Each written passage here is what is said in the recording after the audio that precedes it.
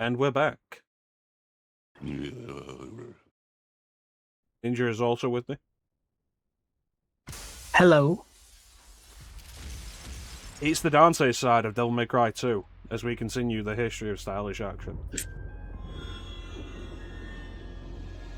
Flame, Teak, welcome in.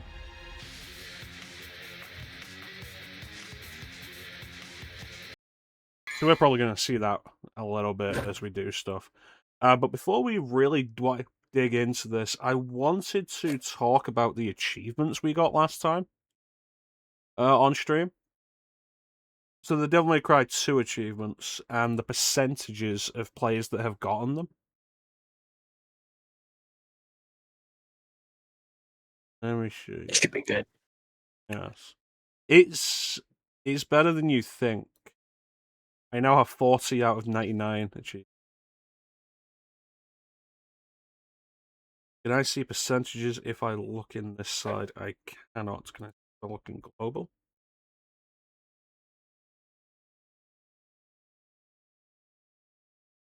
I kind of wish all of the achievements were separate from each other.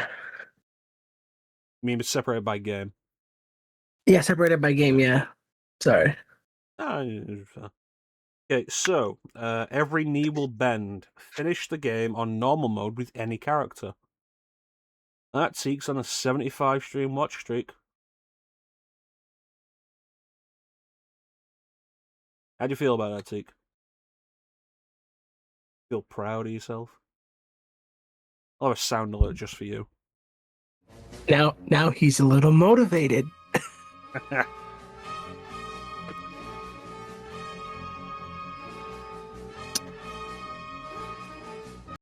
That's enough of that. Alright, so, Devil May Cry 2. Finish the game on normal mode with any character. I'm going to throw this out to everybody. Guess the percentage of players who have gotten that achievement.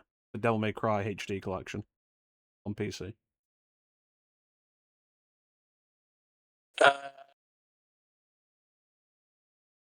25%. Yeah, you're saying 25. We'll give Flame and Teak a quick chance. It's good for me to know you're always watching, if you don't know it. I always know it, Teak. I always know it. I appreciate it, thank you.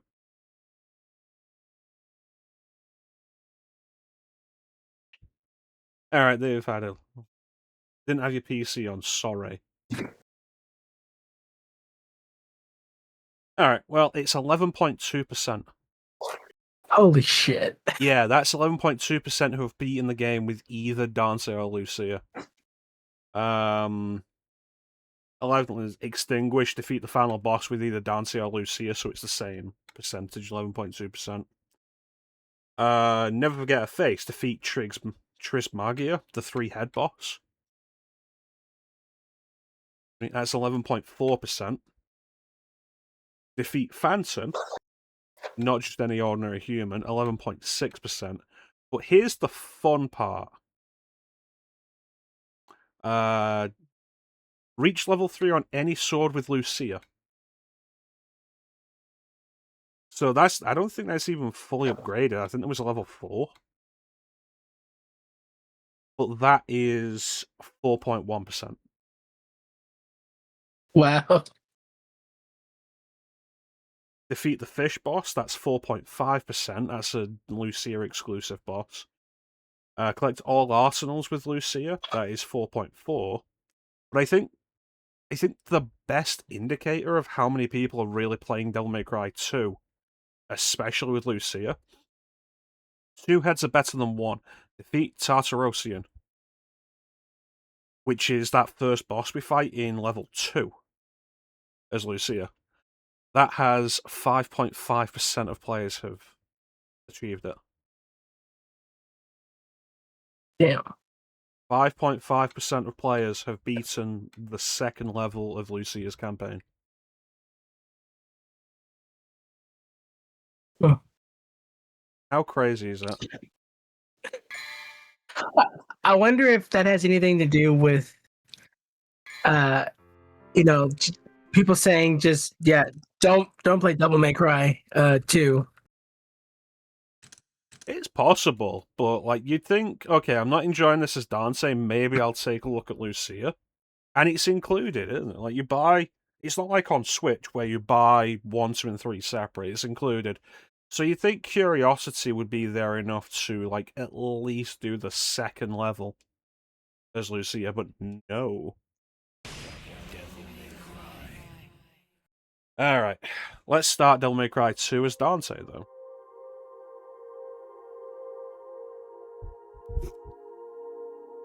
In a time long since past.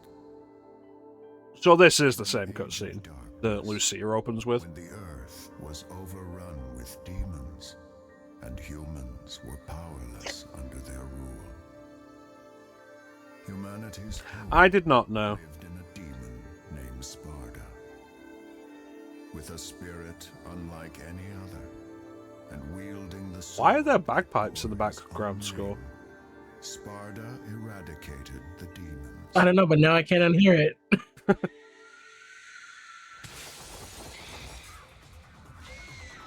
53 out of 99 achievements. So far, I have 40 of 99 achievements. Now, the legend Let me see. has been inherited by his son, the demon slayer, Dante.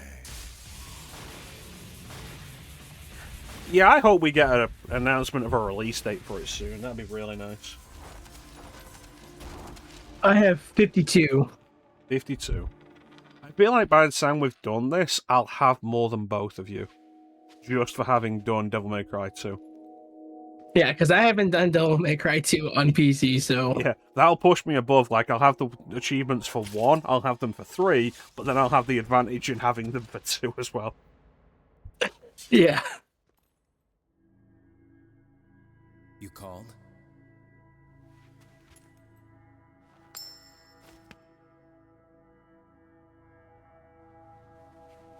That is a really good outfit, though.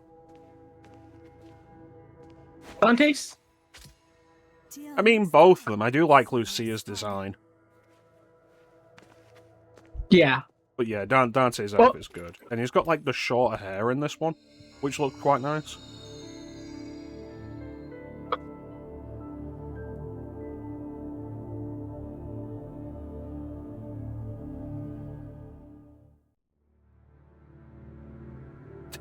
DMC, do you get an achievement for specifically beating DMC3 on Yellow Orb?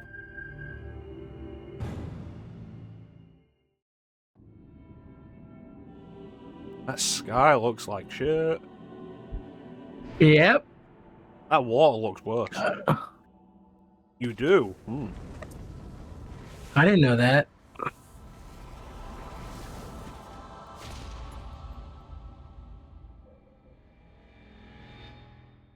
Alright, and here's Dante. Now, let's talk about Stinger.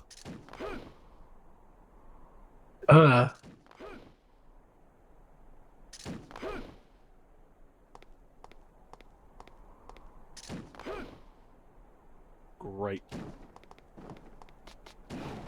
They won't let me in the clock tower. Finished it yellow on hard, never went past it. So you did it like it was originally released in the West. Which, like, No, thank you. I'll be honest. I'd be kind of interested in doing if I ever had that much free time to waste.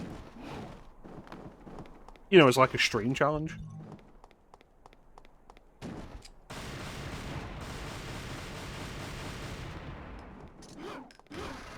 Remember how cool doing that looked? I do. Remember how useless it was in actual gameplay? Yep. But it's the beginning Is of the this- gunslinger style, which I won't be using in Devil May Cry 3.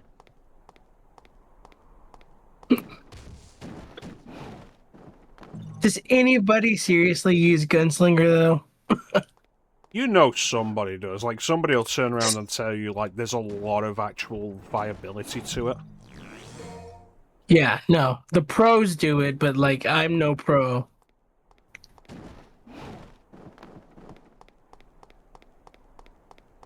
It's probably like a lot more common in 4 and 5 where you can switch styles. Oh, Flame says he uses Gunslinger. Ninja, ban him. Sorry, Flame. I don't make the rules.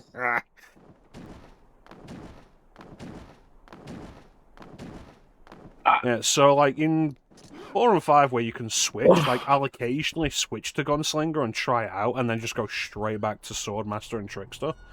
In 3 where you have to commit, it's like, absolutely not. Yeah.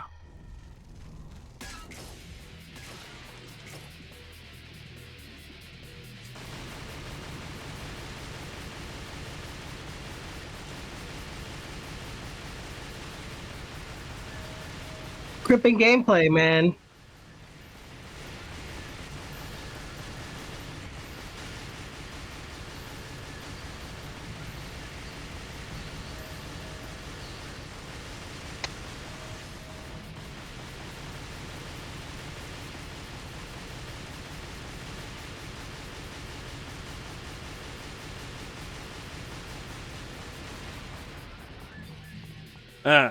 I am not as good at that as I used to be.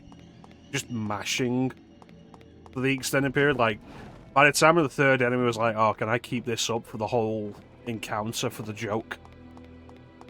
Yeah. And like, I pulled it off, but I feel like you could really tell that I was losing it.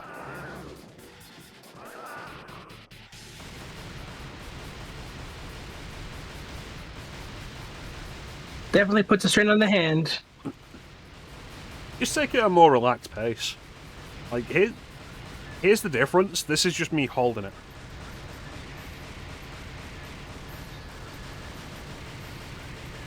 There's mashing. It's pretty clear that Dante is the intended first playthrough, with how the enemies generally get introduction cutscenes. Whereas in Lucia's, they just turn up. Yeah, true.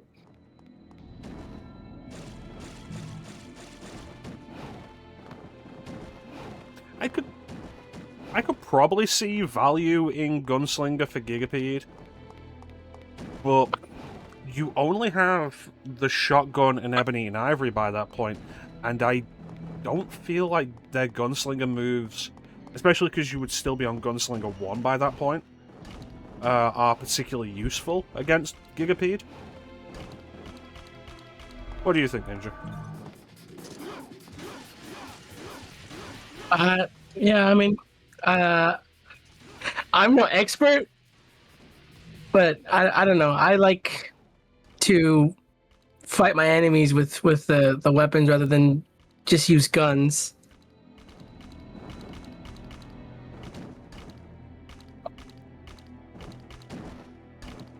Not on the first playthrough, right? Second playthrough, when you've got Kalina Ann and everything else.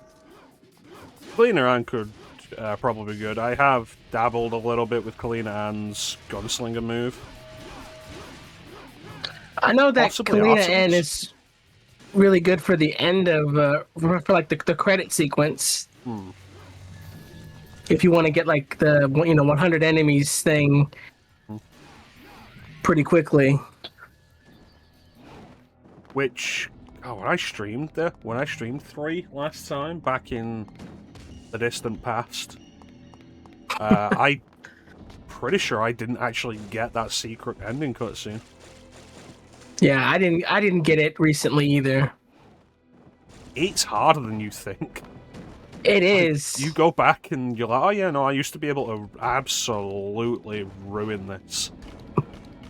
Yeah. And it's like, oh yeah, my last 2 enemies are 2 Hell Vanguards. Yeah. Okay, they're not a problem, but taking them down quickly, that's not gonna happen. Yeah. The trick is to just cheese the fuck out of it because it's not really counting your stylish rank. So trying to be super stylish about it just slows the process down. So just cheese the fuck out of it. You could use a double triggered flame. The thing of it is is you can't see your devil trigger, so you don't even know when it's up. See, Flame's right. It is Spiral. I said Artemis.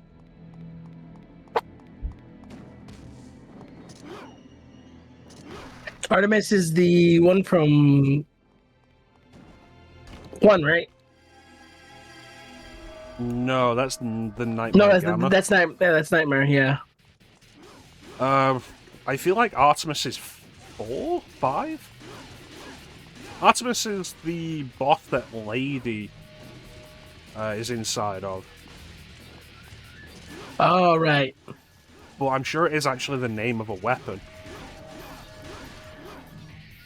No, it is. Spiral's the, they are both in Devil May Cry 3. I was right to begin with. Spiral's the anti-tank rifle. Artemis is the laser weapon. The one that you get for doing all 3 of the trials.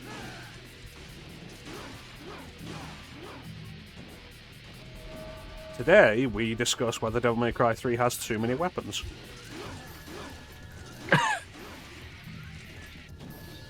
The answer is, it's really just making up for Devil May Cry 2's lack of weapons.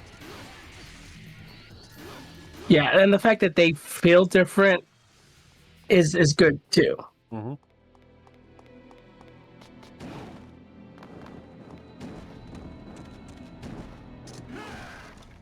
Reno. I feel like the presentation of Dante's dodge moves, what would eventually become Trickster style, essentially in its beta form. I like it enough that I have that mod on Devil May Cry 5 that changes the Trickster moves into the Devil May Cry 2 rolls and cartwheels. Oh, that's cool. Mm. I'd have to look into that. I'm sure Krauser and Nice. R4.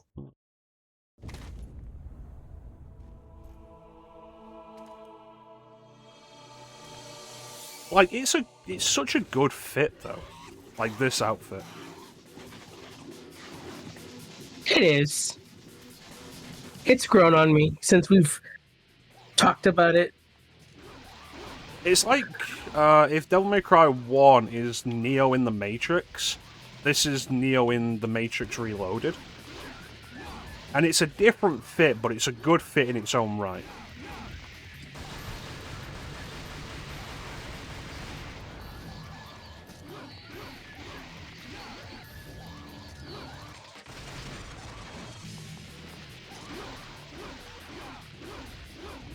You know what? Dante already feels more fun to play as than Lucia. Yeah. You can actually hit shit. There is that. Rebellion has range.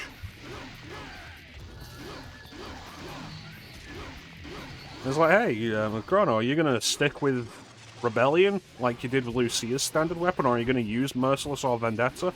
And it's like, I'm going to stick with Rebellion, it's just a good sword. Not that there's much difference anyway. Merciless has, I think, a little extra reach and is a little faster, but, like, is this slow? Not really. It's like, yeah, honestly, Merciless is stronger, but I'll just upgrade the power on it. Yeah. Watching you play, I mean, it doesn't look as slow as I remember it being. I know, right? You could look at this and assume this is fun. Yeah, it does. It does look like that.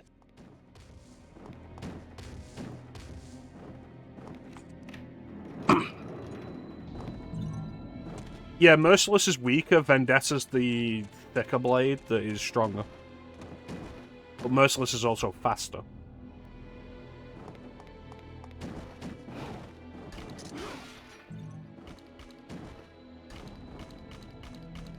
He just damaged that house.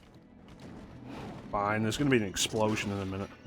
It'll cover up all the damage I caused. That was there when I got here.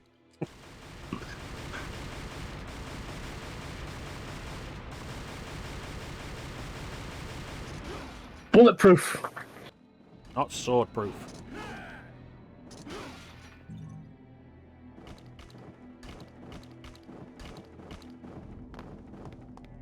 Alright, let's just end this mission then.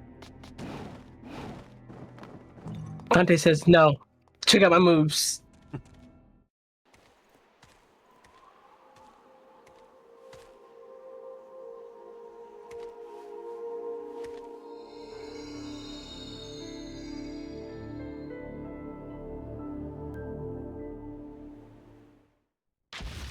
I do think this outfit probably does look better in Nocturne. But I think it's because the colours are so muted here.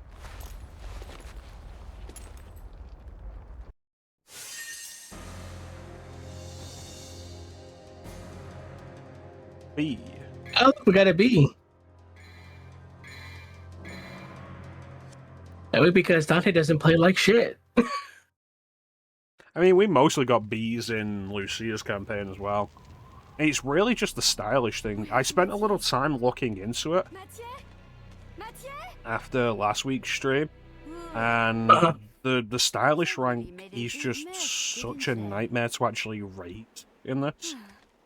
Enemies have a real issue with dying too fast to raise it. But then it's not really even that enemies die quickly, it's that the style meter goes up so slowly. Yeah, there's such a high point of entry that by the time you get a D, it's over already. Mm. We are the guardians of... Yeah, thanks to Nocturne's vignette style, like, it definitely Our clan once pops fought more against in the demons Nocturne. with Sparta, son of Sparta. We must ask this favor of you. Chest looks darker, No, fuck off. and the actual red looks brighter. Transformed our land into a demon's paradise. His name is Arius, and although he is the president of an international public corporation, he uses the demon power. Please deal with Arius and his master for us. No, fuck off. Yeah, pay me. Looks like it's your lucky day. The fact we didn't really talk about it that much in the Lucia playthrough because you don't see it much, but the fact that Dante's coin in this has the Trish silhouette from Devil May Cry 1 means that it's a coin he's had custom made. Son of Sparta. Oh, really? How about cash? Yeah, like, tell me a story and also pay me. It's like when Lady turns up in DMC4 with that big old briefcase and there's just like one stack of bills. It's like, hey, after all the damage you caused, this is what you've earned.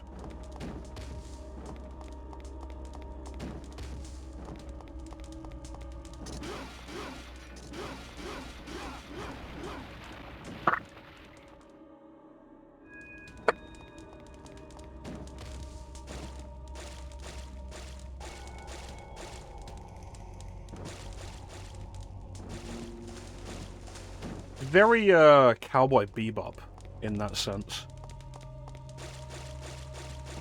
Yeah. Cowboy Bebop, they were always getting if they got a big payday, then they were always having to use it to fix some shit up, so they never really got much of a payday. Yep.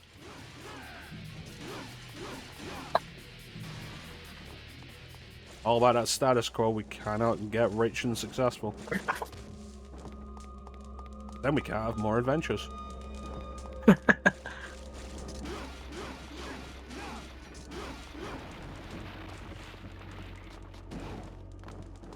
I really need to sit down and watch that again.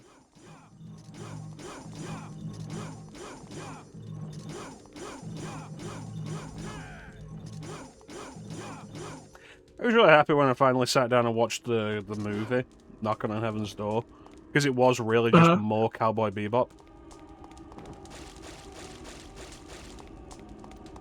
It was good. Yeah, I remember liking the movie too. I don't remember it as much as I remember the series, and the funny thing is I've only seen the series once, so... I've seen the movie once, I've seen the series twice.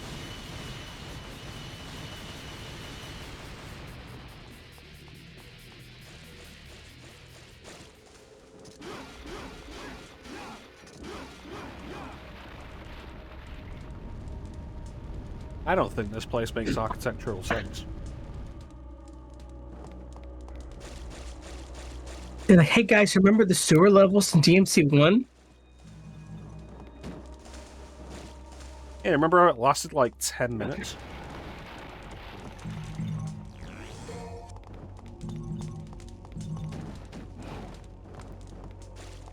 Yep, I love DMC1's design. me too.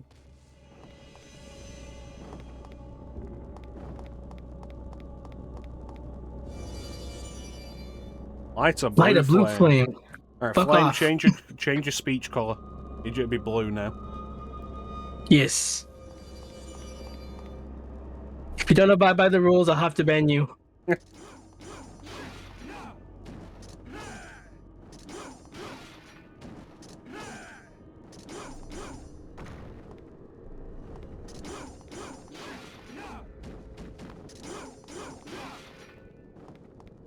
So one of the biggest issues you have generally with combat in this game is the way the animation lock is so slow.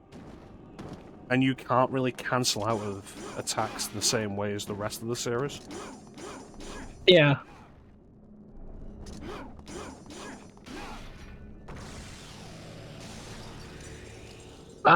Wow. Okay. Let's just move on. Don't question it.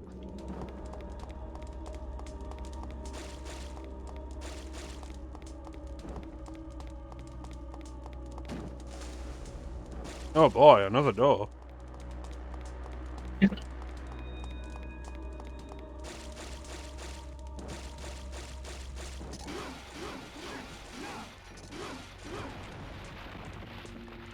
Oh hey, a blue orb.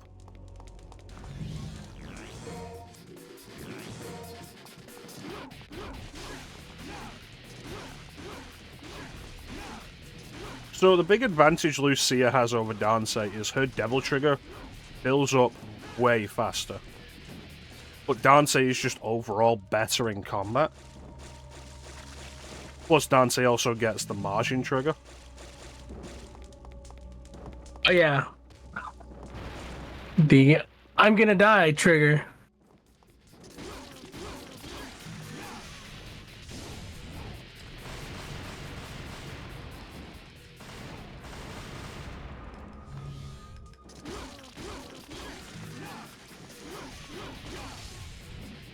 Do want to show that Devil Trigger off at some point. It is, like, absurdly broken.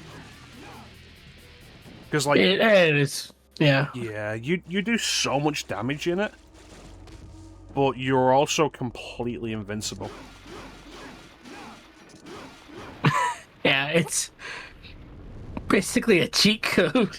Pretty much. Apparently it can be done, like, only once per life. But Devil May Cry 2 is such an easy game that you really shouldn't be dying multiple times. As Flame demonstrated in his stream, you can sit there and the enemies will never touch you. Yeah, that's what he said.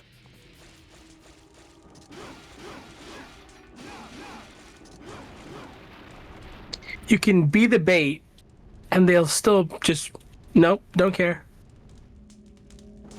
There is the possibility that that's a thing of the enemies are specifically intended to react to you. And so, like, if you're not moving, they're not going to do the whole lot. Right. Because it does happen in other games.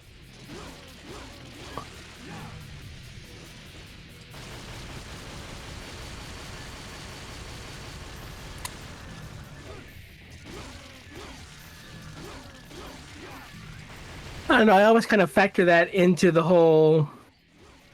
When they did that survey thing when DMC1 was out and they wanted to make the game easier, and so I always just see that as the side effect of making the game easier by having the enemies just be brain dead stupid. Yeah, it's probably, like, not specifically intentional. The enemies will generally react to you more if you move towards them rather than if you stand still. Uh-huh. It's probably also, like, the aggression's turned way down compared to Devil May Cry 1. Massively. it's like, yeah, Devil May Cry 1 is a difficult game, but it's a game you can very much learn. Mm-hmm.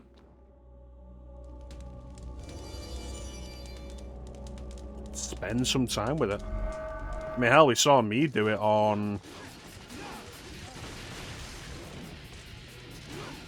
normal last time. And it was like, I hadn't played Devil May Cry seriously in 5 years. Here's a question for you. Pay attention. Go on. I don't know if you know this.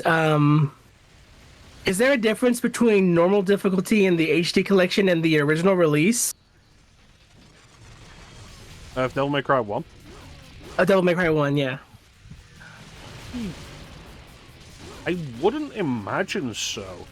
Any research I did looking into differences between the original release and HD focused entirely on visual and sound differences, nothing specifically about gameplay.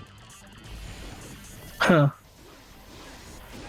Well, I was just gonna say that now when maybe it's just because I've played Devil May Cry 1 to hell and back, but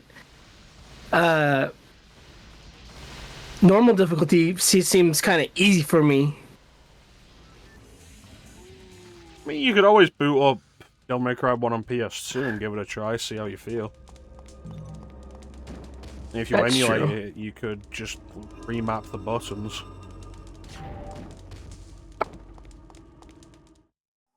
I have been wanting to do Devil May Cry 1 again in my own time. On PS2, anyway. They can make it like a nice alternative to Onimusha. Yeah. Fun game, good action, that can be beaten in like under 3-4 hours. I love doing that with Onimusha.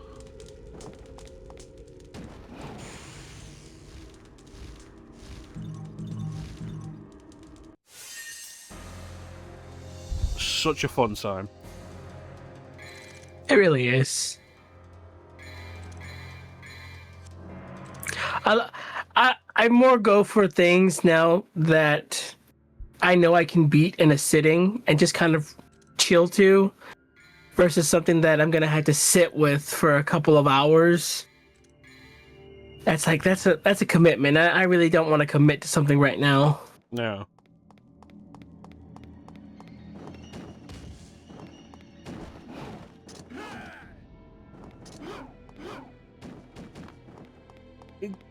I think it's a nice alternative to going through Resident Evil, the classic Resident Evils again and again as well.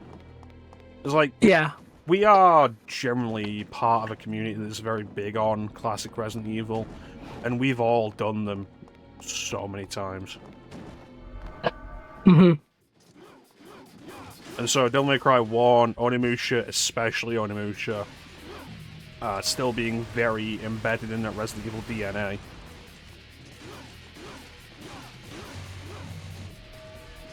Like, it's different. It's similar but different. Mm-hmm.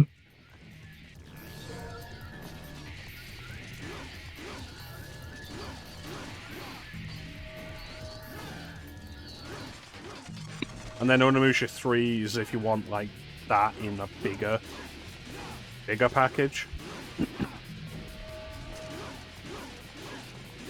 Like, the Castlevania 3 to Castlevania 1.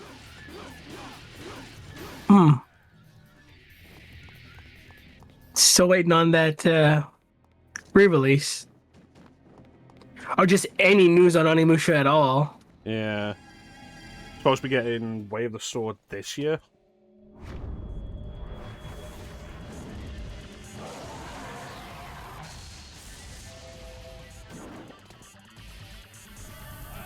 Oh, I know the sequence. I do wonder if the intention is we will get Onimusha 3 HD closer to the release of Way of the Sword as a build-up to it.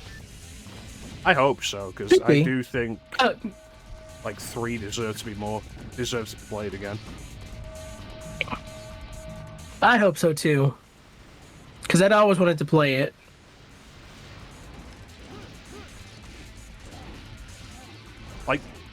I've always held up Onimusha 1 as like this wonderful proof of concept that it's really good at what it does, but it can get better, and its length is part of that. And Onimusha 3 is everything Onimusha could be, I feel.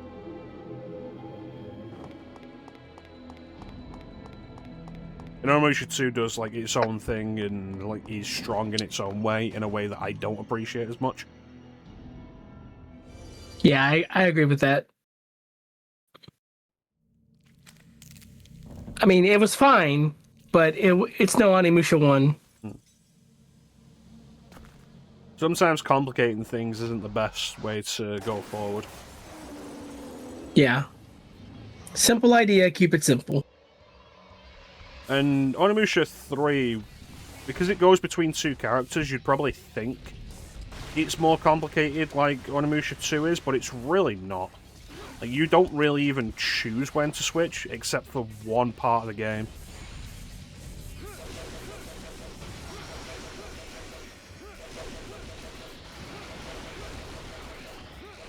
And even that's just like for one area.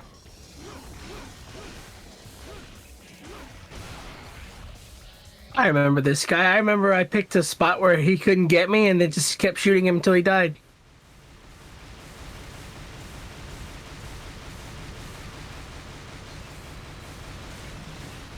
There's definitely, I think, a loss in this where every boss except, I suppose, like the Arius and the climactic story bosses have no build-up or character. They just appear, they die, and you move on without thinking about it. Yeah. Like, even Devil May Cry 1 had that better with, like, Phantom's introduction and Griffin's introduction. Even though Nilo Angelo didn't speak, Nilo Angelo's introduction was a thing. Yeah. They had presence. Yeah, absolutely. Good way of putting it. Oh yeah, Dante can aim at 2 enemies in this game because Capcom loved doing that for a brief period.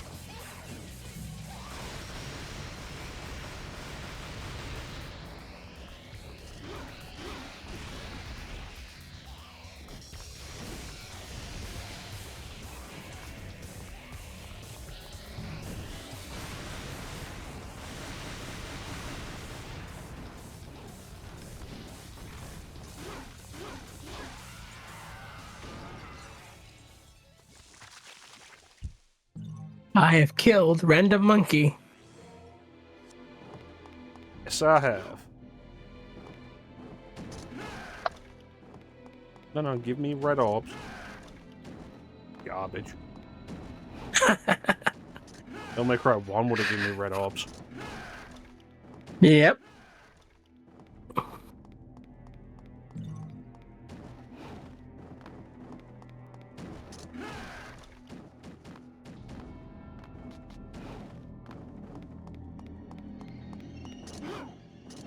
Well, let's leave and go and open that door right next to this one. The situation's so pointless that, you know, we may as well have just had this door be behind that door. Also, we examined that door and it said it's controlled from somewhere in the station, and it's not, it's just a key.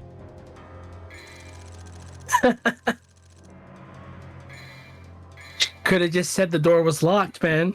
Yeah.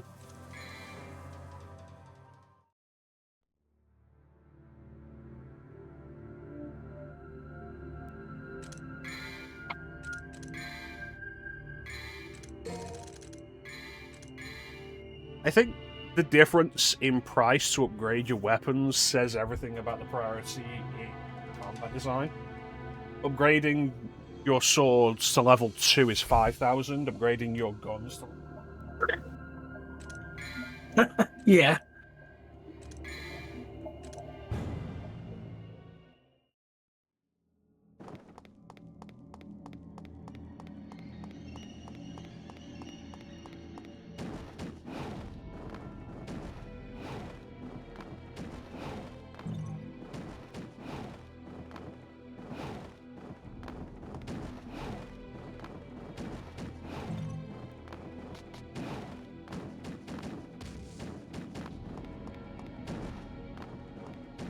That looks like a full blue orb.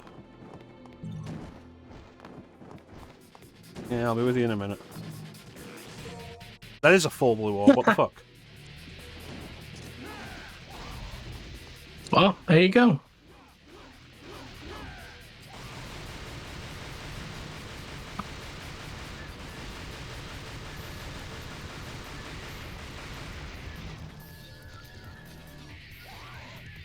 Enemies take so long to die and just give you their orbs. Yeah.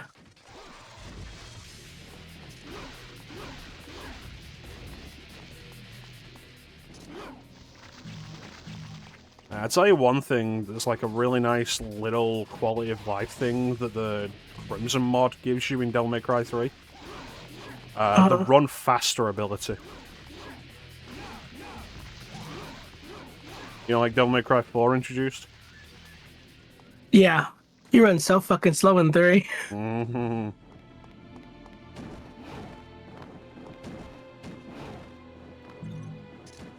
That's probably one of the few things in 4 that you're like, yep, that's a good choice. Probably shouldn't have to spend Proud Souls on it, though. Yeah, I agree.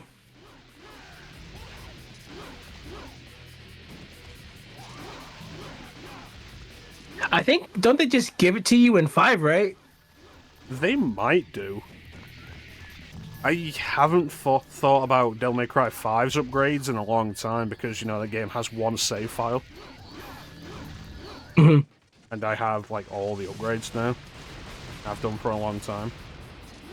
Oh shit, I don't.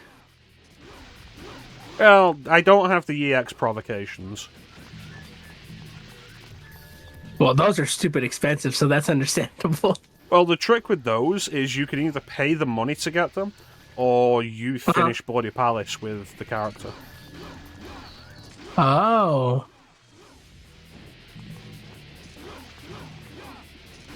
So it's a mercenaries and RE4 situation kind of thing. Yeah, somewhat. Maybe Mercenaries and RE3 a little more, though. Yeah, I could see that.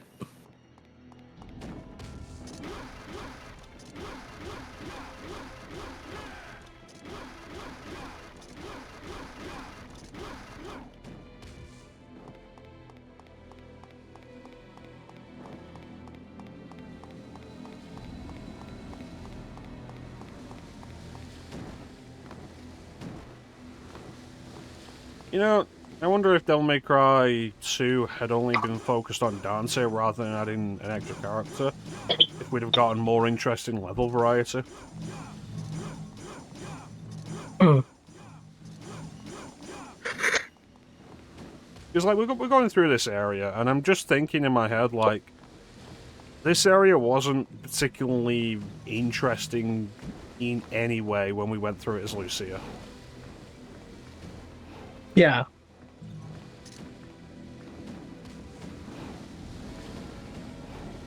Kind of wonder why they went with another character to begin with. It's a fairly common enough sequel idea. Beautiful Joe did it as well. Whereas in the first game you play as Joe, and the second game you play as Joe and Sylvia. I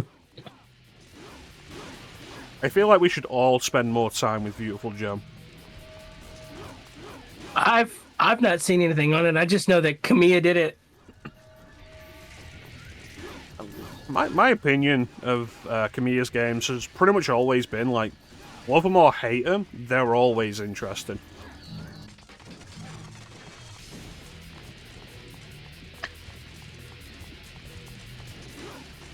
Beautiful Joe's got, like, a really fun style to it. And, like, very few of his games really feel like each other. I feel like the closest you get with that is Bayonetta feels, like, kind of close to Devil May Cry. Right. But even I don't know. You can throw that in Bayonetta 2 for sure. But even then, it tries to find its own way to be like, but this is how we're different. Yeah.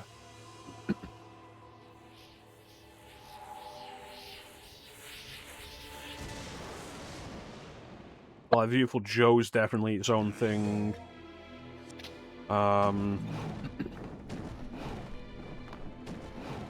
Okami is its own thing. Wonderful 101 is absolutely its own thing, and the Wonderful 101 is probably like the most out there idea Kamiya's had in terms of gameplay. That is like really not for everybody, but if you can get into it, it's really interesting.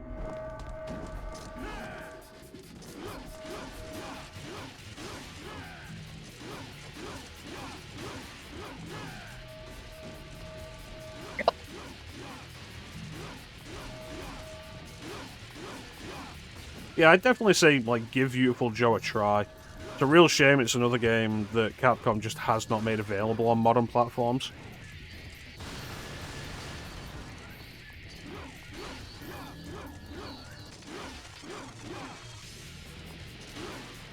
Like, Beautiful Joe is great, Beautiful Joe 2 is great. Beautiful Joe Double Trouble on the DS is also great. It's kind of like Beautiful Joe 2.5. There is no Beautiful Joe 3. I've seen the joke he's done about that game, where he names off a bunch of sequel ideas that fans have always wanted from him, about them coming soon.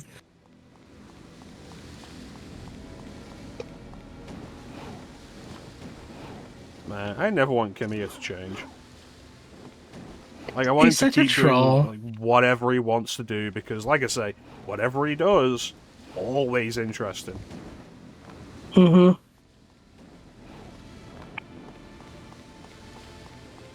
least he doesn't repeat himself. No, I don't think he's directed any of the sequels to any of his games, has he? Like, I don't think he directed Bayonetta 2. I don't think he directed Beautiful Joe 2. Like, he remains involved, but I don't think he was in charge of them. Yeah, he's kind of taken the way that Mikami did for him, which was after Resident Evil 1, he let Kamiya do the sequel, and he's kind of taken the same idea, and so he's usually done like the first game of any sort of new IP he's done, and then he let someone else take the reins for the sequels. Mikami hated that. he just wanted to make games. Yeah. Supposedly, it's like the main reason he left Capcom. They kept making him a producer, and he just wanted to like be in charge of making games rather than being hands off with them. I've heard that. I thought it was the whole RE4 exclusivity deal not being, stuck to, and that's why he left. But I'm starting to hear that the real reason he left was because he wanted to direct, and they were like, "No, just produce."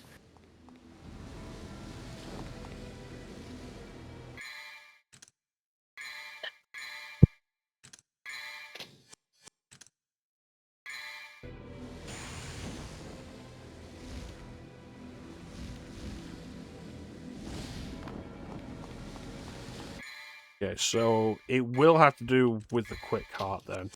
But, like, what am I missing here? I don't know. I think you definitely have to hit that thing, but I don't know why it's not working. Maybe there's another one you have to hit that's somewhere hidden? Oh, there we go. Well, that's stupid.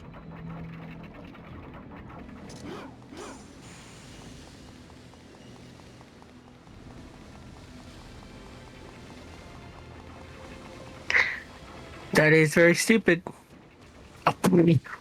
Oh, nice. I don't know how you managed that, but you did. Yeah, just roll at them sometimes. Sometimes they just light you through these things.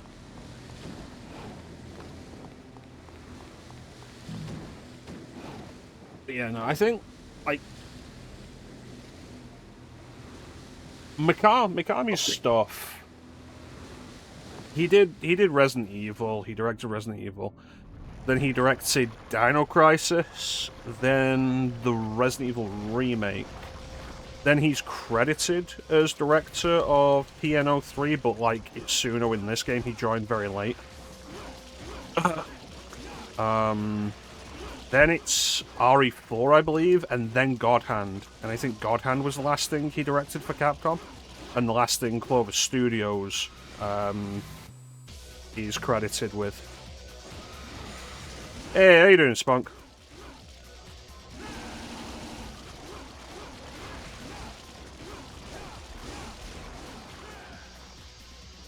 Is it my affiliate anniversary? I always forget when that actually is. That's what Twitch told me when I popped in the stream. And yet you didn't say happy affiliate anniversary to me. Well, no one else said it, so I just figured, you know, maybe we were all waiting for like another big party later or something. Come on, Ninja, get the ball rolling. Happy affiliate anniversary. It's too late, Spunk's already done it now. Oh shit. Well,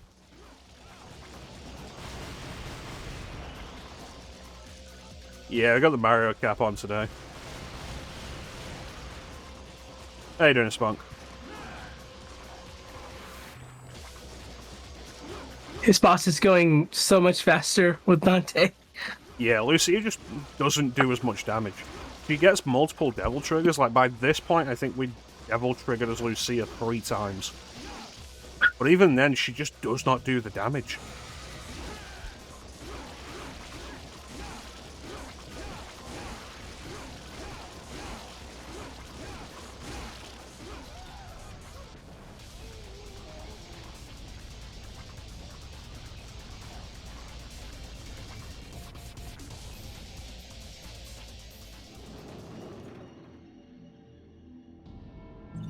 Like, her Devil Trigger's great for keeping her alive. I think it regens her health faster.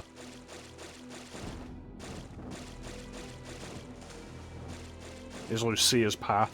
The way the camera's pointing just to annoy you.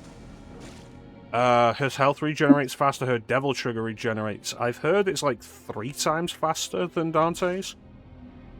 But she just doesn't have the damage output. Oh, shotgun. Yeah. Just out of nowhere. It's just there. Doing alright, Spunk. I'm glad to see you doing okay.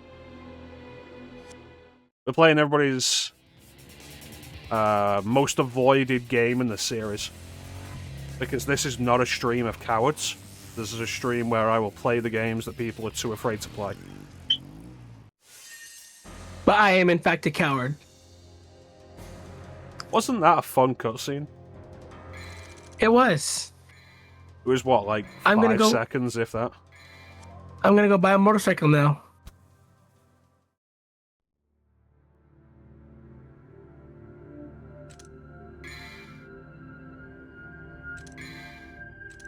Let's buy a purple orb.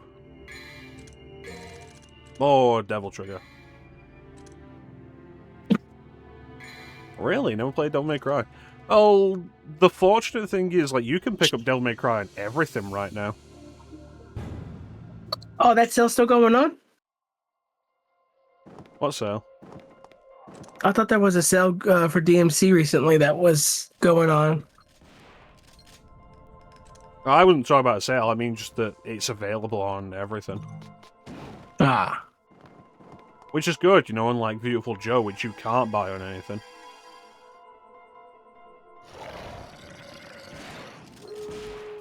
Not Jerry. Oh, I remember this. Oh no, it's the Jerrys. You think you've got the HD collection? Nice. Devil May Cry 1's a fun time. Played through that a couple of weeks ago. Devil May Cry 2 is here. And then Devil May Cry 3 is one of the best games that was on PS2.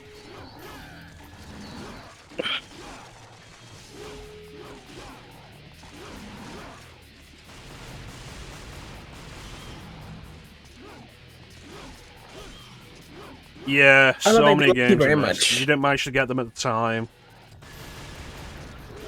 When do you find the time for them? Like, I've still not properly sat down and played through, like, Banjo-Kazooie. Didn't have it at the time.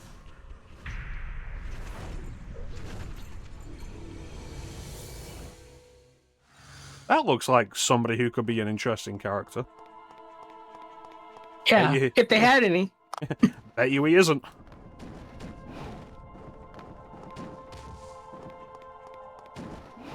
Then we get into the city and it's like, oh, the city's in ruins. It's like, why? I feel like something we should have known about.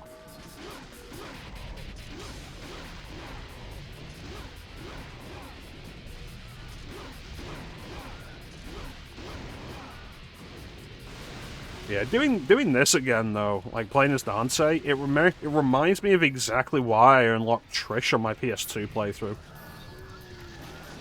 I was like, you know what? You could have fun playing as Dante. Lucia is, like, just not as fun to play as. For whatever fun you can have as Dante. And so playing as Trish, you get the Devil May Cry 1 moveset. So playing through Lucia's campaign is more fun if you're playing as Trish. Again, you know, for as much fun as you can have with Devil May Cry 2. Right.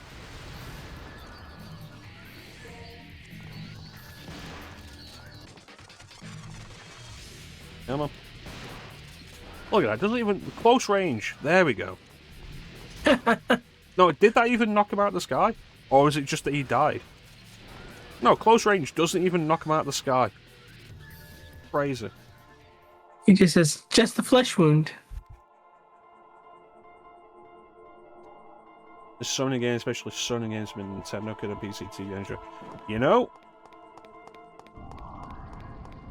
now's a good time to look into doing some PS1, PS2 emulation.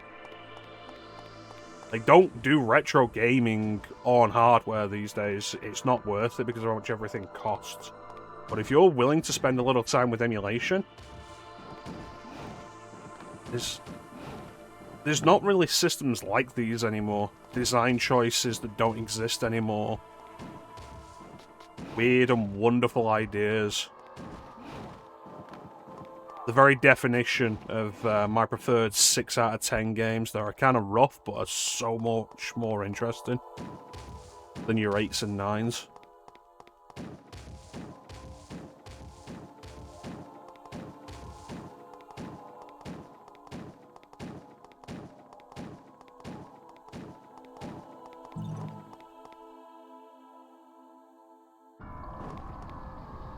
Alright, you know what's coming. Wait, are we there already? Oh no, apparently we're not. We have to fight the ape again. Oh, shit.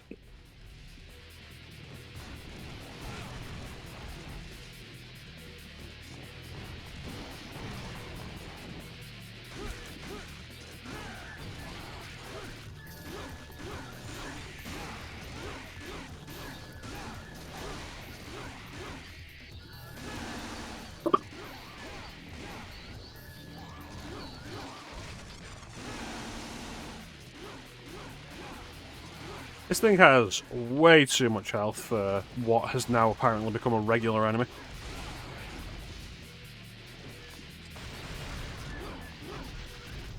Ah, Metal Slug. Love Metal Slug.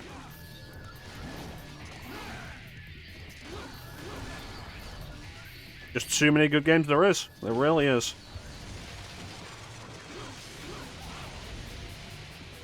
Like, it's definitely been a positive thing in my life to decide that I'm only going to be streaming stuff that I've not streamed before now.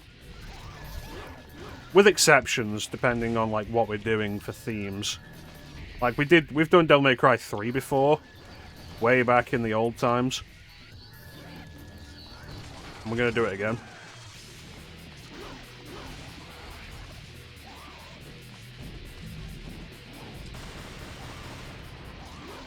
But committing to like playing games that I've not done on stream before has been like really good for going through a bunch of my backlog.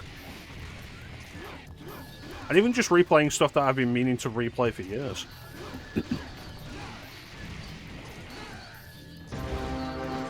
Oh, it's Clem.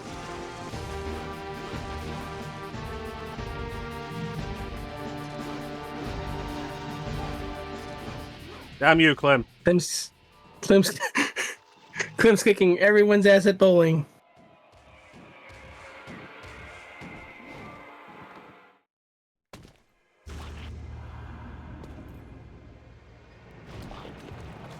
Yeah, I think it's like if you're going to be sitting down and playing games anyway, very specifically focusing on games that you've not done before, or games that you've not done in a very long time, is a good use of that time.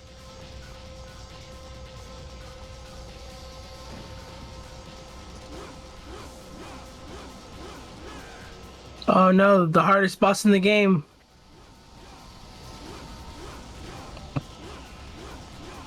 But Chrono, it's gonna lock onto you. Is it? Oh well, that was unfortunate. Oh, it's a second tank.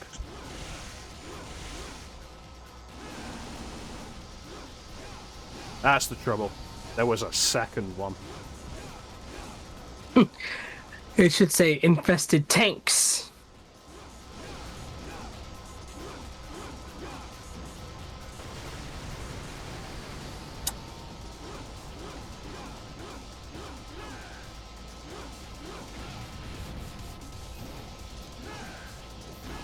How'd you like that recovery? That's really good. And now with just one left, this will be easy to take out. Gotta get that S rank. Done right, Devil May Cry 2 can look like a pretty fun game. And in its best moments, like, it is entertaining.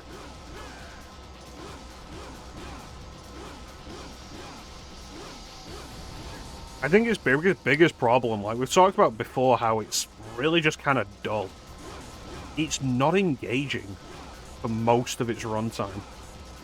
Yeah.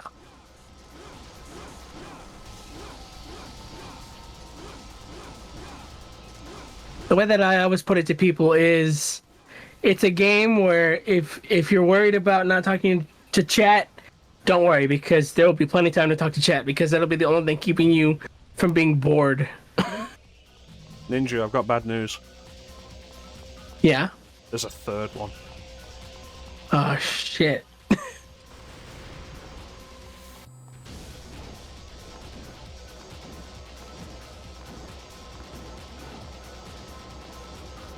But yeah, like, I am really... I mean, you can probably tell now from, like, the way I'm just scratching my eyes and not even looking at the game. Like, I'm not paying attention to this.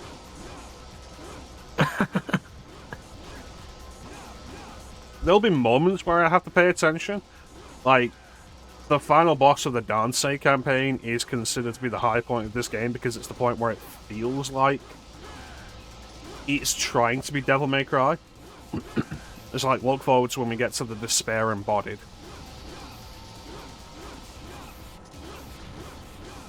Yeah, the game is asleep for most of it, and then at the end it says like, "Hey, time to wake up. We're playing Devil May Cry." Honey, wake up. You're having a nightmare. You thought you were fighting infested tanks and choppers. You're actually fighting an androgynous demon made of fire with a whip.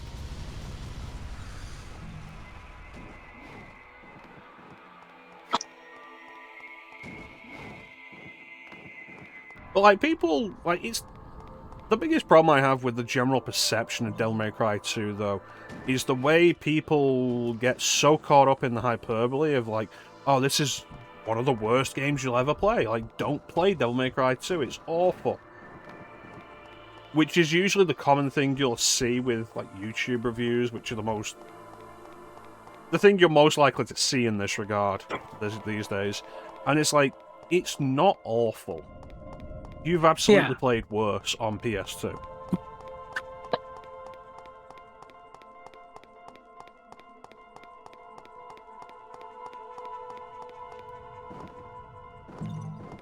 It's just kind of boring. Yeah. Like, it's not a game I would say you should go out of your way to play. But, like, you can absolutely do worse. Not a ringing endorsement, but I'm not going to make a ringing endorsement for this. Yeah. Boring's a lot better than, you know, a shit game. So here's a fun thing. Have you heard about the way secret rooms work in this game? I don't think so. So the secret rooms are basically the replacement for secret missions in this game. And they're all 2 waves. You fight one set of enemies, and then a second set of enemies, and then you've won them. And you have to do them in progression. So we have to do Secret Room 1 before we can do Secret Room 2. And it's not a case of, like, you missed them and you can't do them. Like, we do this now. We've gone into the Secret Room, and we're doing Secret Room 1. We find another Secret Room, then it'll be 2. And then we find one after that, it'll be 3, and so on and so forth. I believe Lucia has 10, and Dante has 20. The final secret room for Lucia is a fight with possessed Arius, her final boss. And then the second wave is 2 possessed Ariuses. Oh, shit. For Dante, it's the Despair Embodied. And then 2 Despair Embodied.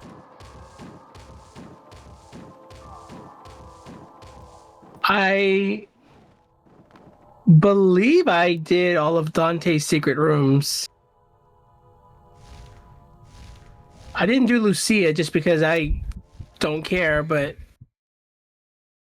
I believe I've got all of the blue orbs.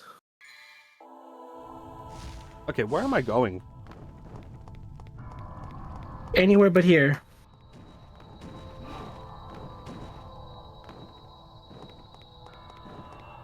I have no idea.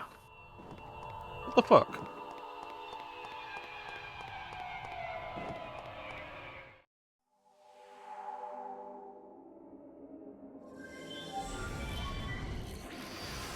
Like, there you have an actual real design problem of, like, oh yeah, your directed progression takes you nowhere, and you have to find this hidden behind rubble.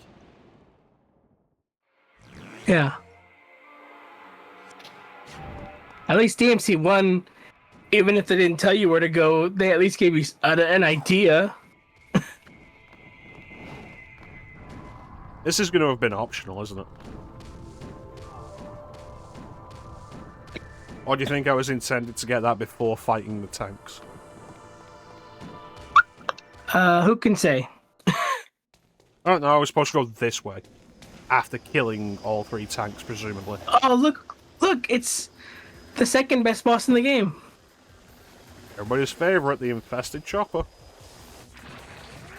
Do we get the rocket launcher in this level? I do not remember. Because I remember fighting this thing with the rocket launcher, but I don't remember if that was on the second playthrough.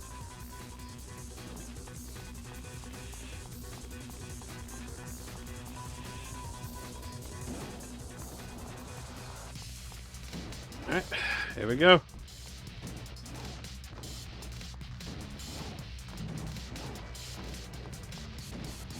I think weapons are a bit harder to miss. I think they just kind of give them to you in 2. Yeah, they did that with the shotgun, as we saw.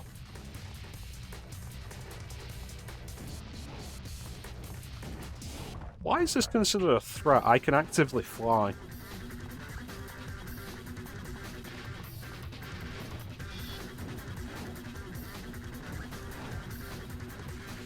Why is the helicopter inside the building?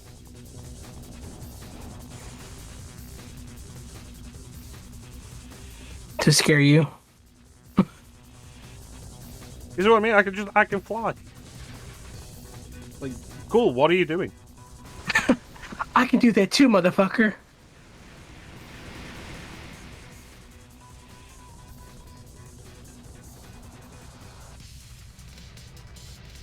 I never noticed it had an eye on it. It is weird how this is, like, entirely framed as a runaway sequence until you get to the point where the game says you should fight it.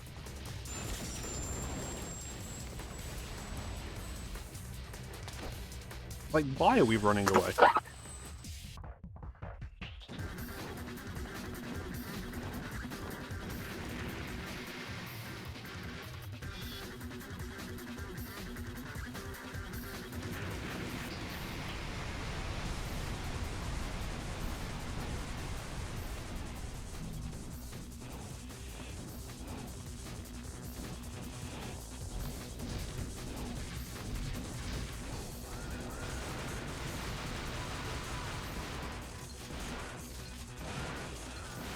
What do you think of Dante still holding one of the pistols while he's using the shotgun?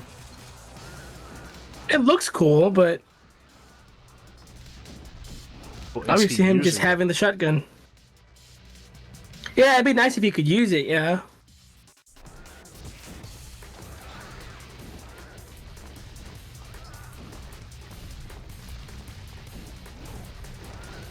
I can see that blue orb, let me get it.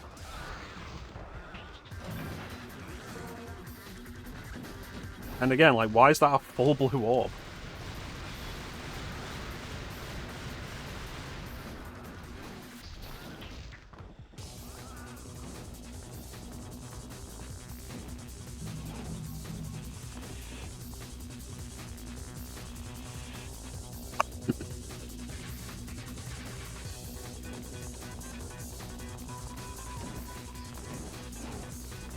So in the digging I did after last week, I did confirm several things. One, that this was originally... Not that it wasn't intended to be a Devil May Cry game. It was always intended to be Devil May Cry 2. But pre-production was began on this before Devil May Cry 1 was before Devil May Cry 1 was even out. So the development team didn't know what the end result was going to be and what they needed to build to. And the director, didn't like Dante's attitude, which is why Dante has a different attitude in this, and really just wanted to make his own character. Which was something I suggested, I feel, last time. Or was, like, at least part of the idea of, like, this was originally a different game.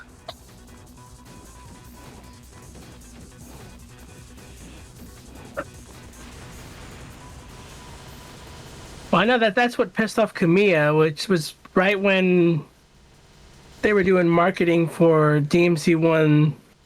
He had heard they were doing DMC 2 without him, and he was pissed about that. Yeah, I can absolutely understand that. Apparently he didn't know it was even a thing until it was already in, like, deep into production. Yeah.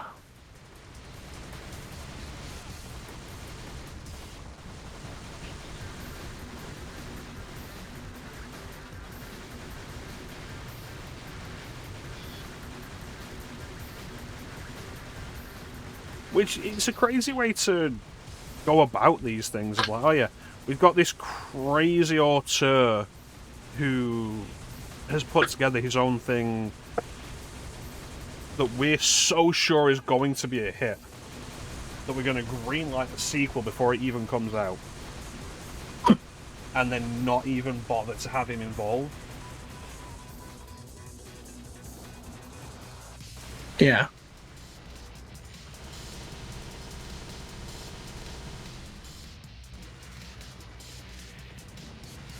Well, I guess it explains the short cutscenes.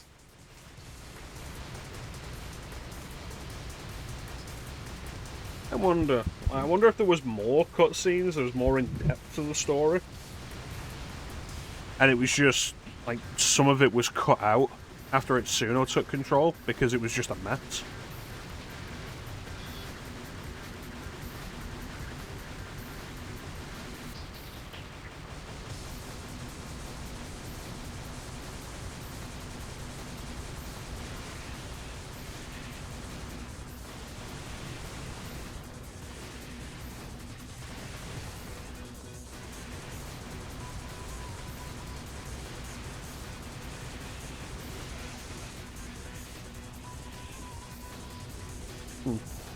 Unlock me with his guns. Cheeky bastard.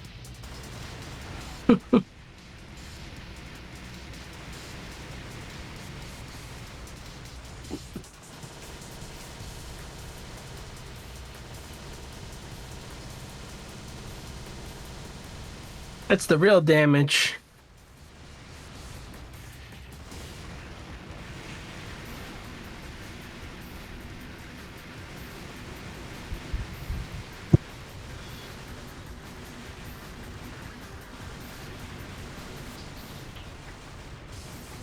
And this is the fight where they realized, hey, if we want the player to get style points with just using guns, maybe we should make a style that actually uses the guns.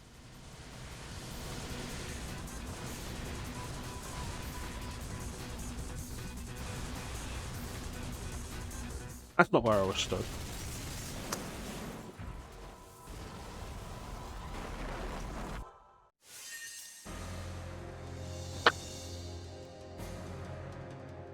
I wonder if, like, the lack of cutscenes and story featured in this was a contributing factor to the way they approached cutscenes and story in the third game, where there's a cutscene that advances the story and characters before and after every mission. Yeah. Another purple orb.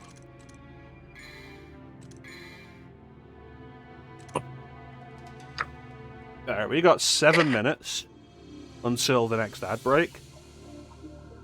So, I think we'll just run it now so we don't have to interrupt the mission. Okay. Yeah. So, let's play the sound button. You're too late. That's right, you're too late. And we'll be right back after these messages.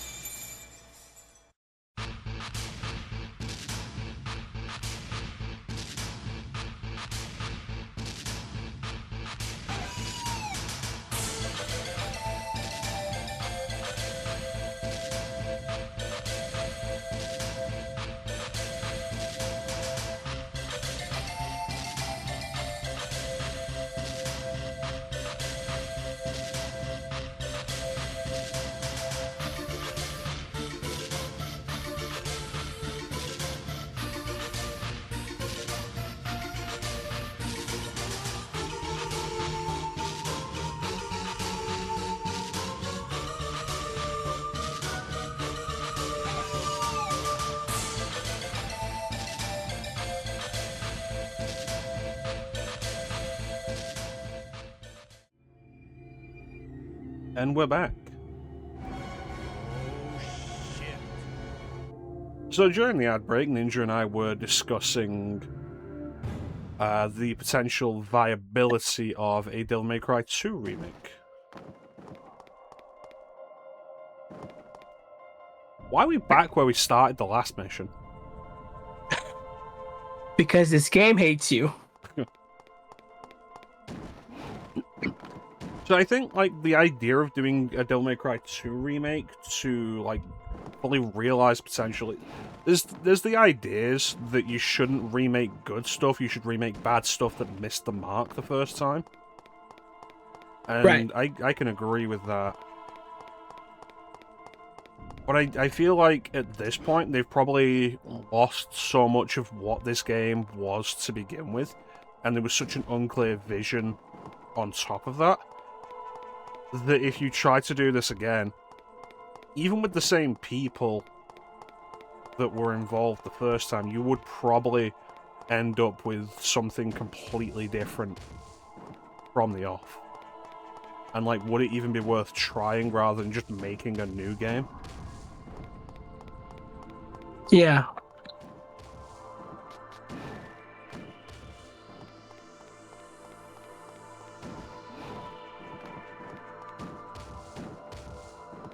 It also is very funny to me that when 5 was coming out, the canon before 5 was 3, 1, 4, 2. Yep. And then because Itsuno just didn't want to deal with the way 2 ended, he made it be 3, 1, 2, 4. Yeah, moved it around so they wouldn't have to answer any questions. Just be like, oh yeah, no, that game already took place after this game.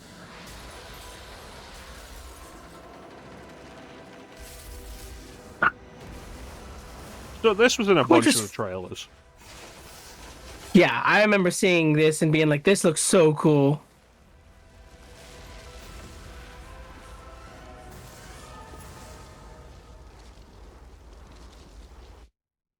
Here we go.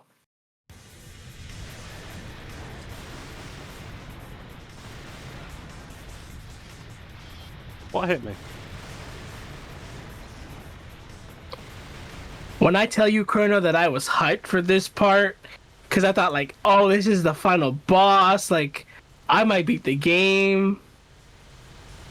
And then it wasn't. This monster has come out of a building. Like, this is a huge deal. Surely it would be like the final boss or like a late game boss. Nope, mission 6. Yep.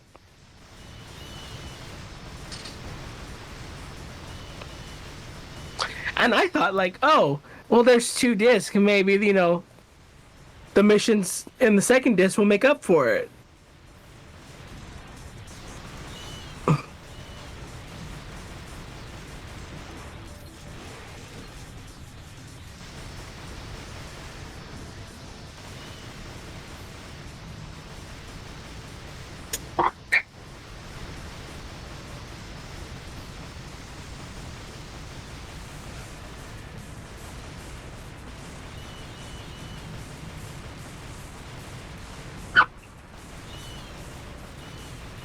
All these bats flying around and all this fires make me think of Alone in the Dark again.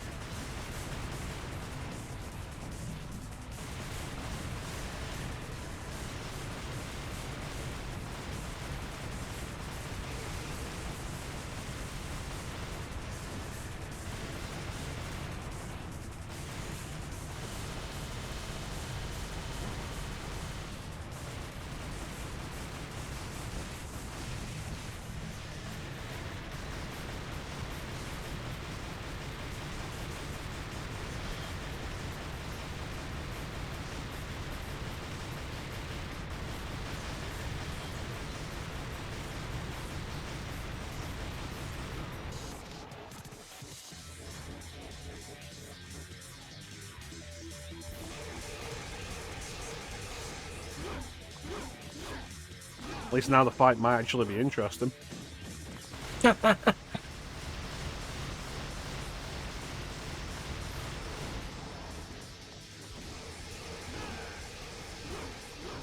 See, like, this guy looks cool.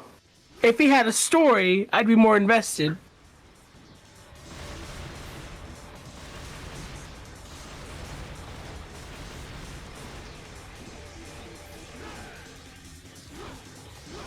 Yeah, some kind of build-up, like if this was something they were like the villain was working towards. But it just being a random enemy that shows up out of nowhere in the middle of a like being the focus of a mission as well. Yeah. Oh, hey, Blue Griffin attack.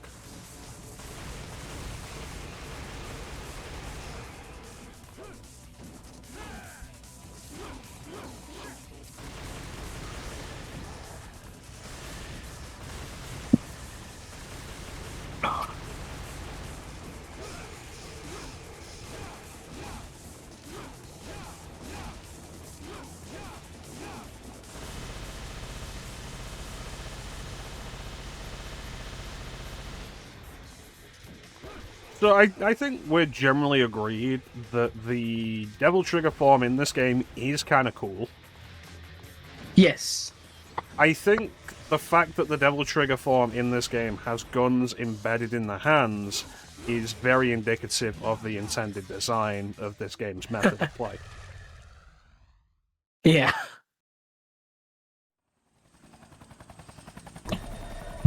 Ouroboros. Every time I see that, I die a little inside. Alright.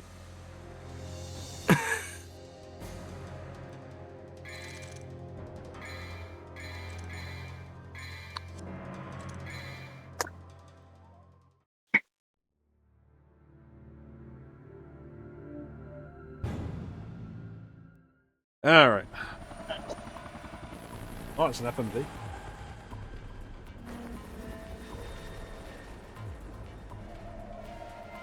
Are we at an oil rig?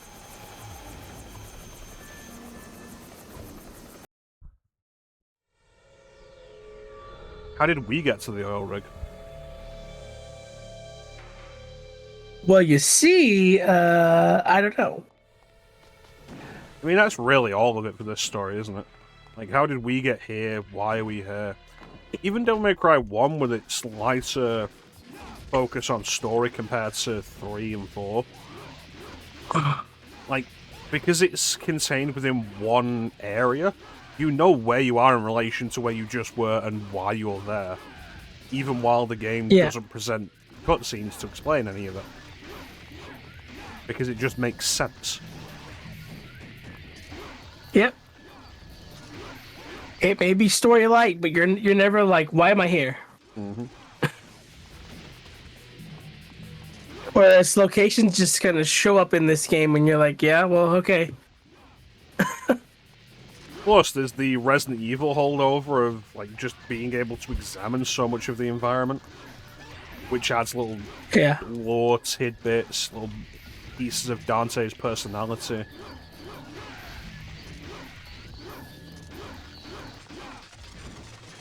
And then there's the files you have as well. Yeah. I always love this is the gate to the underworld. Exciting.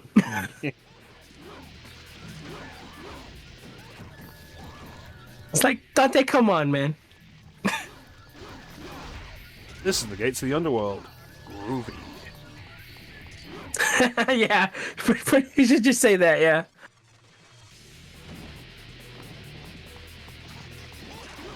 Use your devil trigger, Dante. Supply the electricity. No, we don't have Alistair anymore. It's never going to be mentioned again.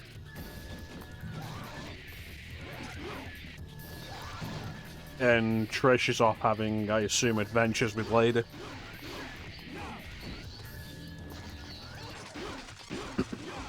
Took Sparta and fucking ran away. Like, that is still... I mentioned it during my Devil May Cry 5 playthrough on stream. Like, it's still my explanation for Dante's entire personality in this. Lady and Trish just went off to have adventures without him, and he's moody and jealous about it. But again, research, alright, get this, research I've done has demonstrated that the intended idea is that Dante is actually depressed because in the Devil May Cry 2 prequel novel that wasn't released outside of Japan, you know, like most of the Devil May Cry expanded media, Yeah. he had to kill an alternate universe version of Trish, and that has really depressed him, and he's still recovering from that. There's also a suggestion that he's depressed from killing Virgil in Devil May Cry 1. He got over that quick. This thing of, like, he could be, and it would be reasonable, but, like, you've got to do something with that for it to actually be a thing. Yeah. But yeah, the Devil May Cry 2 prequel novel has Dante being pulled into another universe partway through the story, where Trish never betrayed Mundus, and he has an army of Trishes, and Virgil is, like, leading a resistance against Mundus, and he has to kill this evil alternate version of Trish. And it's like with the Devil May Cry 5 prequel novel, which explains where Balrog came from. Balrog apparently being some sort of rival to Argasax. That Dante defeats and claims as a devil arm when he returns to Vida Mori to help out Lucia some more. And again, that Devil May Cry 5 novel, prequel novel, not released outside Japan.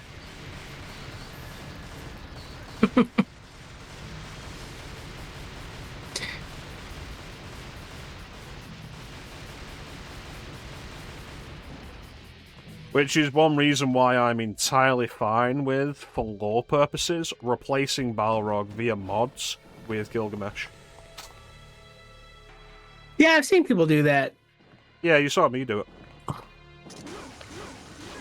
And I've also seen people change Cerberus into, like, what Cerberus looked like in DMC3. I haven't done that.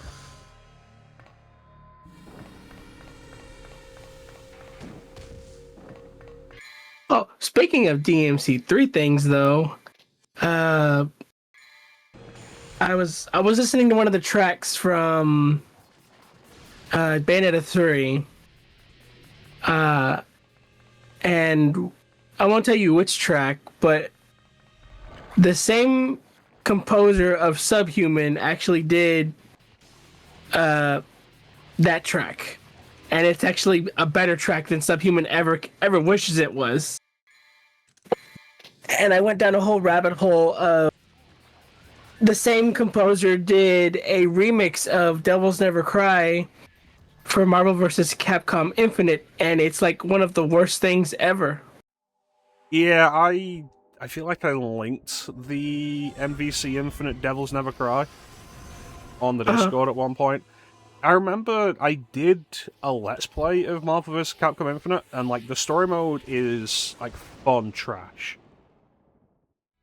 But there's a point where Dante, I think he's fighting with Jeddah, and the background track is Devils Never Cry. And I'm doing the fight, I'm playing it, and I'm like, is this Devils Never Cry? And it was. And so I listened to the track, and it's not good. He's very club, like, very kind of dubstep, kind of. But get this, like, Yeah. Marvel vs. Capcom 3 also has Devils Never Cry as Dante's theme, and it's a way better rendition. And it is also very club.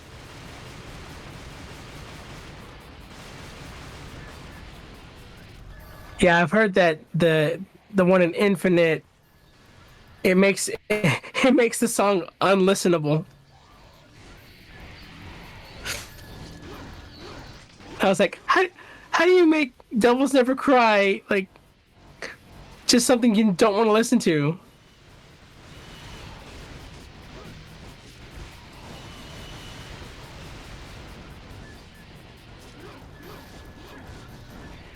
I might do the story mode of Marvel vs. Capcom Infinite at some point. Possibly when we do Season 2 of Superhero Sunday.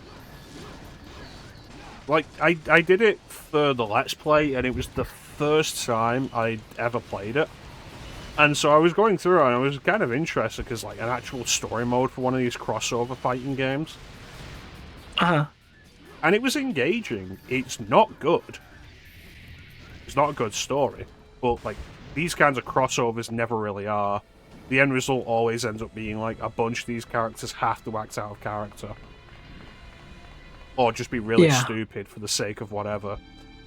It's like, oh, Chris is infiltrating an Umbrella facility, and Spider-Man's come around to help, and Chris is like, I don't need help. And it's just like, it's fucking Spider-Man.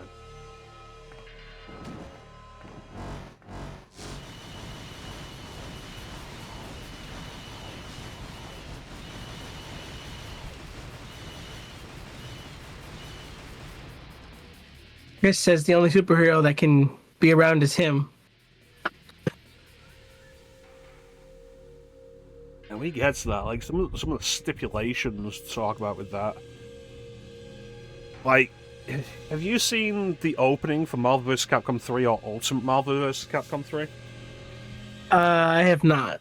It's great, like, Marvel and Capcom characters fighting each other, and there's some really fun mix-ups there.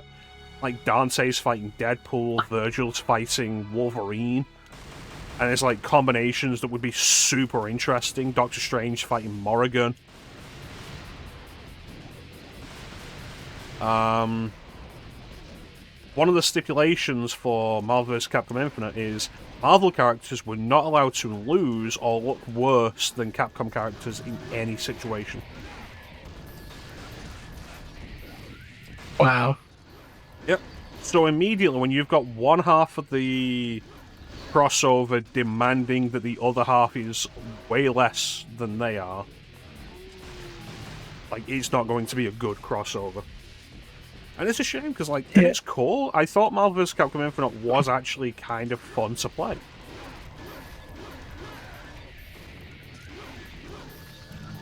But, like, Disney absolutely fucked them on a lot of that. And it's a real shame. Like, the roster's way less interesting than Ultimate Marvel vs. Capcom 3. It's way uglier. Kind of a real shame that Marvel vs. Capcom 3 didn't have a story mode.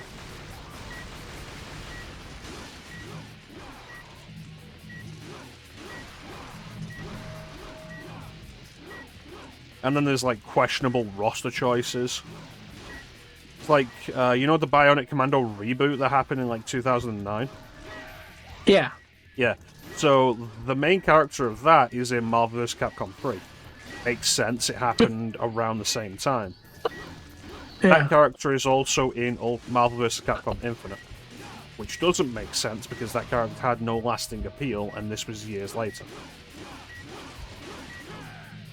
Meanwhile, more interesting characters like Wesker's not in it. Virgil isn't in it. Jill isn't in it. Trish isn't in it. Beautiful Joe isn't in it.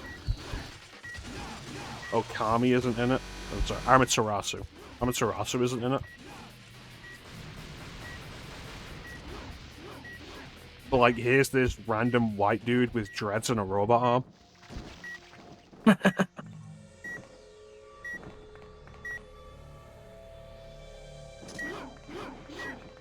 Dante, you're a demon. Just open the damn door.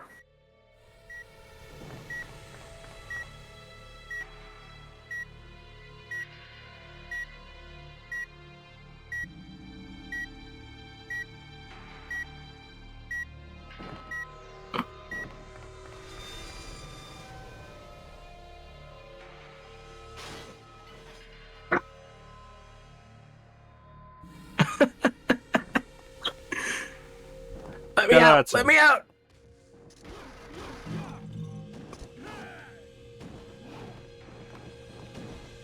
But yeah, like,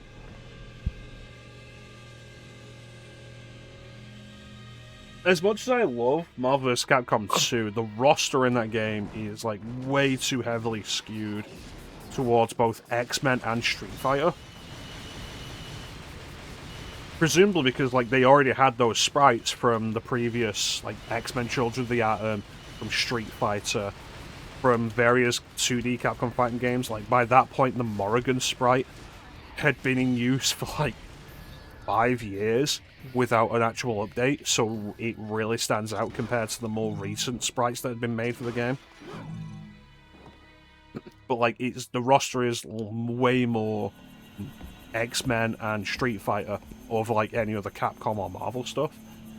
And MVC3, and to a greater extent Ultimate Marvel vs. Capcom 3, has like a really wonderfully varied roster. Part of it is that more stuff had come out, like between MVC 2 and 3. Devil May Cry had happened, Dead Rising, Phoenix Wright, Beautiful Joe, Okami. There's like characters from those are all there representing, which is great. You've got Wesker playable, of course, which was cool because he's one of the main villains.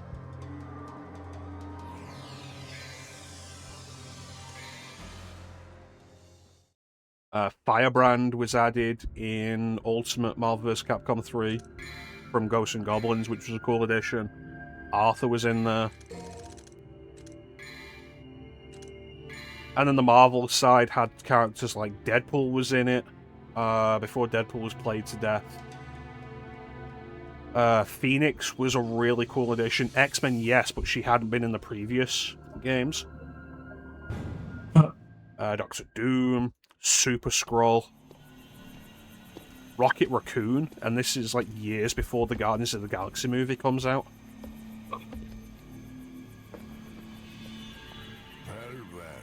What have we here? Do you have to ask? Lucia!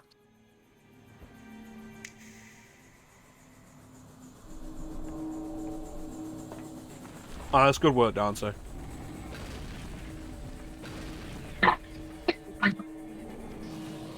Like, you're telling me while this guy is slowly climbing out of the portal, you couldn't just shoot the helicopter once and disable the rotor? Yep.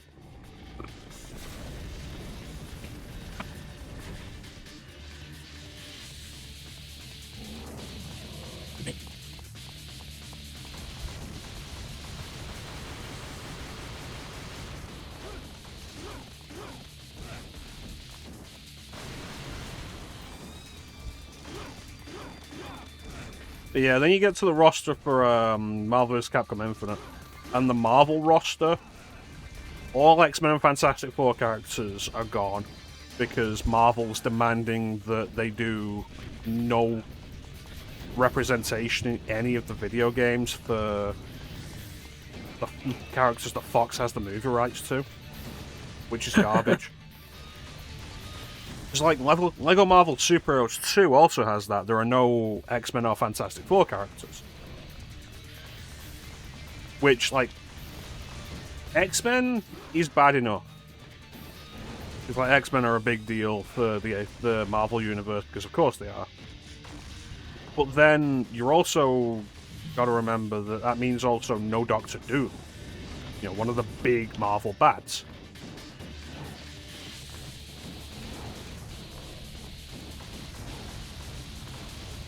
There are boxes up there, and I feel like I should be able to go up there.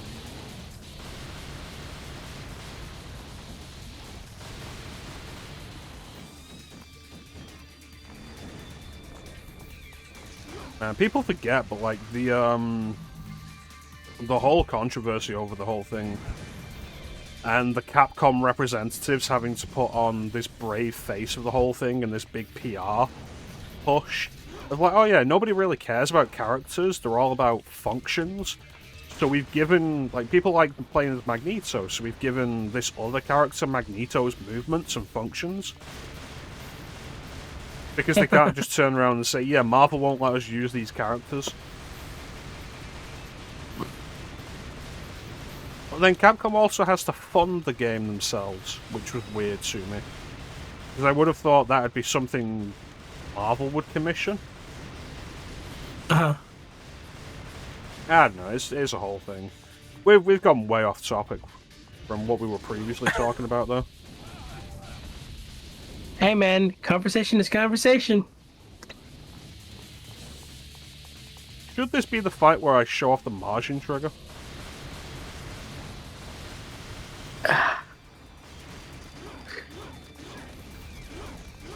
If you really want to.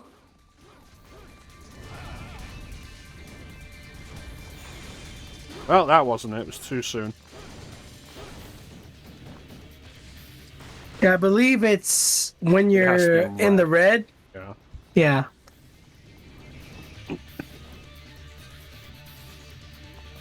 This is going to be risky.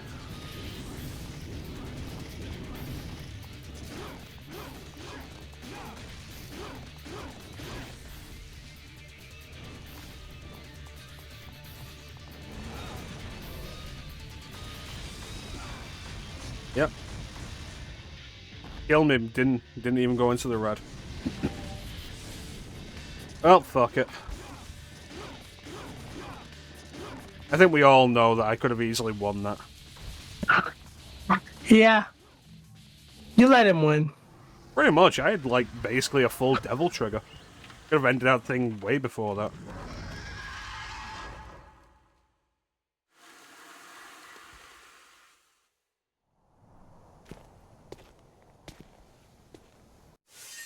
Shoot it! Coward. Yeah, just leave it there.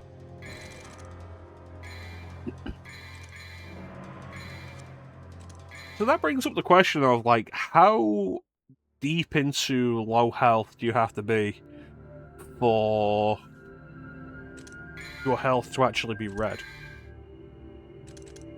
Yeah, I wonder if you were pretty low when it just killed you. If unless it has to be an enemy that's not gonna tank your health that bad, where you can take like little bug bite hits. But it's a desperation attack, so you would think it would be very much the intention to use against bosses.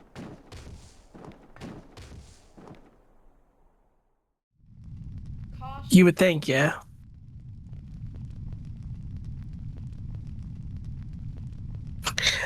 All I've heard is caution. I don't know what. Yeah, like no self-destruct sequence, no, you know, this place will explode. Oh, I just heard warning, but that warning is stock. I know it is, because I've heard it in Shadow Warrior before, when you fire the nuke. Because for some reason, Shadow Warrior has you get a nuclear warhead as a weapon. It's basically your BFG, and if you are anywhere within line of sight of it when it hits, it's probably going to kill you. Shadow Warrior is kind of a crazy game.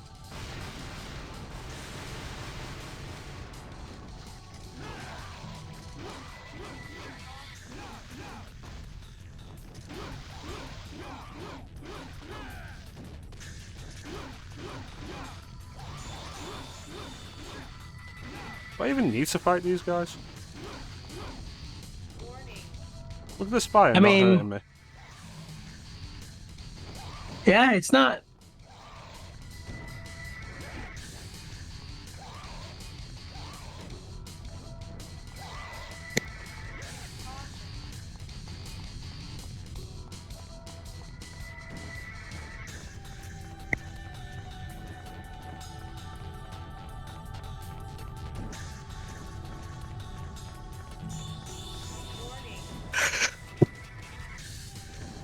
Okay, well, that was a waste.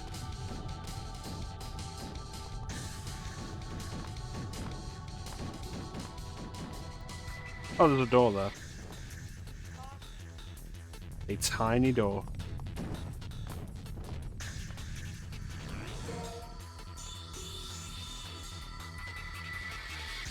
I don't Don't really get how that's like Death's Side.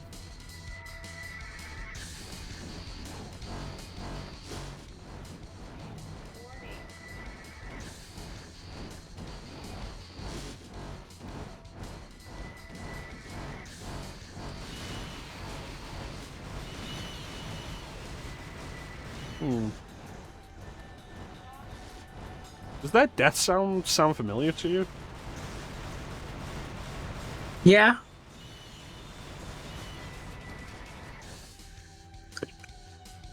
The Blood Phoenixes, maybe? I think it's the bats from 3. The ones made of blood? The ones made of blood, because I think they make the same type of noise. Yeah, I've always called them like Blood Phoenixes for whatever reason. I hate those things.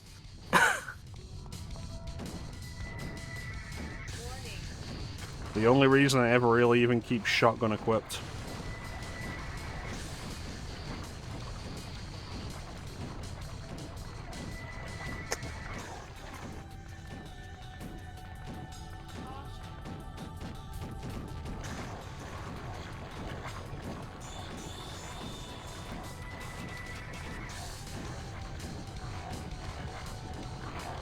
Yeah, that worked out.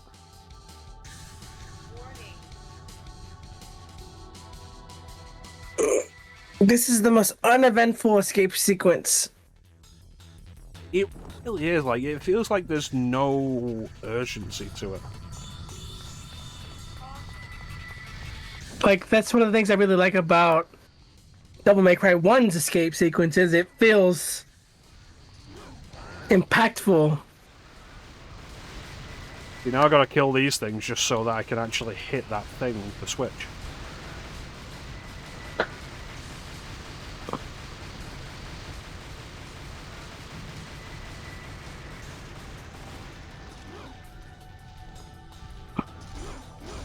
There we go, I managed to work it. What did it do? There's multiple switches. Damn it. Yeah, I just saw one in the background.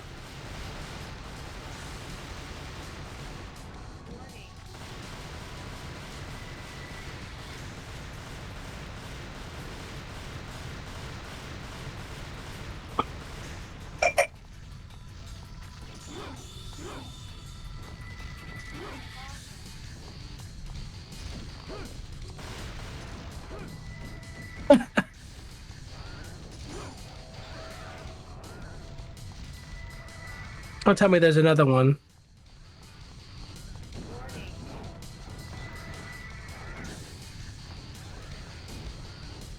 The stupid thing is the flyover cutscene only showed one. So it's like, if there's multiple, either show none of them or show all of them. Don't show one. Yep.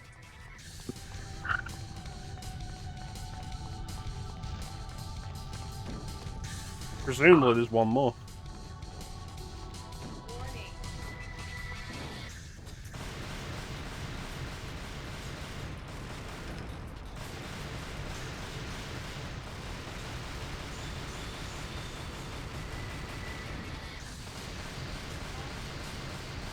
These are gonna keep respawning, aren't they?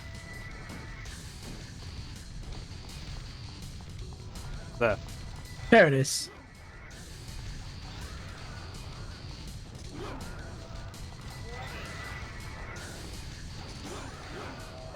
There we go. Alright, let's get out of there. What a bad idea.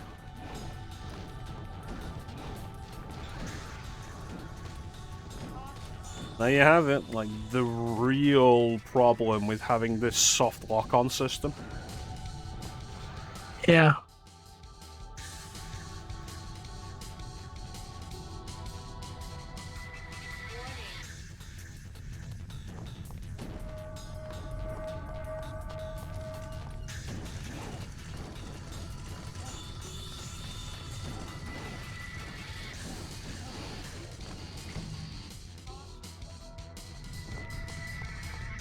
Yeah, they gave us 12 minutes. We're now They on gave less us than 12 half minutes because they knew it was how tedious it was. that. Well, we now have less than half of that, so the question we have to ask is, how much longer is there left to go, and am I going to be able to make it in time? I have faith.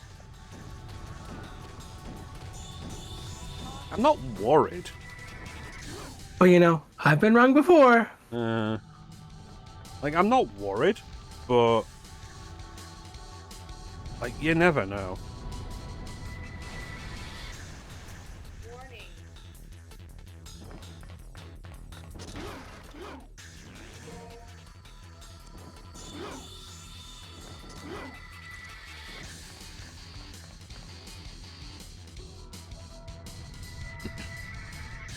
It's so weird how just going in there is what triggers that. Yeah. I remember when we were talking about it in Lucia, of like, okay, we've got to be something we have to do. And then we get here and it's like, nope. Okay, I think we're still on the oil rig, but why do we have the bike? Because cool guys ride bikes. Was there a highway out to the oil rig?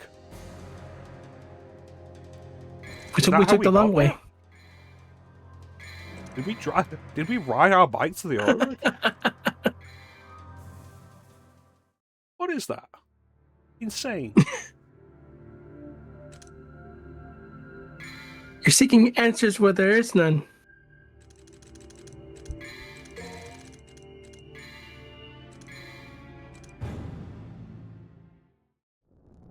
Alright. Where are we now? This, kind of like this level, but it gets worse. Mm-hmm.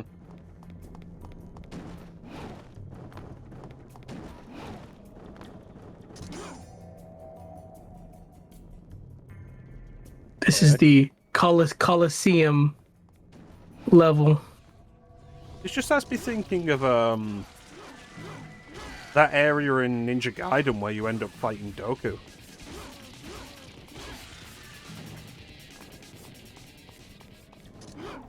I assume you've played through and beaten the first Ninja Gaiden. This is time. I have Fuck not. You.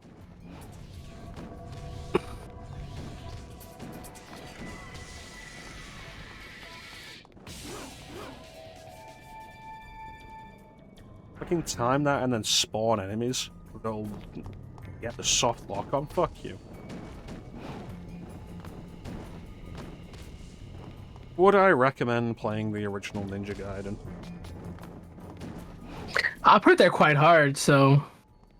I mean, I did the full playthrough of Ninja Gaiden Black, which I'd always heard was the hardest version of the original. And like, let me tell you, that game has some bullshit. But, like, I ended that game. Like, I finished that game, and I was like, you know, I really enjoyed that. Let's immediately start Ninja Gaiden 2. So, like, take that for what you will. I regretted that and quit Ninja Gaiden 2 because, honest to fucking god, it was some of the most absurd bullshit I've ever seen. And, like, I'd beaten Ninja Gaiden Sigma 2 before, which was, like, the PS3 version. It did have some changes. And since then, I've even beaten Ninja Gaiden 2 Black, which was the most recent release of it, which was done on, like, Unreal 5 or whatever.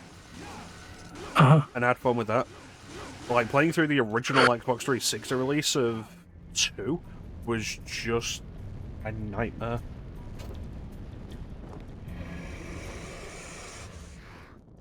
I feel like you could have moved there, Dante. Or jumped out of the way, you know, literally anything.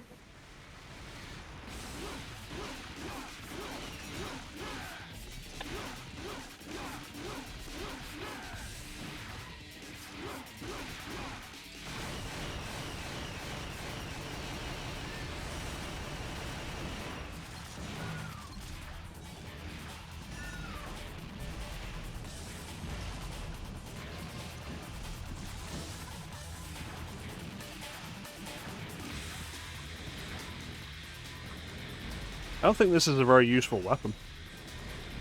I didn't even one-shot the thing. It's a fucking fly and a rocket launcher didn't one-shot. It's not very good, like in DMC1. Hey, you'd say that back. The grenade gun was the MVP of my playthrough. You just have to know to roll cancel the reload animation. It's a good gun.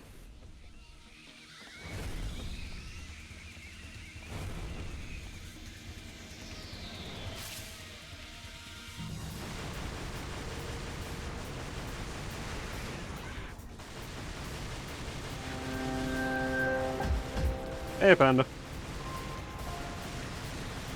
We're playing Devil May Cry 2. Electric Boogaloo. Yep. Featuring Dante from the Devil May Cry series.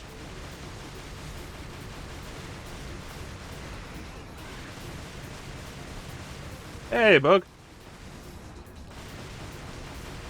You know, it's not as horrible as people make it out to be. It's not amazing. But, like, it's not the worst game ever, like everybody will tell you it is. Alright, Panda, how are you doing? We, of course, still have our friend the racist ninja with us.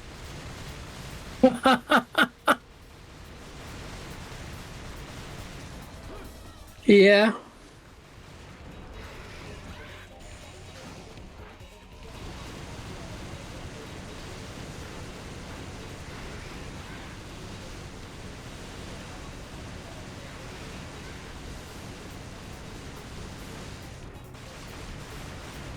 There we go.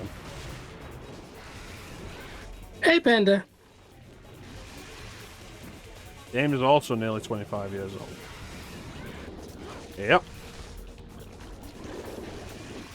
Everything you loved growing up is old as fuck. 25 years. Oh, that's half my lifespan. That's right, Ninja is 50 years old. Okay, maybe not half. Maybe you should have thought about that before you said it.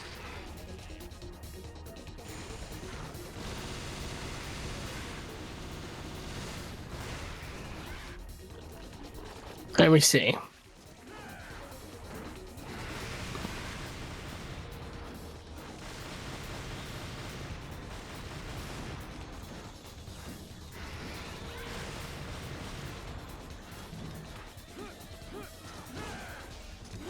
What was any of that?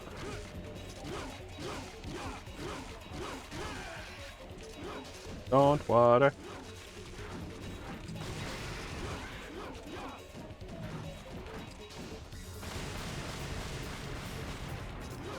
But yeah, like, I would definitely not say this game is the worst thing you'll ever play. You can have fun with it. But it is mostly just kind of dull. Yeah.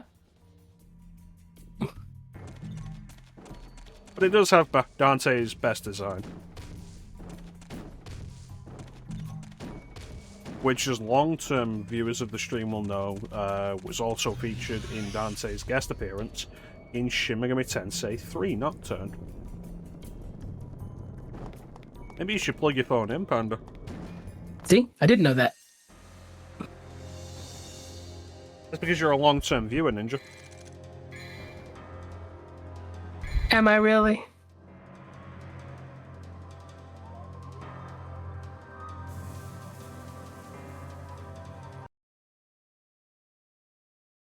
Yeah, you've been following me since February 21st, 2020. That's a long time. Zeke has been following me since February 21st, 2020.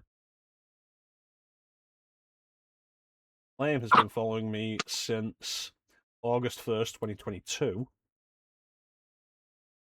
Clem was in here. Clem has been following me since October 30th, 2019.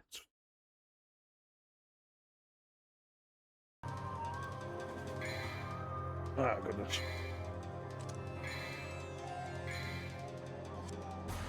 The MC4 is your favourite? I kind of vary between 1 and 3. What about you, Ninja? 1 is my favorite. hot take, but I think 3 is overrated.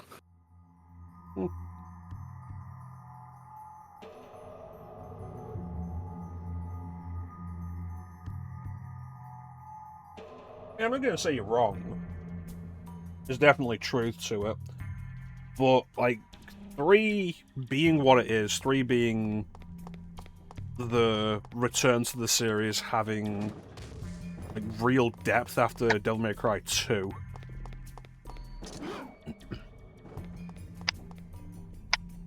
Fuck is this door? It's Secret Room level 2. Yeah. And like 3 also being like mechanically way deeper than Devil May Cry 1. Like, I definitely appreciate that on its own merits. Yeah.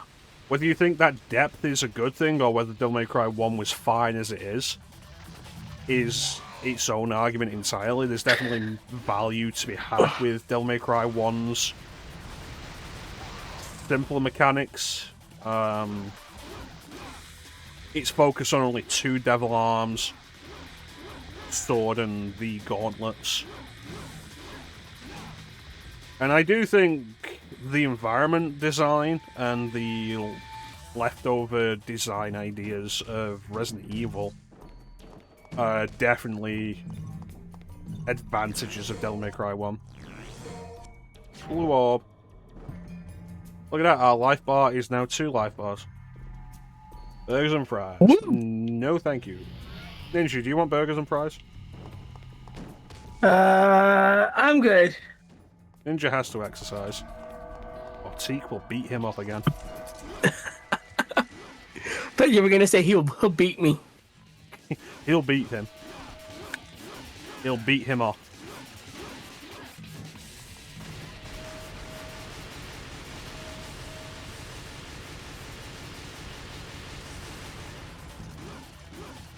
But yeah, no, Devil May Cry 1, I think, definitely has a lot of merit in a similar sense of, like, we mentioned this earlier, Onimusha 1 has a lot of merit.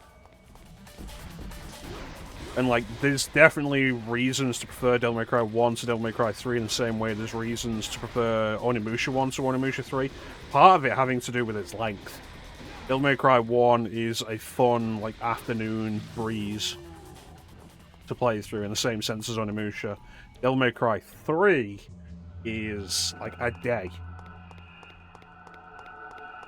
And when a game starts getting that long, I don't think it's fun to do in one session anymore. Yeah. Lamb curry with mashed potato last night. And the town on that shit was heaps good. Nice. I don't know why we did Scottish. I know, but I kind of appreciated it. Yeah, boy. Glenn was trying to do Scottish in history last night, and he's terrible at it. It's because he's American. Americans don't really know the difference.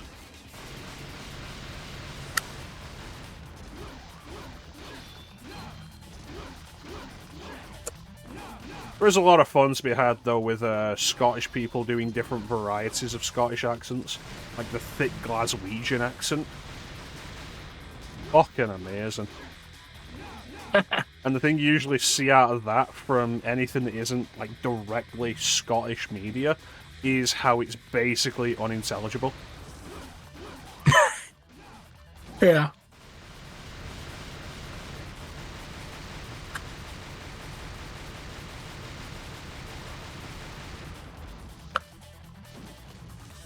I just realized the music changed a little bit. Just a little bit. I honestly hadn't even noticed. The music's just going, like, in now, in one ear, out the other. Yeah, like I wasn't paying attention super hard until it's like, oh. Like, absolutely looking forward to Devil May Cry 3 when the music starts getting really good. Yep. Like, this is the lull between Devil May Cry 1's, like, Ultraviolet and Lock and Load. And Devil May Cry 3's, like, Suffer and Taste the Blood and Divine Hate. And of I love course, Divine Heat. Devils Never Cry. Mm-hmm. And everybody's favourite, Virtual Battle 2. Yep. Finished Chrono Trigger for your first time? Nice. What do you think of it? And Ninja, when are you going to play Chrono Trigger? Pass. That's correct.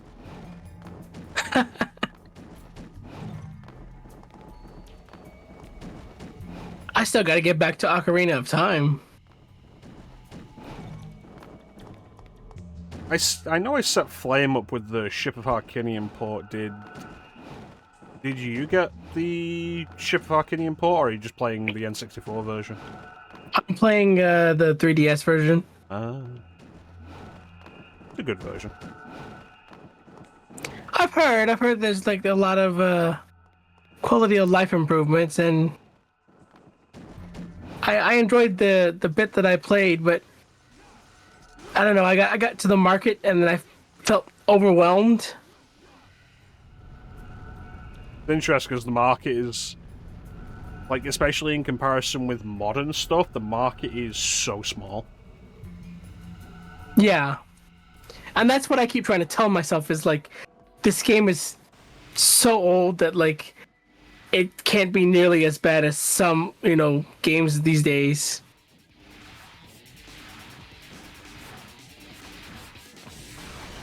Probably your favorite Super Nintendo game? I can understand that. Like, there's very good arguments for Chrono Trigger being the best game on Super Nintendo. For Chrono Trigger being better than Final Fantasy VI, for Chrono Trigger just being one of the best RPGs ever. It's a fantastic game. On replays, I love, like, my favorite thing about Chrono Trigger is how it wastes basically no time. It always feels like the story's moving forward and there's no filler to it.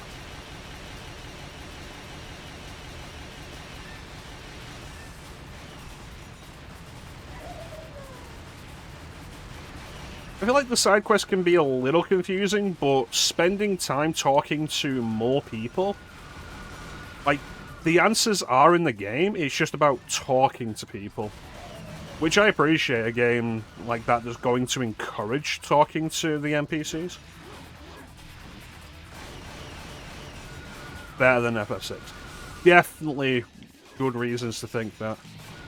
FF6, I think, definitely loses itself towards the final dungeon. Never fond of splitting the party. I come this way. Ninja, is this the way we came? It can't be, I would have broken all of that.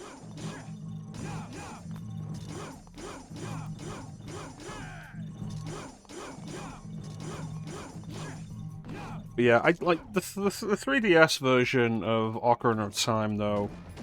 My only real complaint with it is the lighting during the final boss fight. Which I think removes some of the atmosphere that existed in the original release. But it's a minor nitpick more than anything else. Like, it's an absolutely fantastic way to play through Ocarina.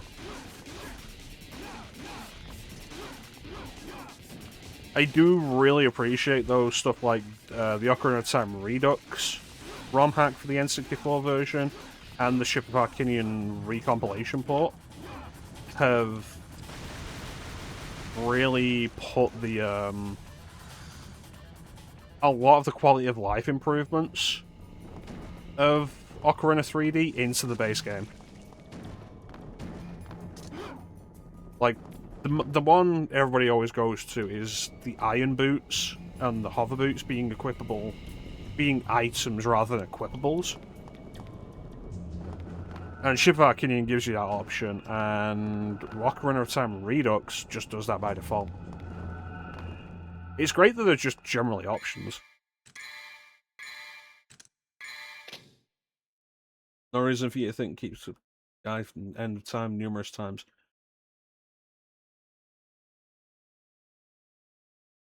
Like there's something. I feel like there is something somewhere that gives you the idea that he knows a little more than he's saying. I've not played Chrono Trigger since I streamed it, which is over a year ago at this point.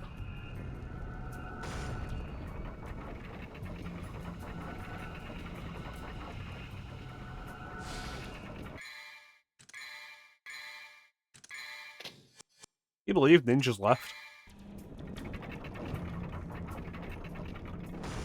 Dude, So anyway, I've been talking this whole time, but guess what? You muted yourself, didn't you? Yep.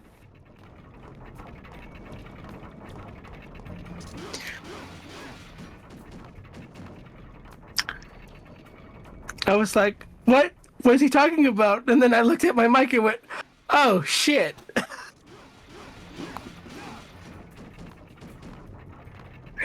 Use a ROM hack to get Ocarina at 60. I think it would break the logic of the game. I saw specific hacks for the GameCube version of Ocarina of Time that will increase the frame rate from 20 to 30, and from that to 60. And 30 was reasonable, because the game originally runs at 20. 30 was reasonable. 60 broke it. 60 breaks all the logic and it runs way too fast. I think if you want to play Ocarina at 60, you are pretty much going to have to use the Ship of Harkinian port, which is really easy to set up, and then has so many quality of life features. Like, it's undeniably the best way to play Ocarina of Time. Yeah, a lot of people don't really... I'm sorry, Ninja, go on. I was gonna say, so you're telling me I should play that version? Yeah, if you've already started 3D, like, there's no real reason to be against that. The Ship of Harkinian recompilation port.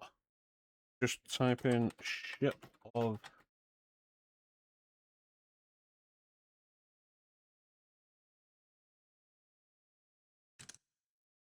It's essentially a native port compiled from the decompiled source port of Ocarina of Time. There's a bunch of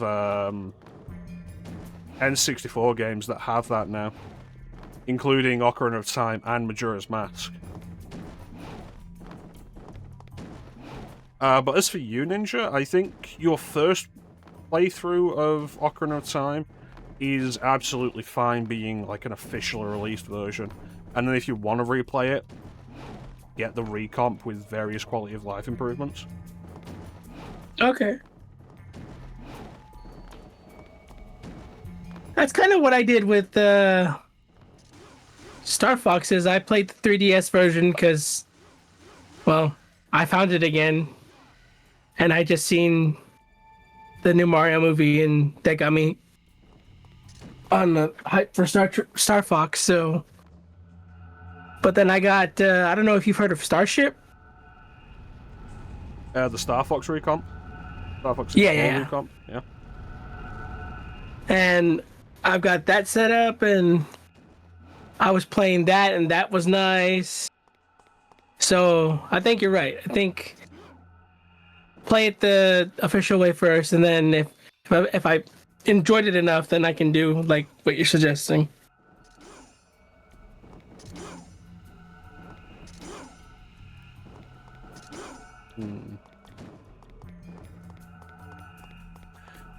Yeah, I've never played much of Star Fox 64.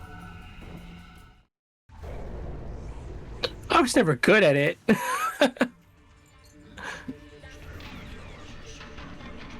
This fuck nugget. It's the guy we saw forever ago.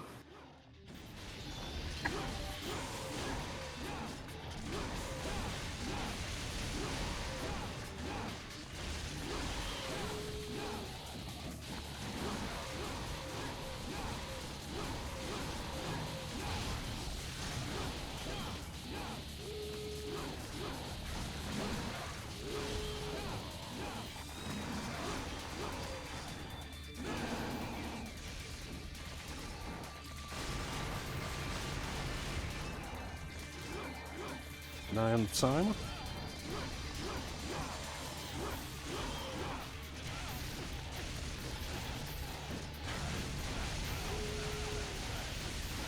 That's right. Fill my devil trigger.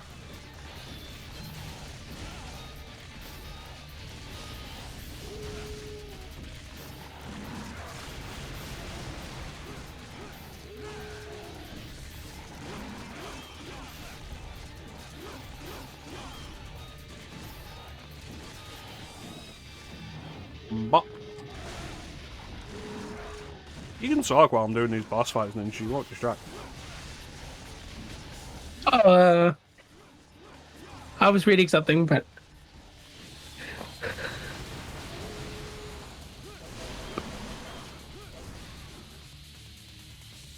There he goes. he's our Nilo Angelo of the game. Well, here's the thing with Bolverk. Something else I've found in my research. He's supposed to be Argisax's right-hand man. Huh. Never would have guessed. Mm-hmm.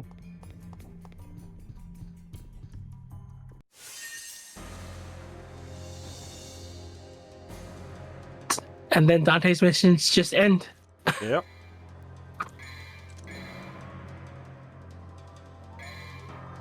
And we left a devil piece behind. Maybe we'll go back to it, probably not. But we have an ad coming up, so we're going to run this ad. And then we'll come back with Mission 12. This, looking at the time and how fast these missions have been going, like, Dante has more missions, but they're all clearly shorter than Lucia's. This campaign might end up being shorter than Lucia's.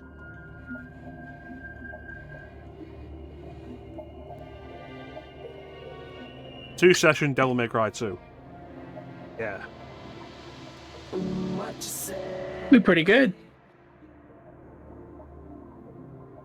And yep, that'll be it. And we'll be right back.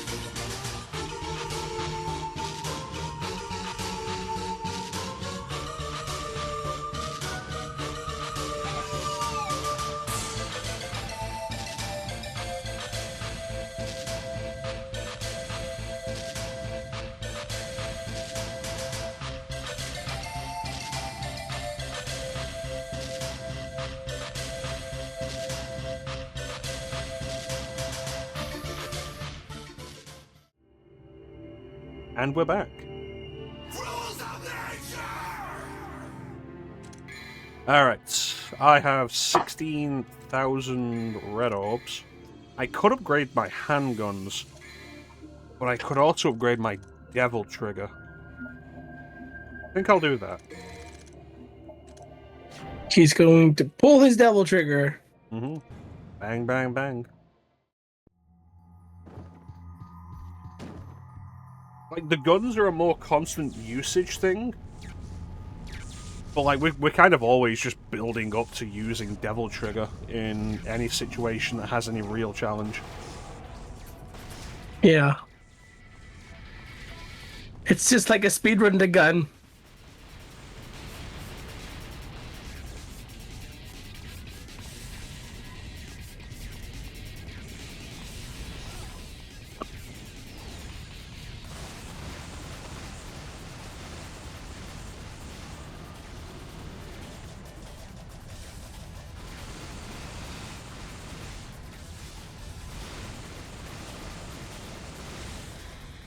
I don't actually know what my goal here is.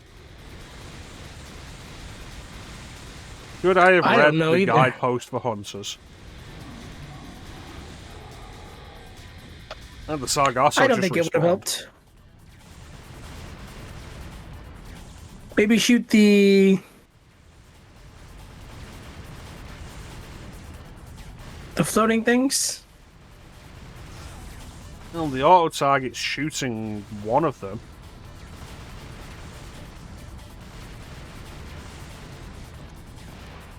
It's weird how they put the Sargasso here.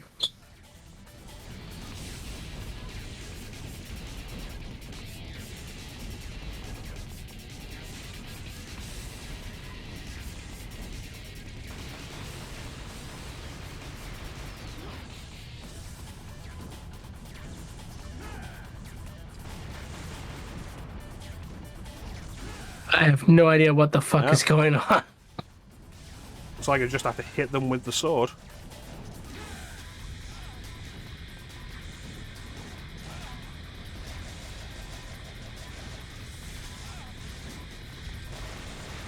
Ah!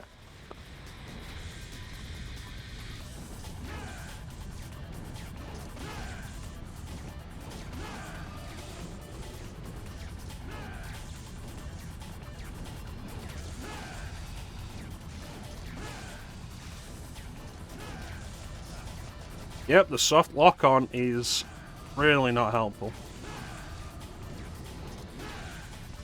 That's the real problem the Sargasso are contributing, that Dante is targeting them. So leave one alive and then attack from the other side.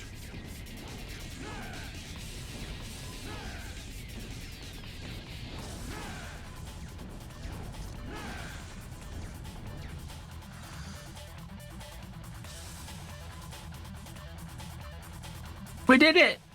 You did it. I did nothing. That wasn't fun at all. It was not. Tedious.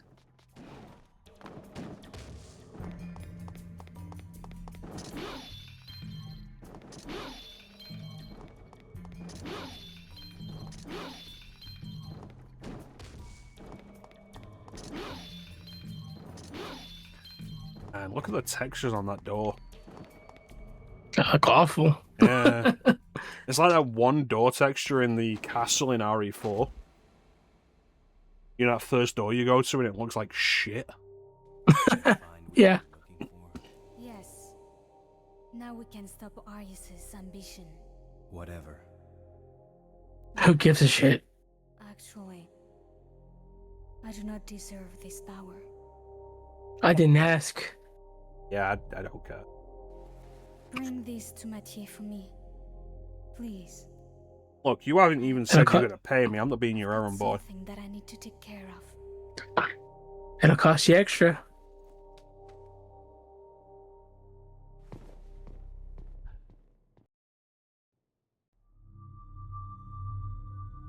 Where the fuck are we now?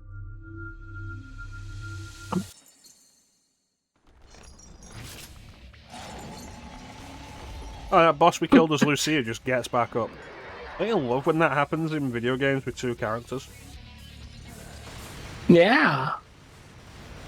Like, it's my favourite thing in Sonic Adventure 2 when you beat a boss in one campaign and then you have to beat that boss again in the other campaign.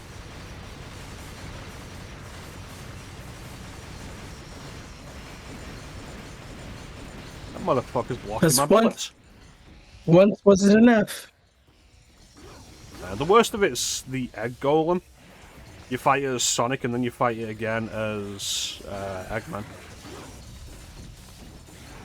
And it's so much worse as Eggman because Eggman does not have the same platforming capability.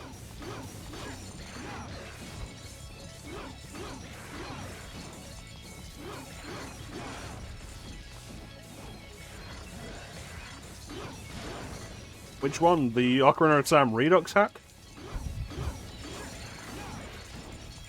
Or the Ship of Arcinian recomp?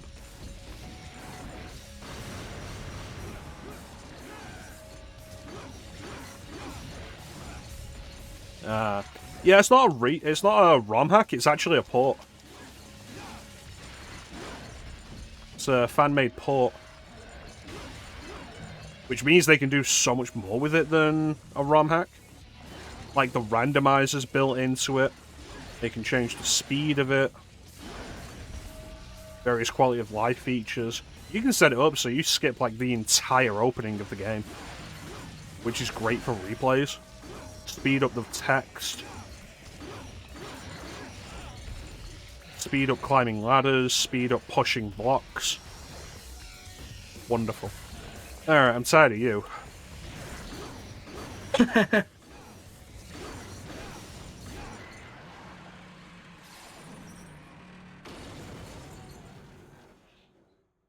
The really weird thing about this game is, like, as far as the achievements are concerned, if you fight a boss as Dante and Lucia, you only get an achievement for beating it with whichever character you fight it with first.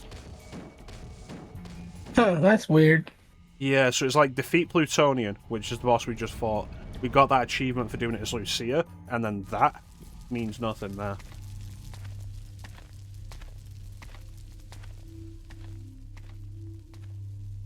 It seems you have obtained the final arcana. That's weird, because I only got one.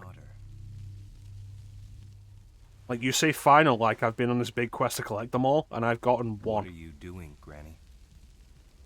There is one more thing I need to ask of you, son of Sparta. No. My daughter went to face Arius all by herself. Please, take these and save Lucia. If it's heads.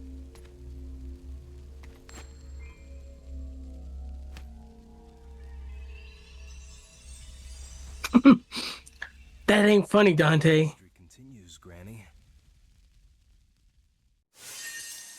Goddamn headphones have disconnected.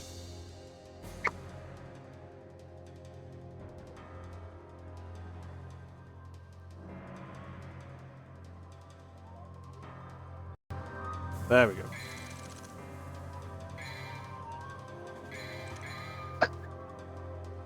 Alright. I'm alive again.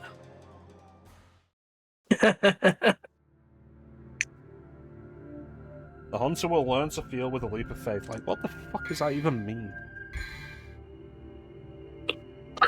He's gonna jump and then faceplant on the floor, and he'll learn to feel that it hurts. Nah, I don't know.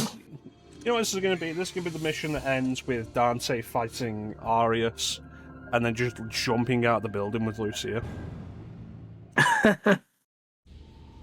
Yep.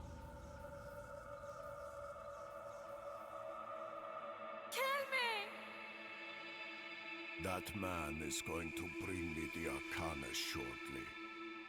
You will live to see that.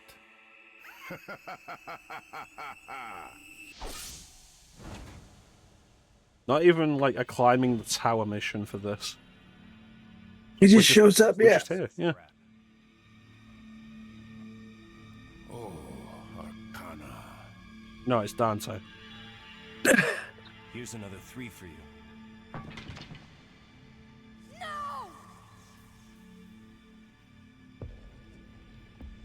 So if you pay attention here, you can see that coin is, like, actually Like that Dante's doesn't coin. interest me. You can see the Trish silhouette on it. Yeah. Your swan song will.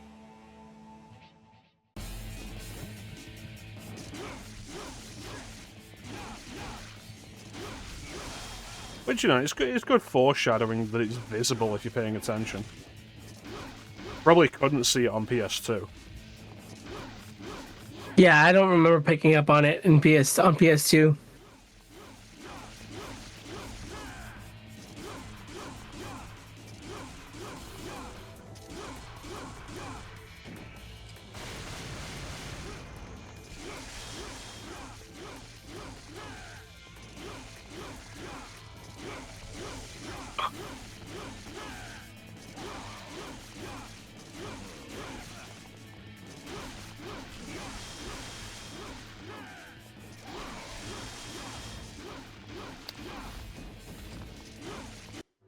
So that's another 2 missions back to back that just We boss must fights. obtain the power of Argosax, or I can't Who the fuck is that? end all living things. Transcend this. Not my shit fucking fucker. problem. Too easy.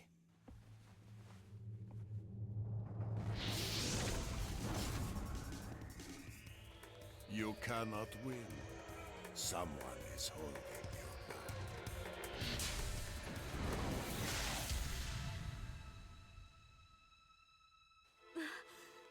You know what's weird thinking about it?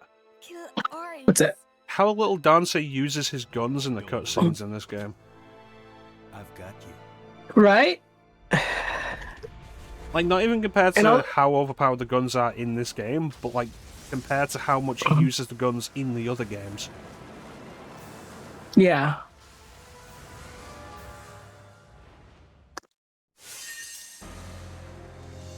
Especially when a lot of the promotion was like, look, he's using his gun. That was 53 seconds. Holy shit, man, that was quick. fastest runtime. I was created by him, Every hero. And but the ritual was activated because of me. that's No, such the a ritual was stupid activated line. because of Dante. We have until the sun is completely eclipsed. But how are you going to enter the building? The entrance is... Where there's a will, right? I mean, it's a skyscraper and I can fly. It's not that fucking hard, Lucia. Yeah. You know what? I will upgrade the guns here. I will not be upgrading the guns a second time. 30,000? Man. Like, absolutely fucking not. Yeah. Man, I wonder how much damage you do if everything's upgraded all the way. And if we booted up my PS2 save, find out.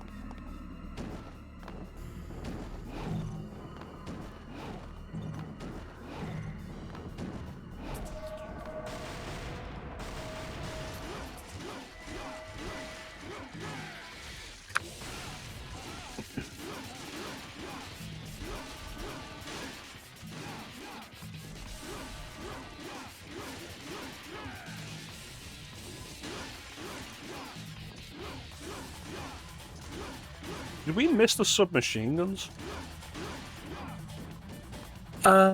Possibly? Hmm.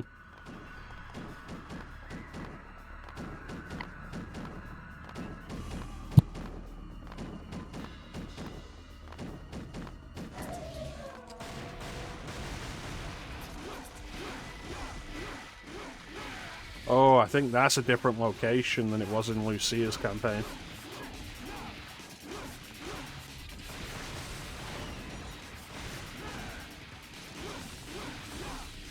Let's see if we have any trouble finding them all this time.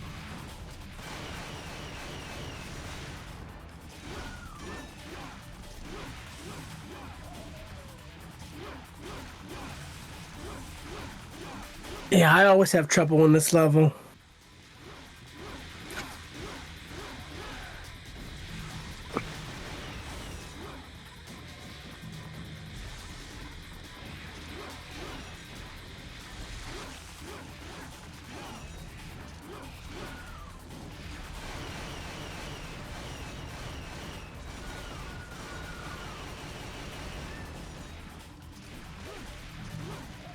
Oh, look at that. I got S in regular combat. I imagine. I wonder if that's because the enemies are actually like being competent, or they've just made them more tankier so that way they seem more difficult to fight. I think it's because the game was giving me style for dodges. Ah. Like, I saw it go up to an A rank when I dodged one of the attacks the flies did.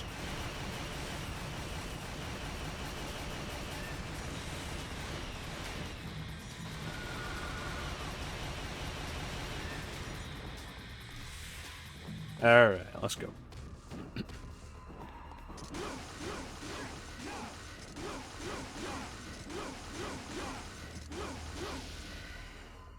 There's one. So this is blocked off.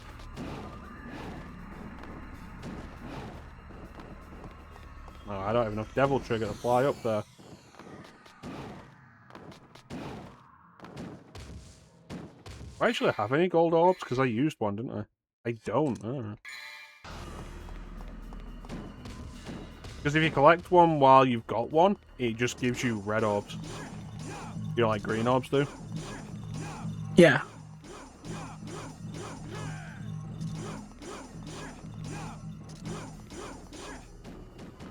How many gold orbs do you have in Devil May Cry 5 right now? Is it over Gold 50? orbs?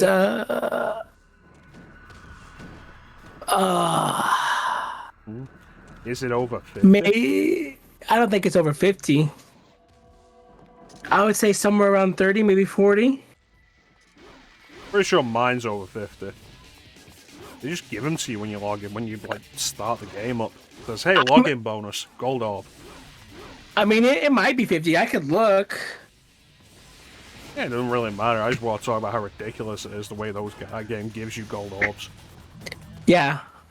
I mean, I think I probably have more gold orbs. Like, I can check on my PS5. Oh, no, because I'd have to get the game out. I think on PS4, I've got about 50 or something. Because I was playing Devil May Cry players, like us, you just don't use them either. Yeah.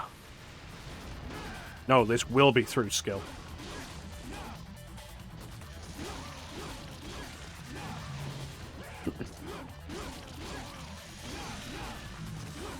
I wonder if doing Devil May Cry 3 co-op will end up with us feeling like we need to use items more or less. You'd We'll find think out. less, but like, are we just going to get in each other's way? I hope not.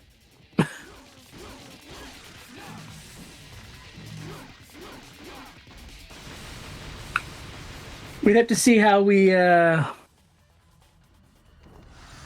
synergize, because I know when I played RE5 with Teak, we pretty much played the same way, so it was kind of we didn't really have like a sniper or something, because we were both kind of tailoring each other's loadout to basically be the same thing, so Oh, is it both shotguns? yeah. That's pretty much how I play. And like, I could use a machine gun, I don't want. Yeah, I don't really care for the machine guns. You know what this one is? I do not.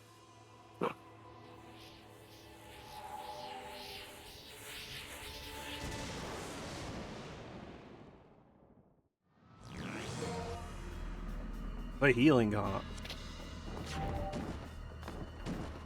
It's like, do we... Which do we need to heal more with Devil Trigger as Dante? I feel like with Lucia, the answer's yes, like, have the healing regeneration boost over the attack boost. But with Dante, it's like, absolutely focus on killing things.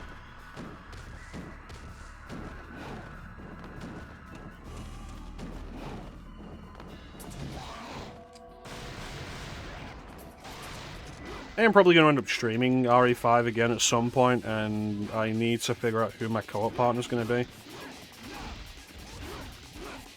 Obviously, Clem. Nah, I already told Clem we're not going to do it again.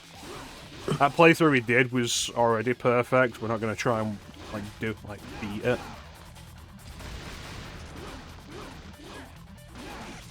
It was such a good playthrough. Get Teak. Make Teak play Shiva. Make Teak play Shiva. Who knows? Maybe a bit Flame. Who knows? Yeah. Make Flame play Shiva, and then, you know, tell him to go into the furnace and then burn him alive. And then say, "This is for Ninja." This is for Ninja, you son of a bitch. And just, like, drop him as he walks across that bridge in the village.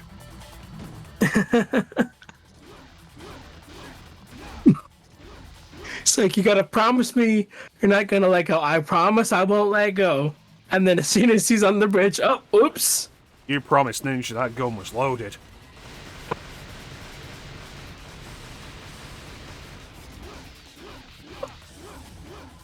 But no, I might,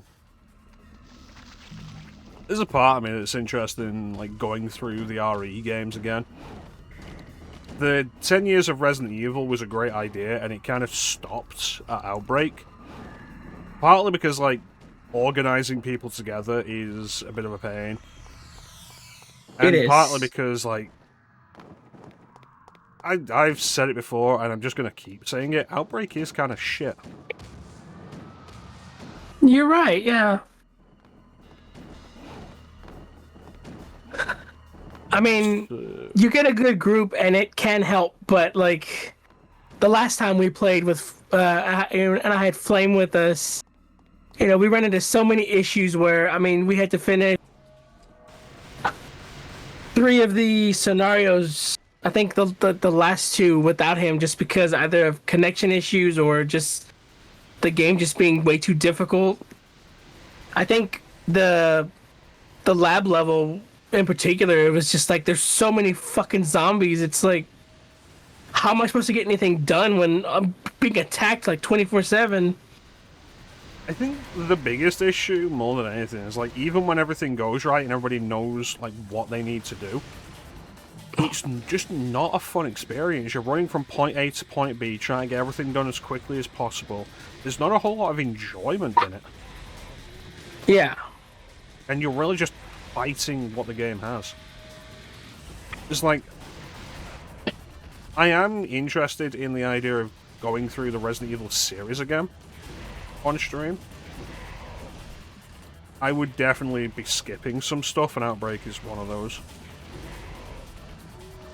Like, go from Dead Aim to RE4. Wouldn't skip Dead Aim. Dead Aim was fun. I did play a lot of Dead Aim. Even though people called it shit. I mean, it's not great, but I mean... It doesn't I outstay had its fun with welcome. it. Yeah. Like, it doesn't outstay its welcome. It's trashy in the right way. It's fun for what it is. I Yep. think when Morpheus is chasing you through the ship, that's actually a genuinely scary bit. Mm-hmm. That's actually pretty cool.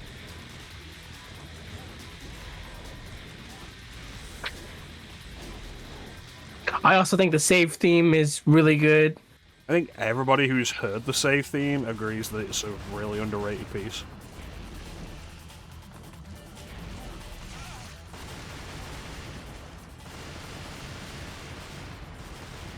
Of course, the real MVP of that soundtrack is the credits theme. Is it Gunshot? Yep. Nonsense. Wonderful.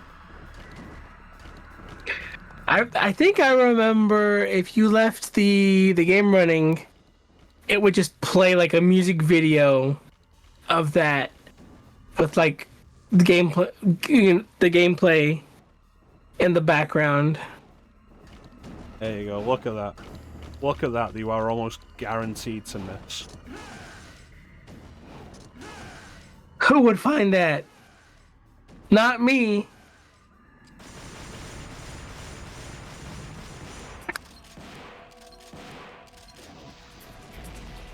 Really?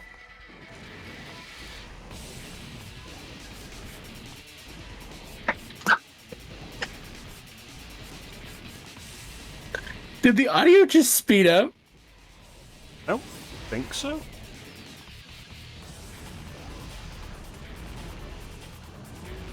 Huh. Sounded a bit odd there for me. It could be an issue with the HD collection. Like, it's not a great work.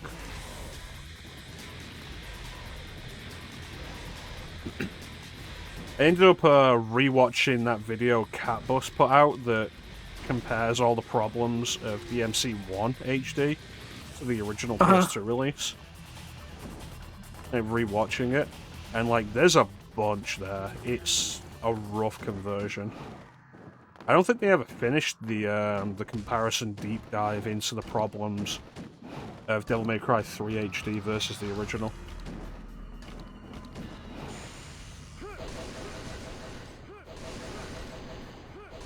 There we go. That's the way to do it. Yeah, I just need Devil Trigger.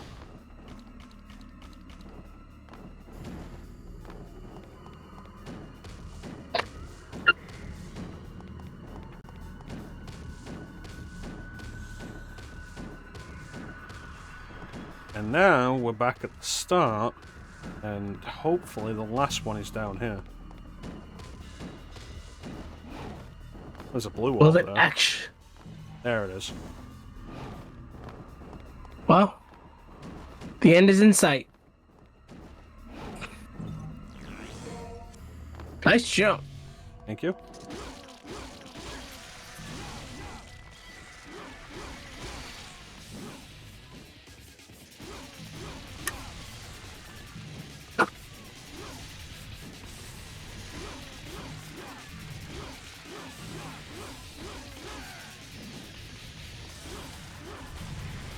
Yeah, like maybe that'll be a Sunday theme at some point, going through the Resident Evil series.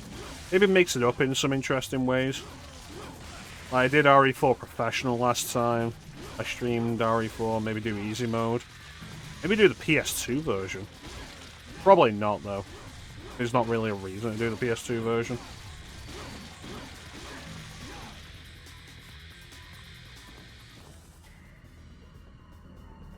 I never tried that one out. Buttons.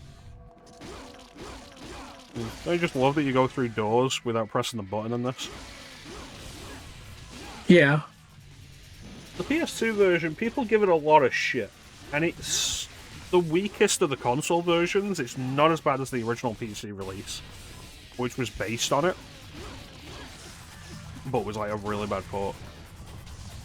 It's the best it could have been, given that RE4 was a technical showcase on the GameCube, and the PS2 is weaker than the GameCube. And as somebody who played through RE4 on PS2, like, probably in the double digits, like, it's RE4.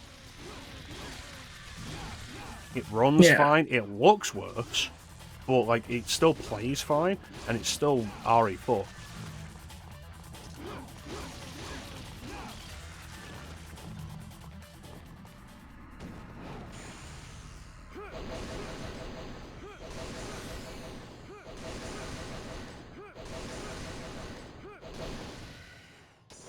There we go.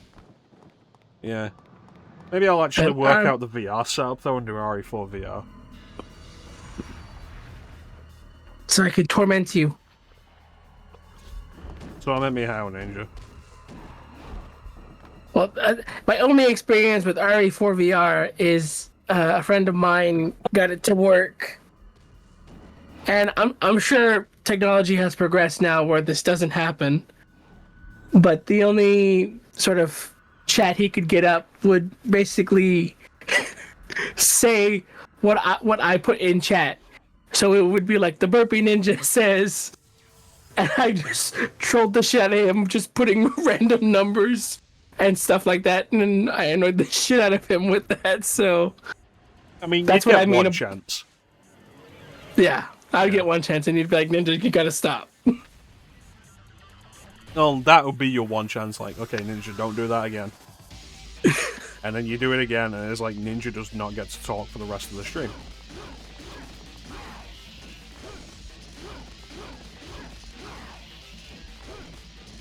But like, RE4 VR is super fun, though. Like, and the aiming, it's the thing that was the case with RE4 on Wii. You tell people, like, I tell people, RE4 on the Wii is the best version of RE4. And playing it with motion controls is, like, the best way to play it. And people are like, no. Those people are stupid and ignorant. Because RE4 with motion controls is so good. Like, it plays so well because it's pointer controls. And so, like, you basically get that when you play RE4 VR. It's motion controlled, because of course it is, VR. And the aiming is so fucking good. Like, you've got those crows at the very beginning of the game. And it's like, shoot one, the others take off. And the aiming is good enough that shoot one, the others take off, and I'm able to pick them off out of the air without even trying. Because the aiming is just that good. Overall, like, because of how good the aiming is, plus the new movement, it's, in almost every case, way easier than the original game. So if I did stream RE4 VR, it would be professional mode. The only thing that's worse is dealing with Ashley, because you're in first person, so you don't have that zoomed out camera that has her right behind you whenever she's following you. So that's hard to deal with.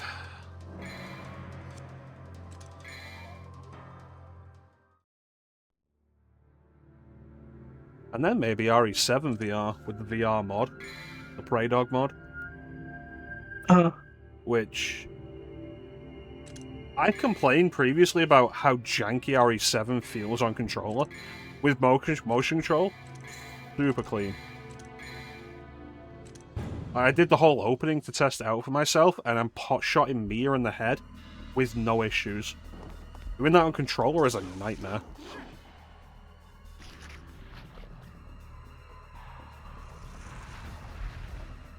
Alright, can we do this first try?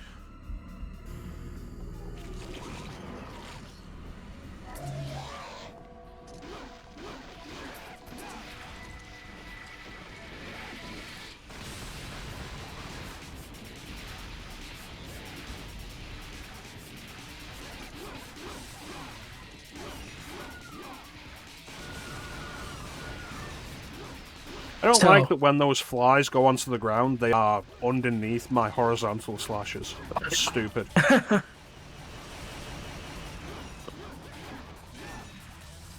So have we learned any more story with Dante, or do you think it's just it's been about the same? I think we're at the point now where the only extra story we're going to get with Dante is that he swaps the Arcanas out. He swaps the coin Arcana out for his own coin, and that's why Arius' ritual fails. I think it's just mentioned that the ritual failed in Lucia's story.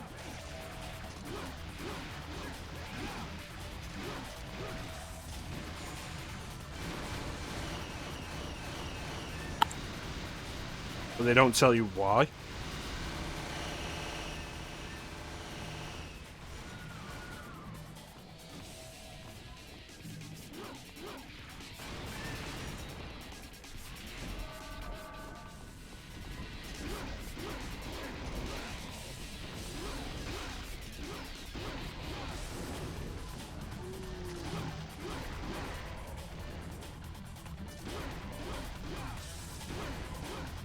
So if you fail this the first time, the enemies get progressively weaker until you succeed.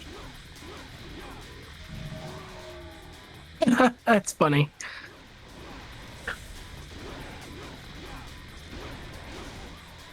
That's Devil May Cry 2.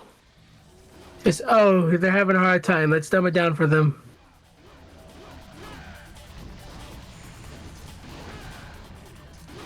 I think the real trouble of it is just like hitting a bunch of these things within the time limit.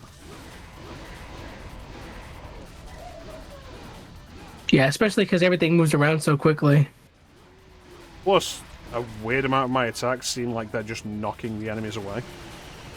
Yeah, that too.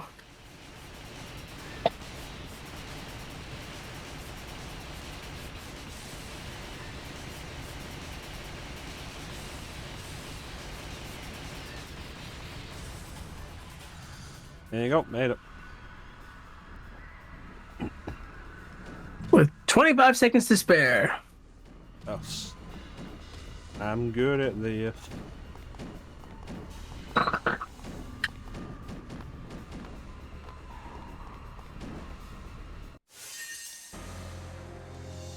So many of these missions are just nothing. I was like, well, that was a short mission. It was At the this same rate, with we'll- Lucia. Like, Yeah. this mission was the same with Lucia. Like, do the same thing, but it was also, like, the same with Lucia. Just do that, and then you're done.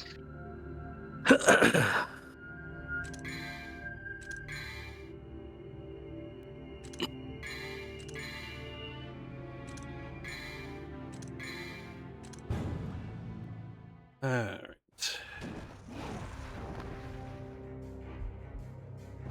And then this is where we fight Arius, right? I believe so. No, this mission will end with us fighting the three heads again. And then 17 will be Arius. And then 18, I think, is Argosax. Argosax, and yeah. then the Despair Embodied.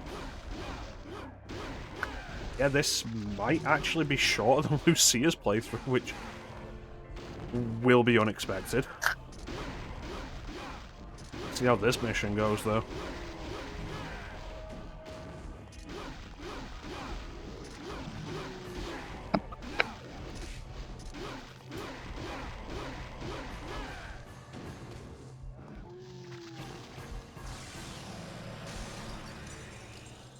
Bum, bum, bum, bum.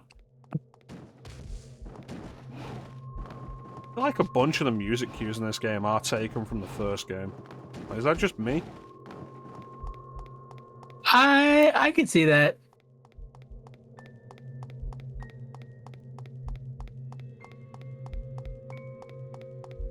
I can't believe there's nothing up it.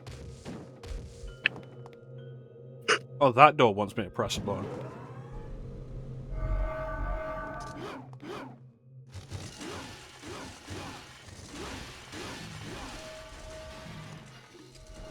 See, when I originally played this is where I first activated the Majin Devil trigger. I can't imagine I had- why you'd have enough trouble to be in low health in this area. Yeah, well, I think I don't even remember how I was that low health, but I remember getting hit and it just activated, and I was like, "Oh shit, what the fuck is this? How do I do that again?" And I just did it, no damage. True pro. Chances are, like, the best opportunity for us to hit Martian will be the three-head boss. Although Dante's dodge is better than Lucia's, so we may end up avoiding the triple attack it does. In which case, I guess we'll have to see about the Despair Embodied.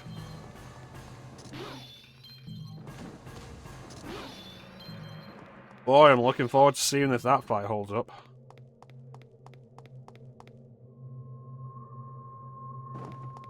But it tells you, like, that's the best part of the game, where it starts feeling like it might be Devil May Cry.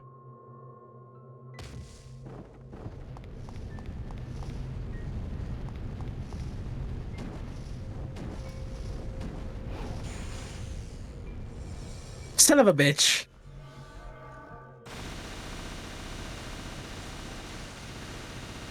You were robbed. I had such a good plan for it as well.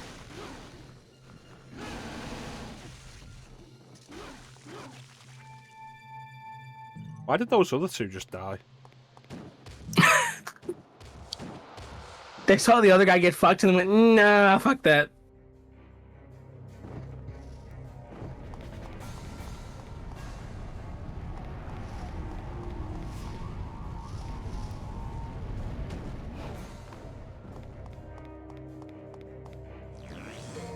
The sacrilege.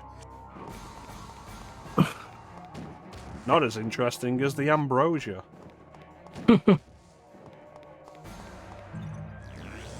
Again, just another full blue orb.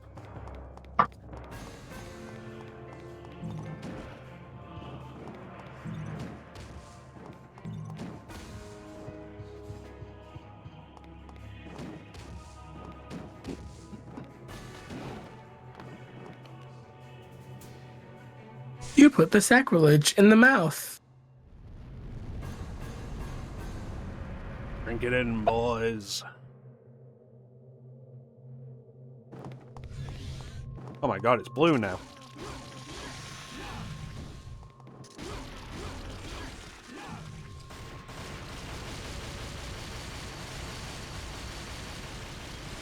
Yeah, how good's your fire, guys?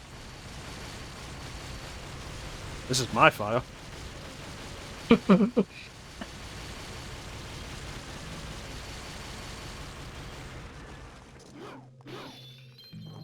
I think the real problem with the way the guns work in this, it's not even that they're powerful, it's that the knockback on them is that strong. Yeah. Them being powerful is one thing, but the knockback is what breaks them. The fact that you can look at most low-tier enemies, it's these things. These are the mid-tier of the mage enemies, and we can just do that to them. Oh, there's the submachine guns. Thank In a goodness. random pot. Now I don't have to press the button anymore. Well, the three-headed fight's gonna be super easy now. Easy on my thumb. Yep.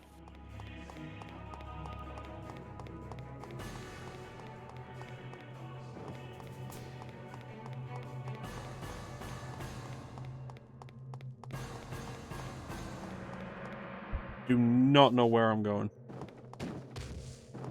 That's why I hate this level. Where I just came from.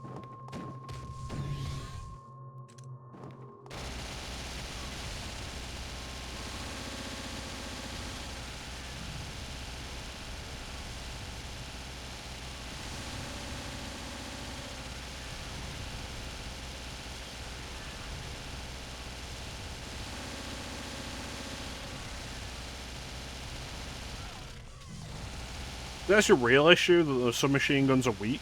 But, like, I can just hold the button, and it's a good fire rate. Yeah. And then when my thumb is recovered, switch back to ebony and ivory.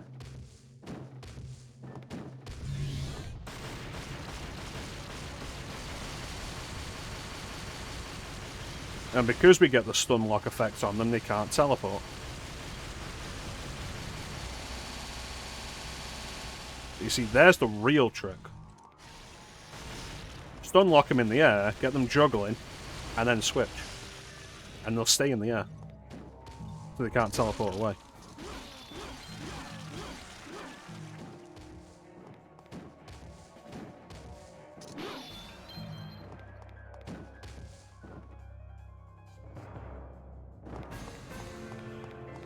This is probably progress.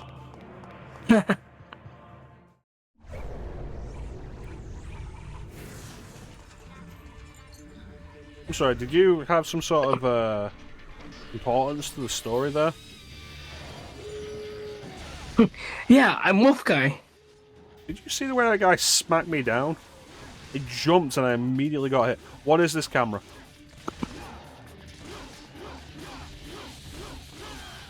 The camera's on their side. Raid me.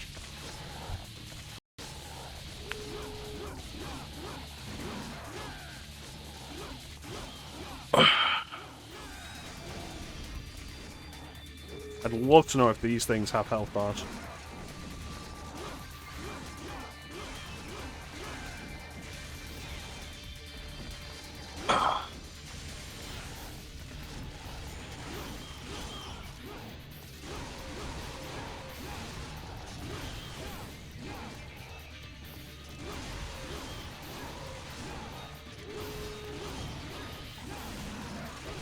Man, even when I'm doing the hard lock on, it's not staying locked onto Bulwark.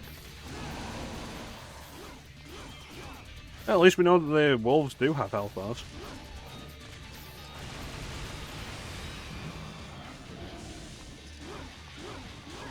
Now we can have an actual fight.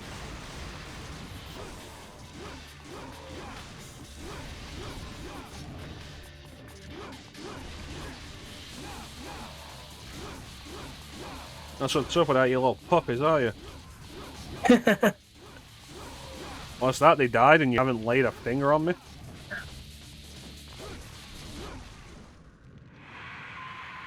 No! And if you're just gonna fall to pieces like that, you'll never make it as a devil.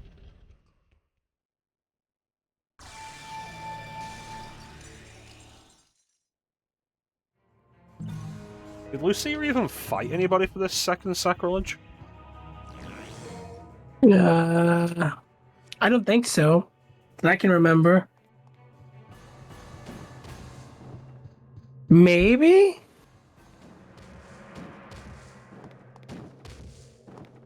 It was a week ago, and I remember so little of that playthrough. Same. I mean, it's not even fair to call that a shot against Devil May Cry 2. Because I've had situations in the stream where I've done something and then forgotten that I've done it 5 minutes later. Yep. Because I remember when I was doing Doom, and we were on episode 3, Inferno, and I activated the lava bridge trap, and then, like, 2 minutes later, did it again when I restarted the level. And had completely forgotten that it was a thing.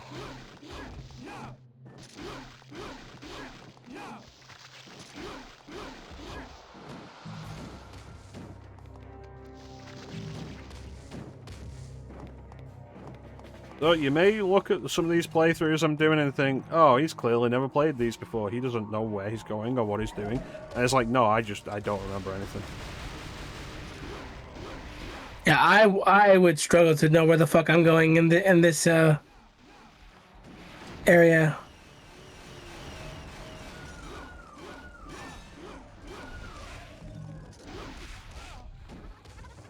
The lack of a controllable camera, I think, makes this worse for remembering it. Because you're at the mercy of, like, whatever the camera angle is. Yeah.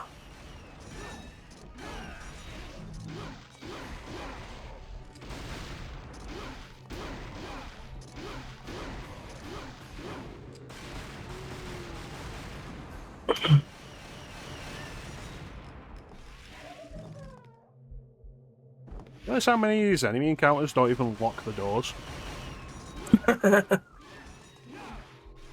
Yeah. It's almost like they just want you to finish the damn game. Hmm. Oh, there's the reason.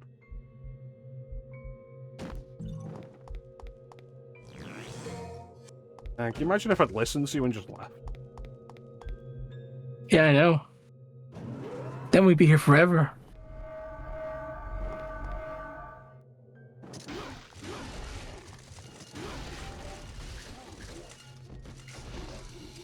It would have been better if they'd have locked the door, though. That way you would know that this is an encounter that you have to stay for.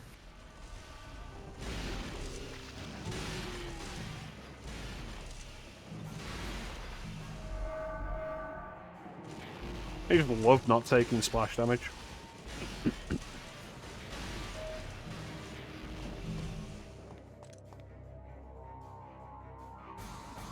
I feel like I'm gonna have to go back down, though, and use the sacrilege. Maybe not. No, I guess not. I guess we didn't even have to finish that fight and get the sacrilege because we're just at the end of the level now. Alright, we could have just left.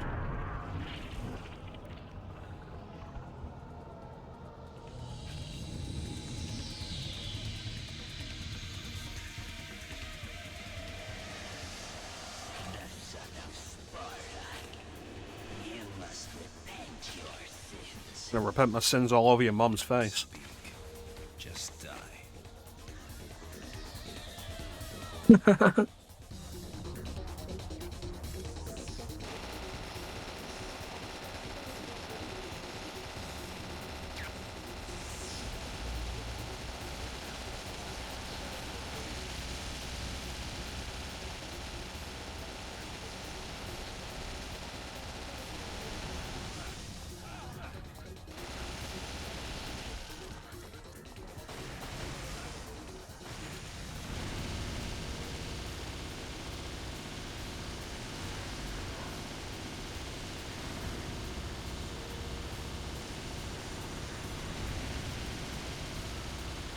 There's your real trouble with this fight.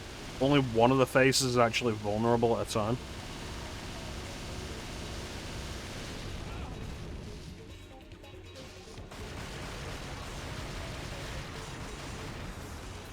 Yeah, and then he keeps phasing in and out.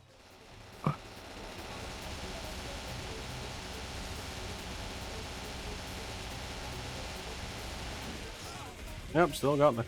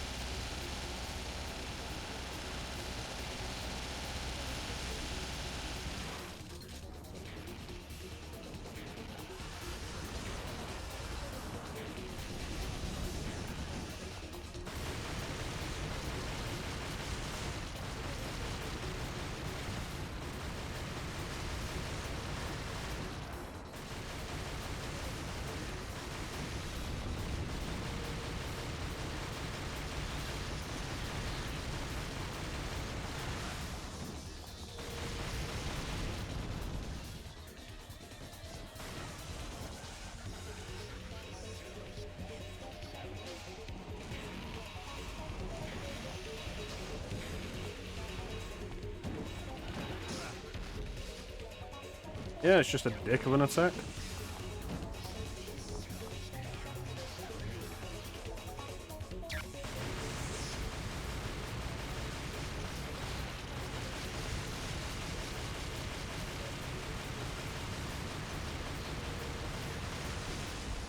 I don't really think it's fair that if I'm targeting the one that's solid, and the one of the ones that isn't solid gets in the way, that means I'm not doing any damage.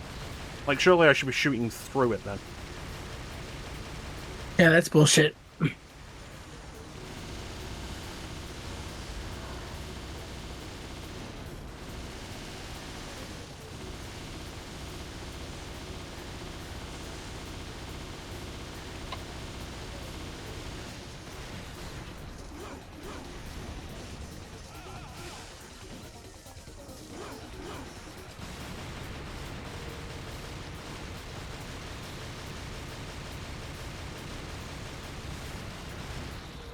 There we go, we got that one. If they unlock it, it'll be dead before it can do it again.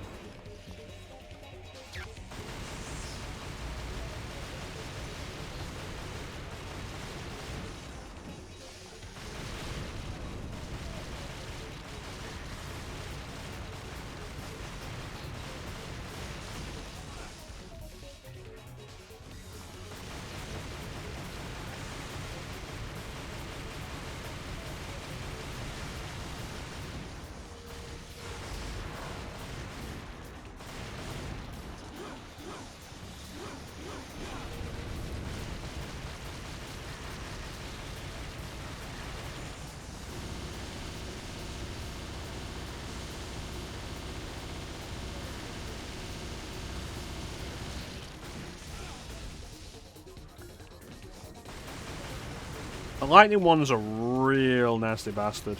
If it's not the one that's visible and you just try and get around it so you can shoot the one that is visible and that puts you directly into the path of its attack. Yeah. It's a nasty trap.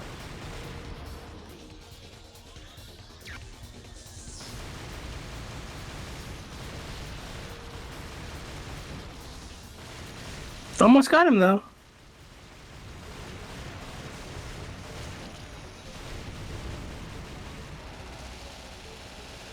Bombs are hurt. Definitely going a lot faster than Lucia. I feel like it might have more health with Dante. I kind of think so, too, yeah.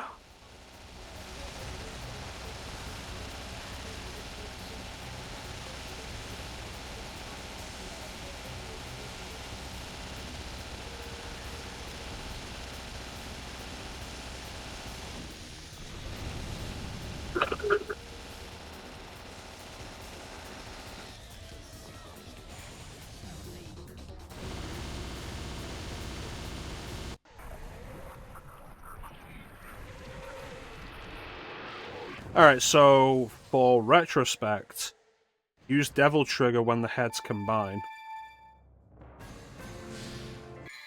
For maximum Because damage. It clearly does more damage, yeah. We have 38 seconds until the next ad runs, so we're going to run this ad, and then we'll be right back with the conclusion of Devil May Cry 2. You are worthy. We'll be right back.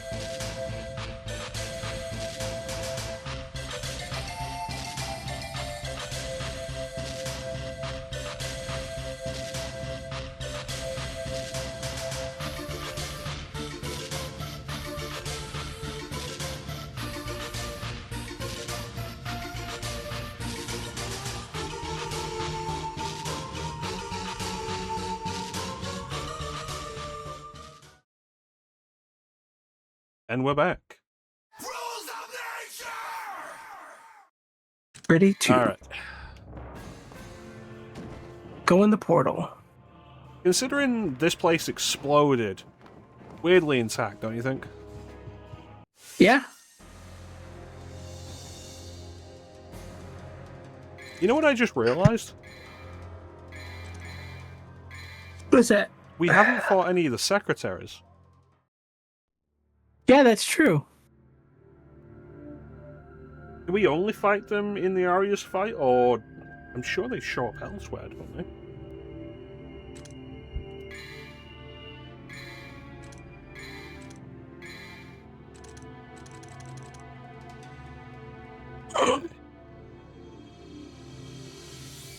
$16,000.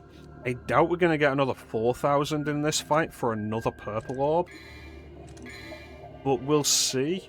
If we don't, then we'll just buy this next blue orb after this mission, before the final mission. All right.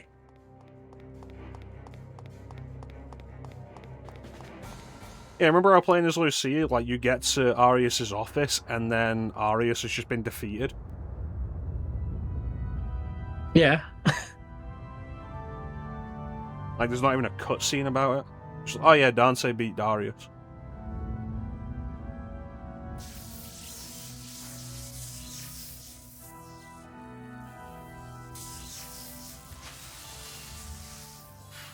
Oh, you notice one of those streams of energy was a different colour? I didn't. I was looking though. 3 of them were yellow, 1 of them was purple.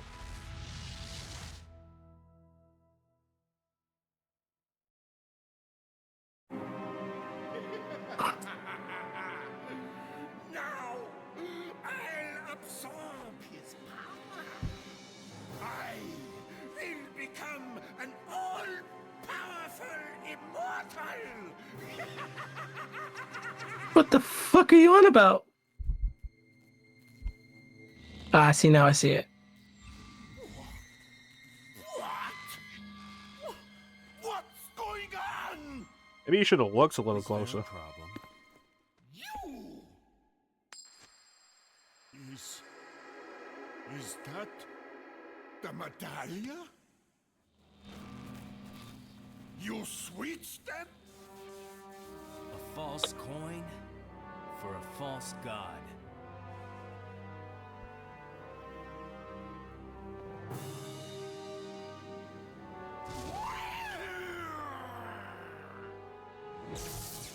Calm down, cat. Showtime. It's like, oh yeah, I'm supposed to be Dante. Oh, there's the secretary. Yeah, I was sure they appeared elsewhere before this fight.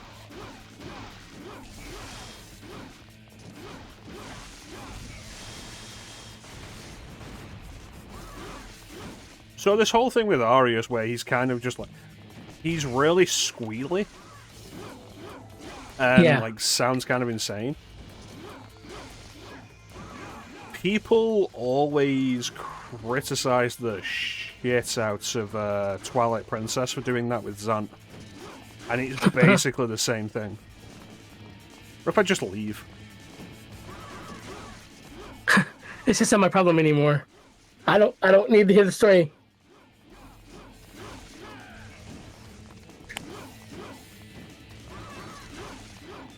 Yeah, like, Zant is this big, intimidating villain for most of the game.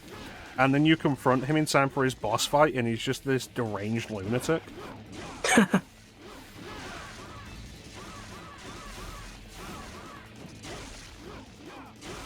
Ladies, please. You're really starting to piss me off, lady.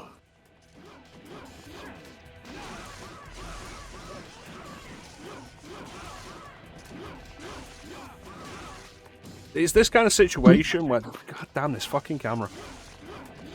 It's this kind of situation where the whole idea of the directional combat falls apart. Because to do, like, Yeah, your varied cameras- combos, you can't be locked on, but if you're not locked on, then you're going to be just switching between whichever enemy the game wants you to deal with.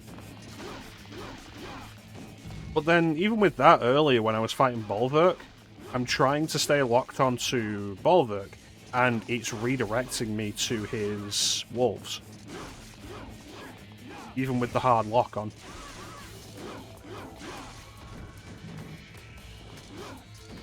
Yeah, that's stupid. It really is.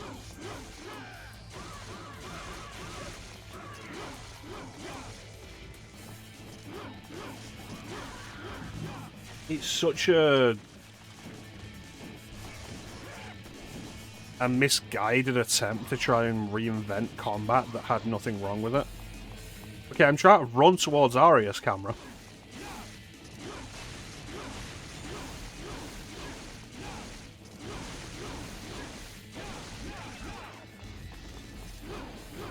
It's like when you play a game where the combat, the melee combat, for some reason, is mapped to the right stick. You ever played one of those?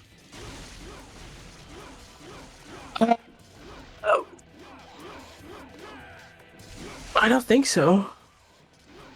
It's not something that happens so much anymore. There were a few games that attempted it back in the day. Later than you would think, and the only one that's springing to mind right now is Blade 2. Oh, Tekken Death by Degrees did it as well. The Tekken spin-off where he plays Nina Williams. Yeah, they never played either of those.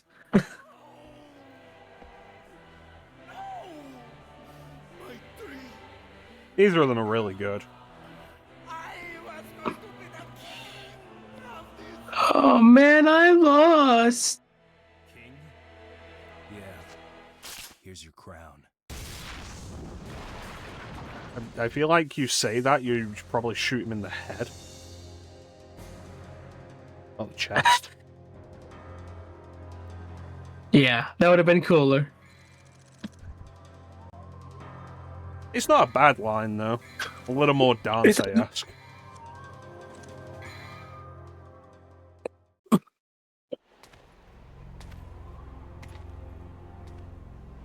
You defeated Arius.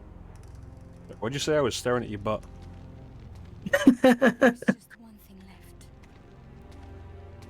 left. Can't focus on you. Your ass is talking. Kill me and everything will be over.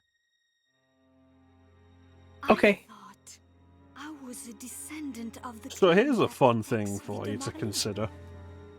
The ones Lucia who is the only one of Dante's allies who fights But in the the games truth is, who never tries to kill him.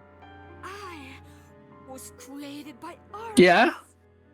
I could become a monster and attack the humans at any time. She's just mysterious. It's your job to hunt devils. And then, even though we switched out one of the pieces of the Arcana, for some reason the portal still opens. Which makes no sense, but whatever. Mm-hmm. And you might be thinking, what portal? And you'd be right. Because, like, at no point before we confront Arius for that final fight there, do we know what his plan actually is. Yep. Cool looking portal though. Hmm. What? The ritual was incomplete. But the door to the demon world is... Wait. What are you doing? My job is hunting devils. Once you enter the demon world, you may never be able to return. I'll go. I'm expendable. You don't need to worry about me. I'm happy if I can die like a human. Okay, not my problem. Devils never cry. But Let's leave it to fate. Heads, I go. Tails, you go. But, like, it's a double-sided coin, but neither side has heads or tails. don't you want to hear the story about got Sparta from Mathieu? No, I wanted to get paid, No. but it's pretty obvious that's not happening. He did the same thing. I was gonna say the same thing. Hold on to my coin, Lucia. No, Lucia, I wanted to get paid. Since that's not fucking happening, I'm gonna go spend my weekend in hell.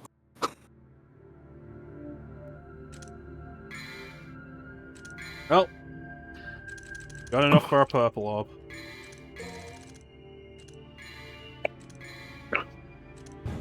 Let's go down to Georgia.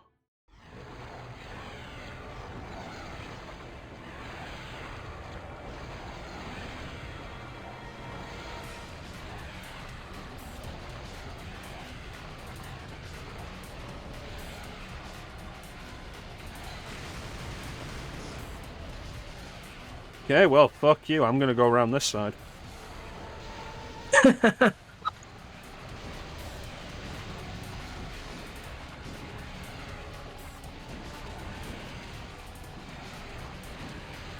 That's probably better.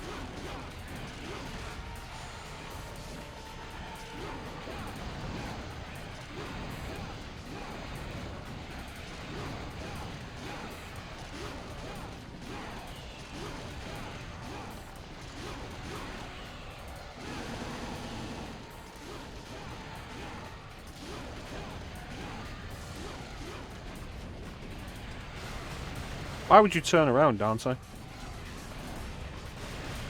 But look cool. Yeah, I wasn't sure if I need to, like, just hit it or destroy each piece of it. So focusing Yeah, I on think it's- Phantom there, like, has given me the answer. Gotta go around, destroy each piece of it.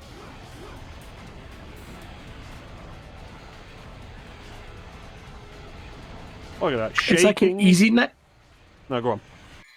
I was gonna say it's like an easy nightmare.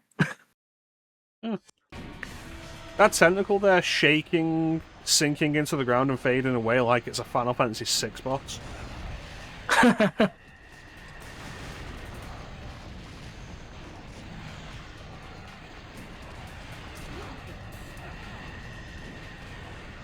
Alright, I'll come back to you.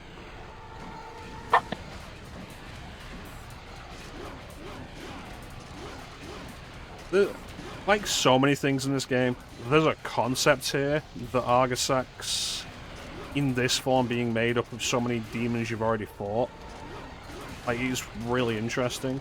Especially if Phantom and Griffin spoke in some regard, and were like, you know, kill us, free us, whatever. Yeah. Or if any of the guys that appeared in this game had personality, and like as like a final, I don't know, solution, Argos X just decided to absorb them. That just did enough damage, like that fucker did enough damage to kill me in Devil Trigger. And still no margin.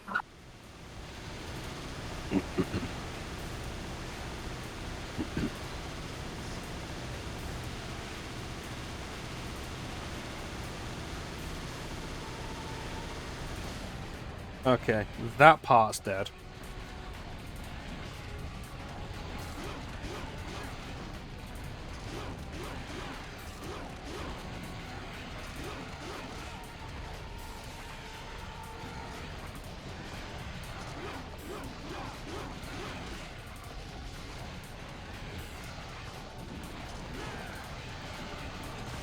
I mean, the safe thing's really just going to be to stand back and shoot, but this game's been dull True. enough.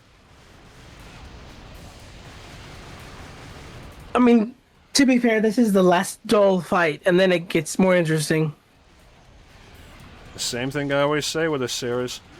When you're fighting regular-sized dudes, the best fights.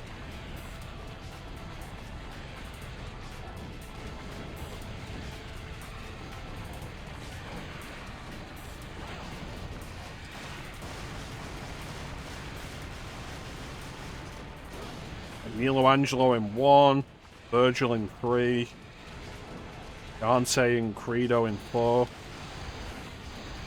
Fredo.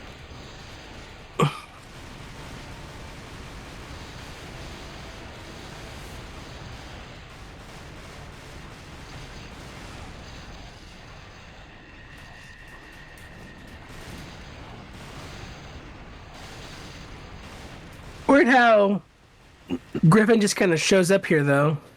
Yeah, like Phantom gets that boss fight earlier, which is something, even if there's no personality to it and it is just recycled. But then Griffin's just here like this.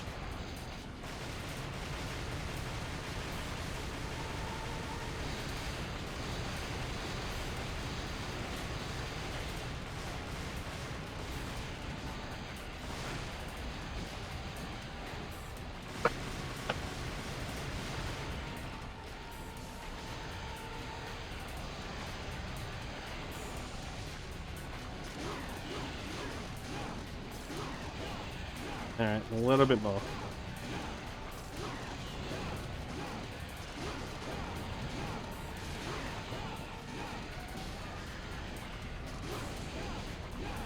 Really hoping Phantom would go down faster than that.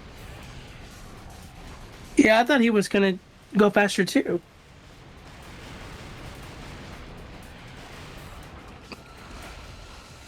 Okay, why did I lose target on the tentacle? And now I'm just taking damage from the fucking thing. Now it's smacking me around like I owe it money. Like, cool, why can't I target it?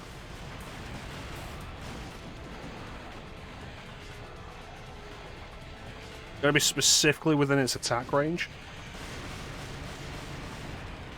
Wait, see the lock-on disappearing? Yeah. That's weird.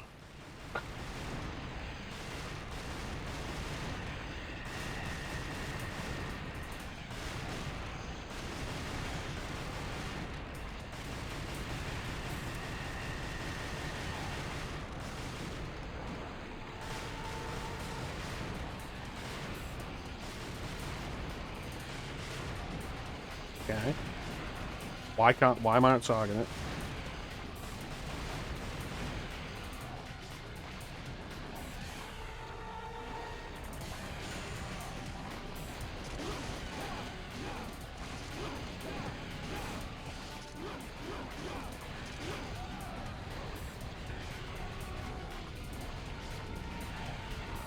Easily the hardest boss fight in the game so far.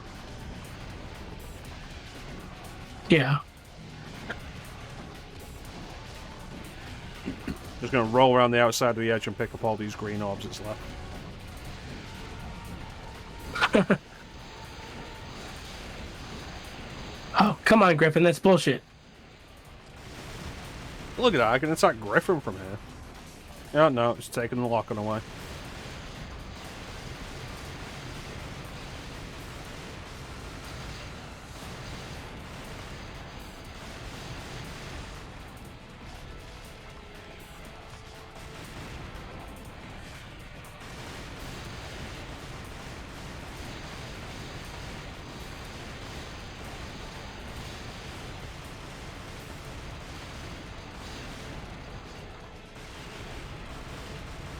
Oh, is he dead? Is Griffin dead? He is. Now just that one left. The worst part.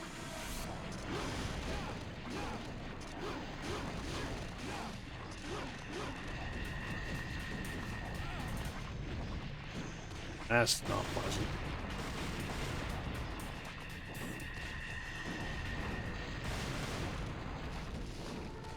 I always hate attacks like that, fire, because you can never tell what the actual range on it is.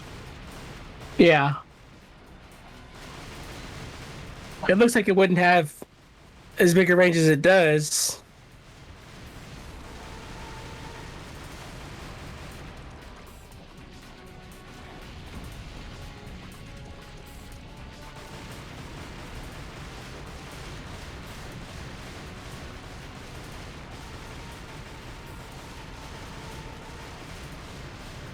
Yep, just cheese it.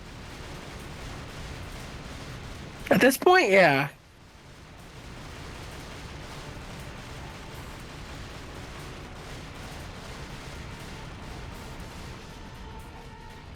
Alright.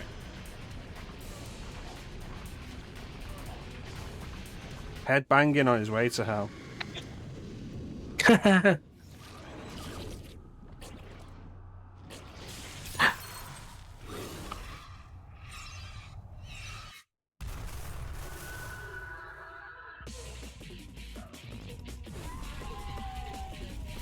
Oh my god, it's hot.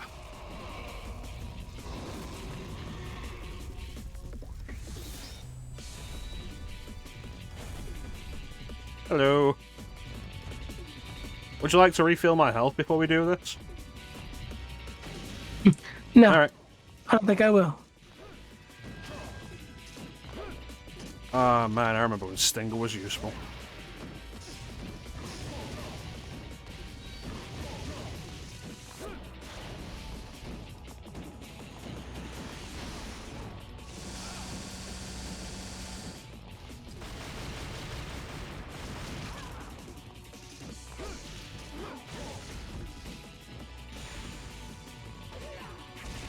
It's time.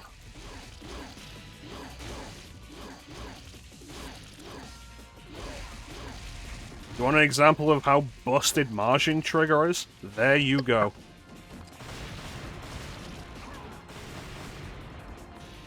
And now... And now it's try not to die until Devil Trigger refills. Devil Trigger will not refill without me doing something. Yeah.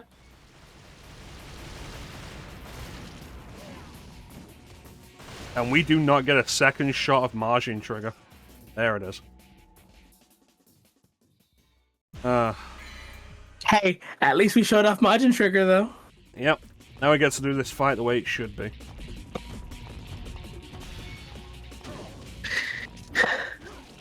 You know, now I actually have health. That was pretty badass, though. You almost had him. Only because of Margin Trigger, though. Only because of my... Still.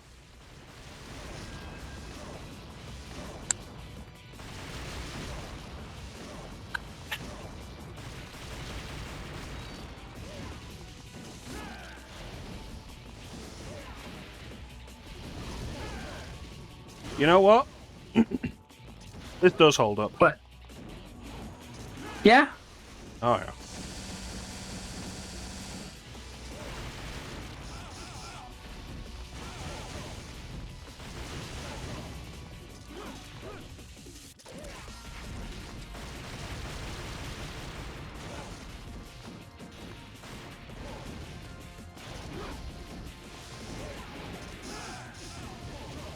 Oh, you cheeky dick. Awful.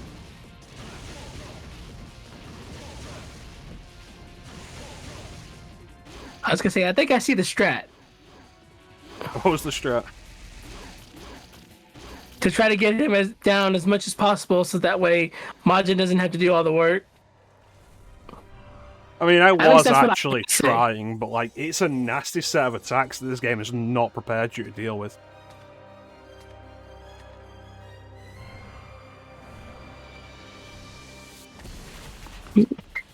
I'd love to practice against this, though. That was your downfall the first time. Was that you didn't get to damage him enough. And you actually get to damage him this time. So Majin didn't have to work as hard.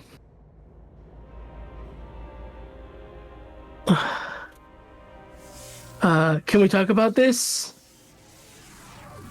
Jackpot.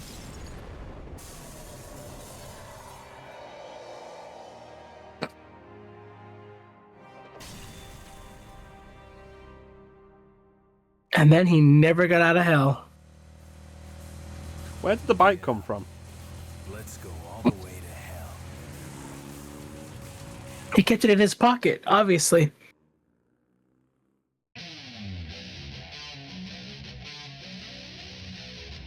Devil May Cry 2. So that fight with the Despair Embodied, like, it is definitely much closer to what Devil May Cry is. The game really has done nothing to prepare you for it, though, so it's a final boss fight that's way outside your remit.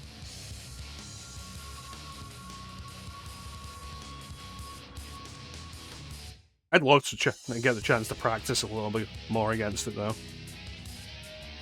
Well, that would mean playing more of this, and I just don't really want to.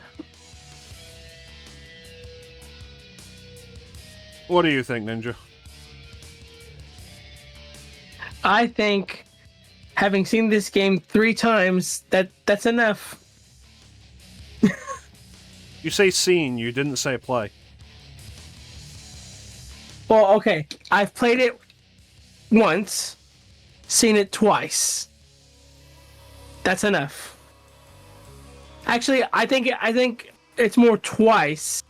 Because I remember doing it, Devil May Cry 2 again for some reason.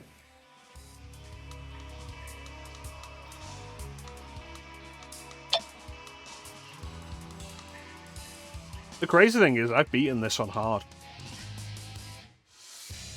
That is crazy. I want to do all the stuff in this game. So, like, I beat it on hard to unlock Trish, and I beat it on hard on Dante's playthrough, because I felt like playing Lucia's playthrough on hard would be way more of an issue. And then I played like 2 missions as Trish in Lucia's campaign. He said, yeah, I'm done. Yeah, pretty much.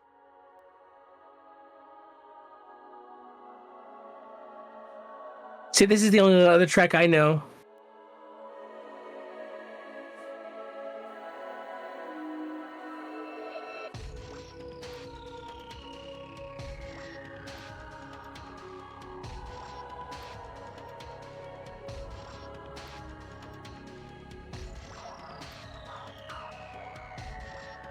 I stand by what I said, like, this isn't an awful game. It's just really kind of dull. When things finally do liven up, when Dante starts acting a little more like his regular self, it's too little too late. And the final boss fight with the Despair embodied is a much more interesting fight than anything else in the game. But again, it's the final thing. Yeah. Like, I'm not going to do this again. It's not even that I hated doing this time. There's just no real value in doing it again.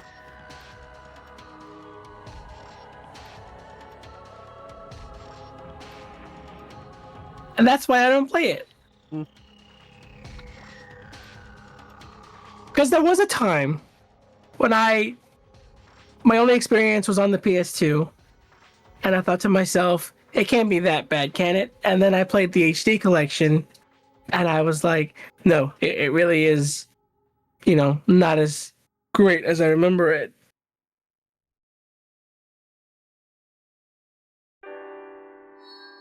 And now the post-credits scene for beating both campaigns, where we actually get to see the shop. My job is hunting devils. Devils never cry. I know. He did the same thing. But Sparta did come back.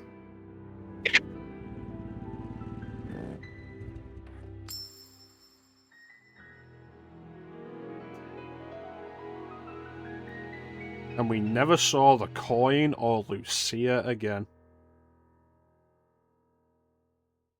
He walked out of that door and fell right into a hole and never got out of it.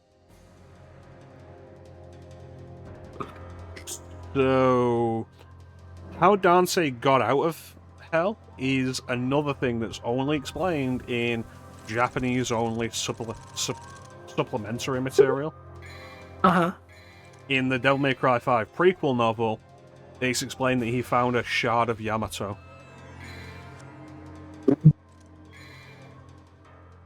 Okay. Yeah, I don't like this idea that Yamato is just like the only thing that can open the portal. It's stupid. It's something I think 5 leaned into too heavily. Of like, oh yeah, you can just open portals to shit with the with Yamato. Yeah. Meanwhile, Dante just has a sword. That's just a sword. Yeah, and then 5's like, oh yeah, no, but Rebellion also lets you unlock your own power, and that's why Dante being stabbed with it by Virgil in 3 is how he unlocked his Devil Trigger. It's like stupid. Yeah. It's an ass pull. Now enjoy the hard mode. Enjoy is a strong word.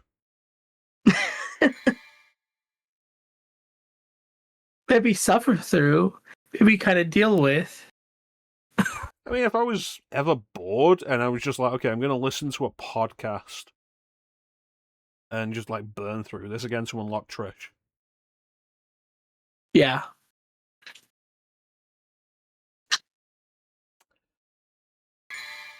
I don't think I will.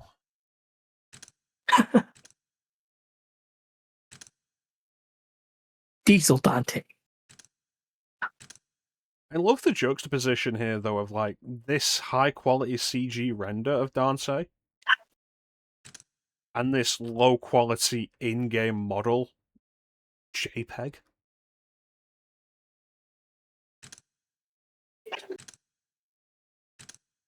Like, you see the difference.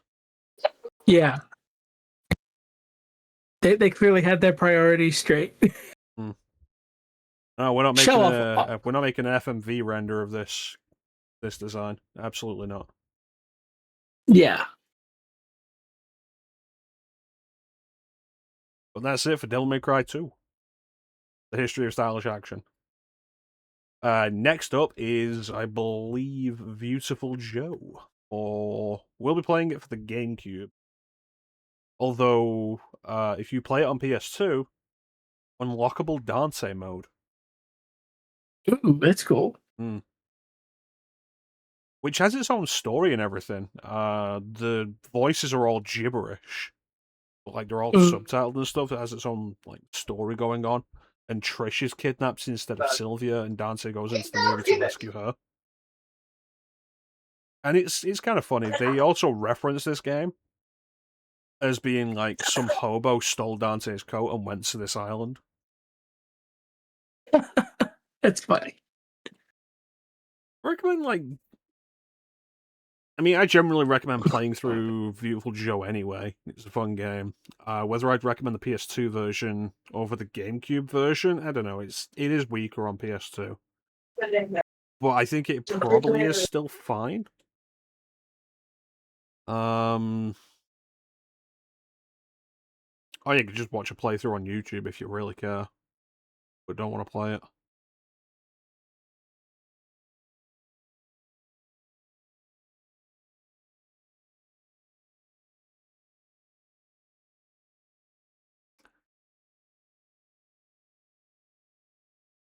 Look who's returned.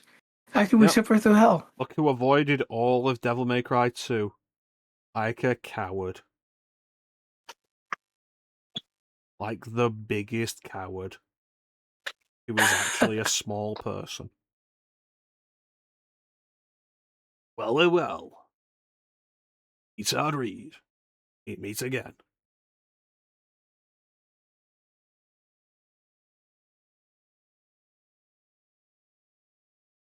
Welly. So what was it? I think it's Beautiful Joe, then Piano 3, and then Devil May Cry 3. We got time before the ad. Let me look up the list.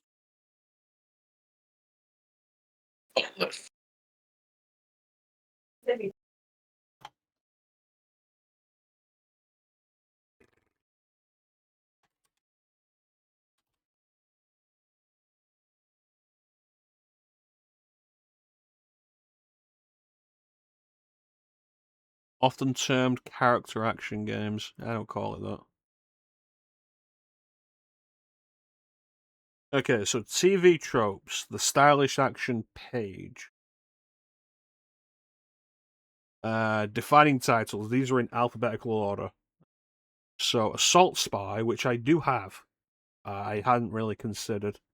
Astral Chain, which was always on the list. Bayonetta, Devil May Cry, God Hand, which was on the list.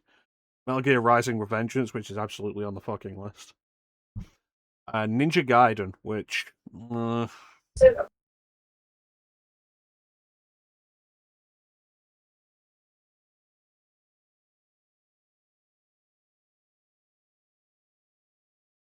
like, I don't feel like Ninja Gaiden's in the same wheelhouse as these ideas. But then you could really argue, like, is God Hand?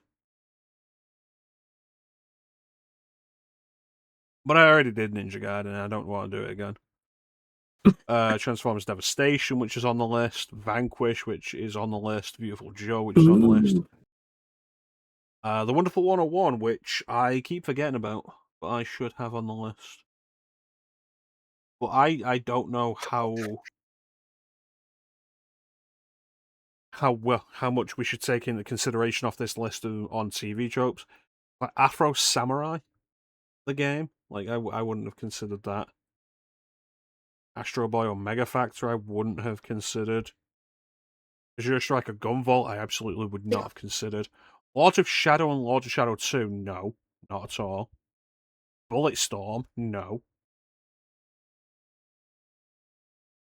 Chaos Legion, no. Dante's Inferno, no. Darksiders and Darksiders 2, no. Doom 2016 and Doom Eternal, no. Like, at this point, I think it's just pulling in God of War games, though. Ghost Rider. I just equated that more with God of War than anything else. Hi-Fi Rush, actually. Hi-Fi Rush we could add to the list. I've only seen glimpses of that one. I watched Chance stream it. Chance was a big fan of it. And it looked pretty fun, and I feel like it probably will fit the idea. I should add that to the list. I just haven't played it myself yet. Kingdom Hearts 3? No. Killer is Dead. Killer is Dead? Maybe. Actually. Be interesting. Lego Star Wars The Skywalker Saga? No. Like a Dragon? Not really. Lollipop Chainsaw? I don't think so. Marvel's Avengers. This list is becoming like less and less credible by the minute. Here's one though. The Nightmare Before Christmas, Oogie's Revenge. Have you ever heard of that? I've never heard of that one. I have always heard it described as a Devil May Cry clone. So Interesting. That could well be worth doing. Yeah. No More Heroes. Onimusha, no, absolutely not. Okami is maybe, I'm not sure.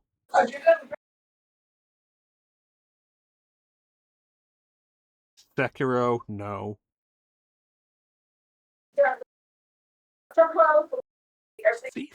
Sifu's an interesting consideration, maybe. Spider-Man PS4, like, no. And like, I'm not making the point here that these are good or bad games. I'm making the point that these are not stylish action. Splatterhouse remake, no. Streets of Rage 4, I've not seen enough of that. I wouldn't have expected it, but maybe. Sunset Overdrive, no. Tales series, no. Turbo Overkill? No.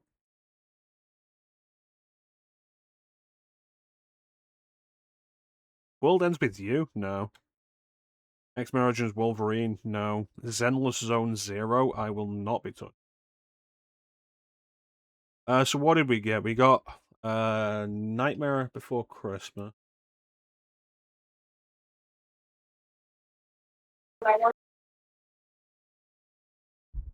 There was something else that I think was a really good idea that I hadn't considered. You remember what it was, Ninja? I've forgotten. Hi-Fi Rush? Yes, Hi-Fi Rush.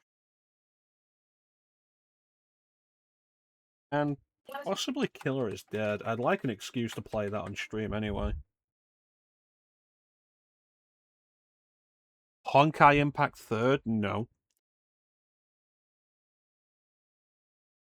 Gungrave. I do have Gungrave, but I don't know if it would count.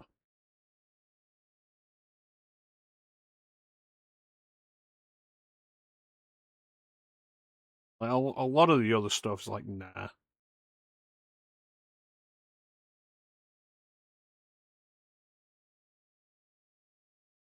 Chaos Legion, an obscure gothic opera hack-and-slash game developed by Capcom, directed by Yoshinori Ono, considered to be the spiritual predecessor to Astral Chain. Maybe I should look into Chaos Legion. I've always only been vaguely aware of it. But like the rest of the stuff, I'm going to say no.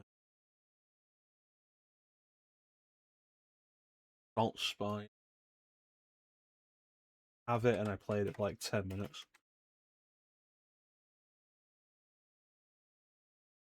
Yeah, there we go.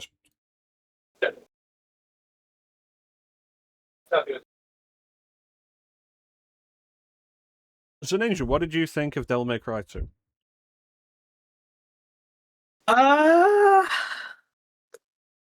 In some places, it's not as bad as I remember it.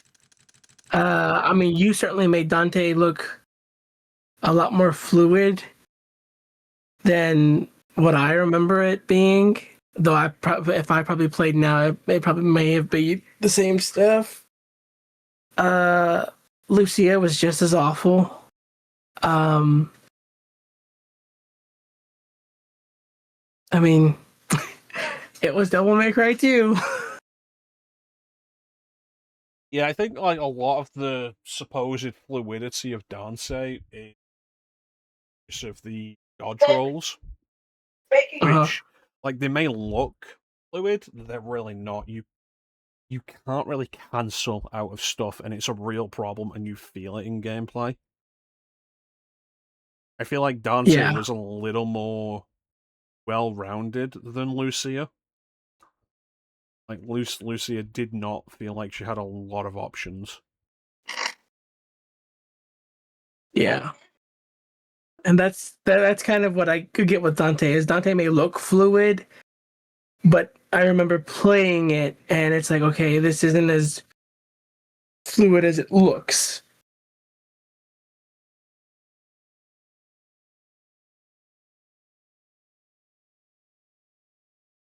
And Lucia is just cheese the fuck out of it. Yeah, that was my intention back in the day when I beat hard mode to unlock Trich. Of like let's just cheese Lucia's hard mode playthrough with Trish.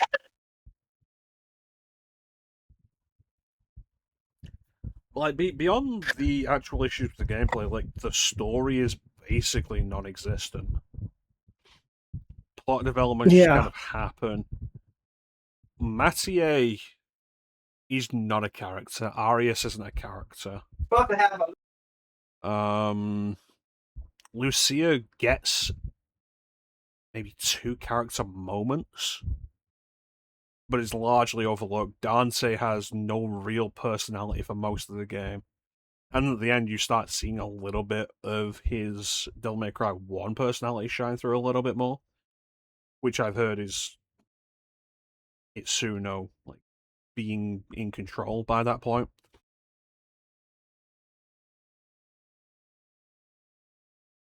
Interesting. I think overall this game is a wash. It's not that it's irredeemable, it's just like when we did Final Fantasy V, I brought up the idea of like people will tell you should play 4 or you should play 6, and those are better than 5. And I said like I'm not going to tell you that either of them are better than 5. I'm just going to tell you 5 is worth your time. Mm-hmm. This is the opposite. Like Devil May Cry 2 is not the worst game you could ever play. It's just not really worth your time.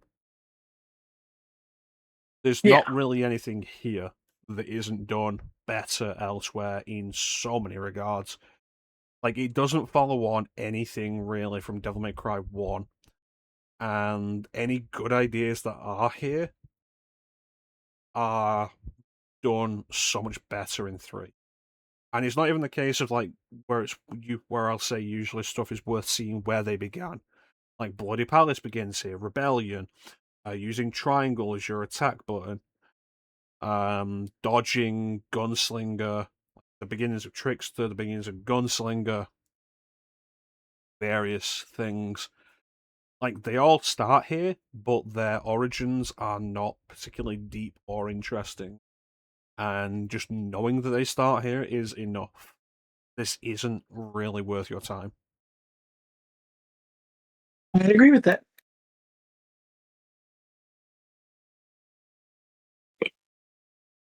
I still can't believe Capcom released this individually on Switch. He just throws them all in there. Like, it's $20 to buy this on Switch. I wonder how many people actually bought it. Like, I bought Devil May Cry 1 on Switch, and I bought Devil May Cry 3 on Switch. I got them both on sale. And 1 was because I wanted to do some practice on it, on a handheld. Well, like, I could do it anywhere. And 3 I got because they had the style switch system, which was completely new.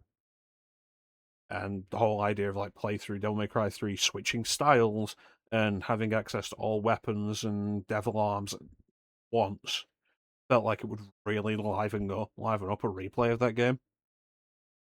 Yeah. Well, Devil May Cry 1 is the same as it is in the HD version, in the HD collection. Devil May Cry 2 is the same as it is in the HD collection. And it's like, if you have any other version of them, they're not worth buying. And Devil May Cry 2 isn't worth buying for $20 anyway, especially when you can just get it as part of the HD collection.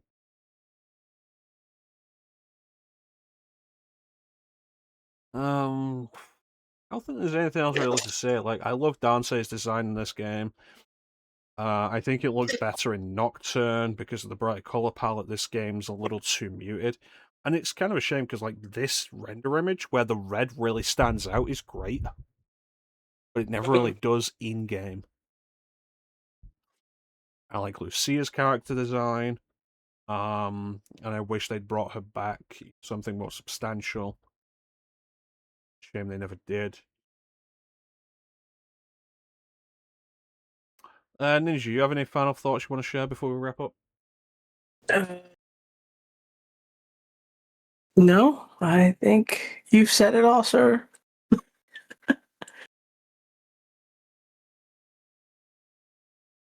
Dante, go ahead.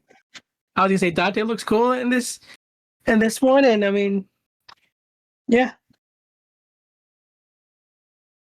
I do think design-wise, even like facial structure, I prefer the way Dante looks in this game to Devil May Cry 3. Oh, yeah, 100%. Facial structure, though, I think he looks better in 1 than this. Yeah.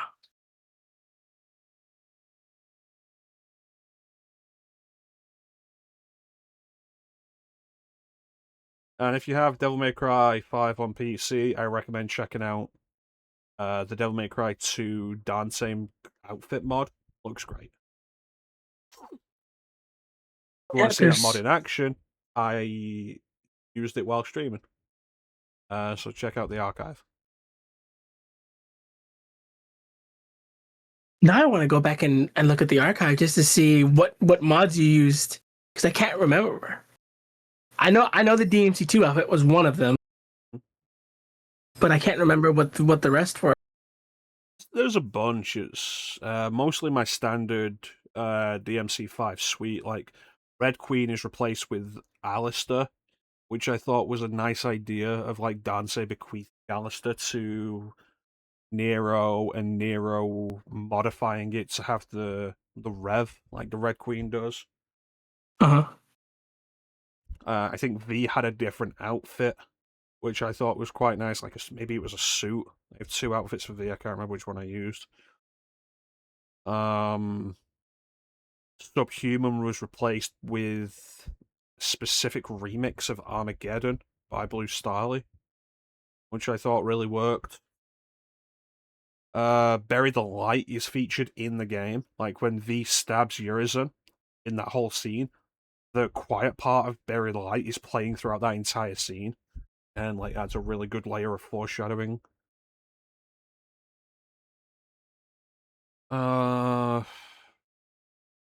Trish was modded to have her DMC anime outfit, which is her standard outfit, but with a red jacket, which is really cool. I always liked that design. It was a shame it never showed up anywhere else. Like there's a bunch. If you wanna go through the archive and check them out. Mission 19 replaced the music track with Bury the Light, and Mission 20 replaced Silver Bullet with Shall Never Surrender. Ooh, that's a good one. Mm.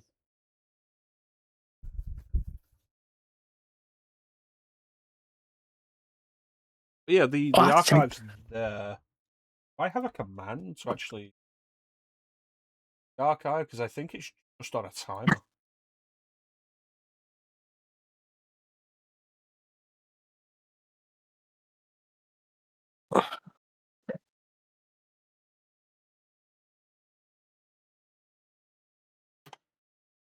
There we go. If anyone wants to check out the archive, they simplified the URL now, which is really nice. So it's just like YouTube/@mecha-chrono. So it's easier to find. Where I upload most of the streams. Not all of them. There are some that don't get uploaded there. Like when we do the drunk Resident Evil karaoke sessions, those don't get uploaded.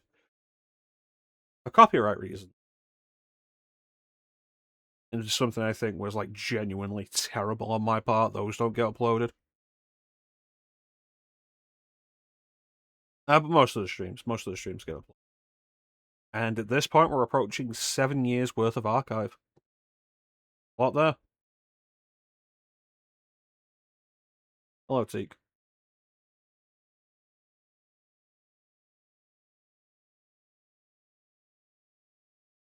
Yeah, copyright's kind of an awkward thing. Like, I'd like to stream... At some point, I do want to stream, like, the Grand Theft Auto games, but copyright's a question with that. I'd like to do a co-op playthrough with somebody of, like, Saints Row. And there's copyrighted, like, there's licensed music in that. And, like, Need for Speed Underground, Tony Hawk's stuff. And there's all licensed music in that, so dealing with copyright is a little awkward. But it's also completely pointless because of how many people will just say they own copyright over something on YouTube and then claim money on it, which is bullshit. Bastards. I would not do a full stream of Crazy Taxi. I do not enjoy the game enough to do a full playthrough of it. I will sit down and I will play Crazy Taxi for the length of one run, and then I'll close the game. And then I'll come back to it later. It's a great short burst game. I wouldn't sit down and play Crazy Taxi for like 3 hours.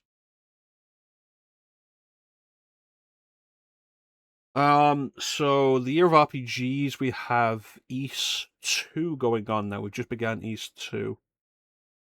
Ancient East Vanished, the final chapter. Daylight Shooting Time is still Bioshock, which is my first playthrough of that. And the History of Stylish Action will return next week with Beautiful Joe. Ninja, what do you have going on at the minute? Nothing. I am freed up. I just finished Pragmata, and I'm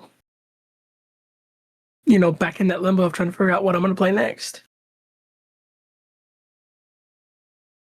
So Ninja will be back during the week with his own playthrough of Devil May Cry 2. Clem said he'd do it for me. Clem already did it. Yeah, but Clem said he'd do me a solid and do it again. I don't think Clem would do Help that. me out. Help me out here, Clem.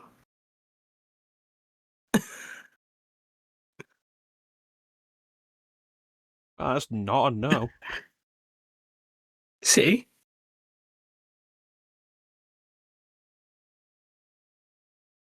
You doubted me. It's more I doubted Clem. I doubted Clem would ever do this game again.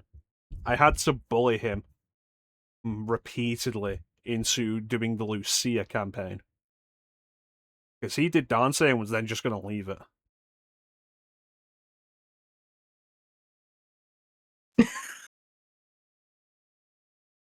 Just do Dante, Clem, and say you did the rest. He was going to leave it, but I was like, Clem, you've not finished Devil May Cry 2.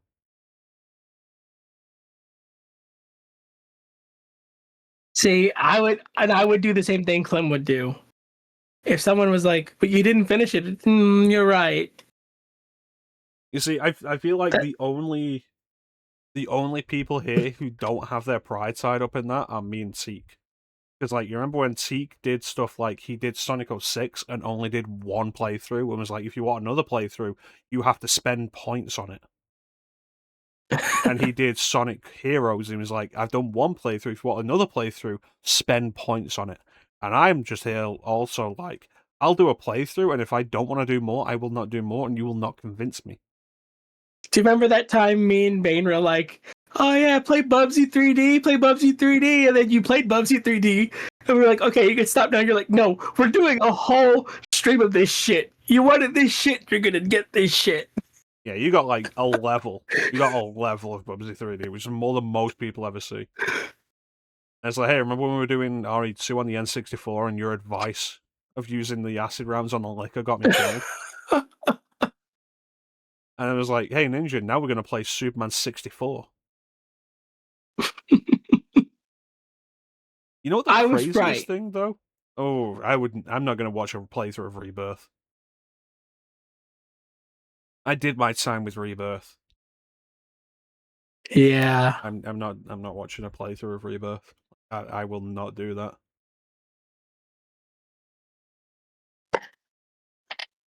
I don't enjoy just being angry and annoyed.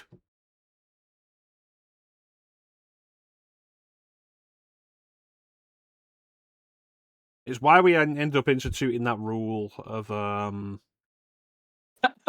really was gay that day. Is why we ended up instituting that rule of we're not talking about The Last Jedi anymore. I've seen you shirtless. You post these pictures in our private chat. He's gonna wear his Tifa outfit. He's shown me more in private than he can actually show me on stream.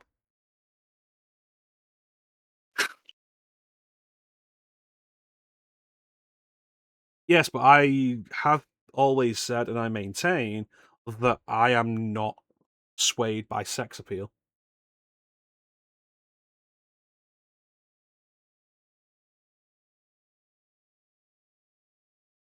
Chrono is not easy.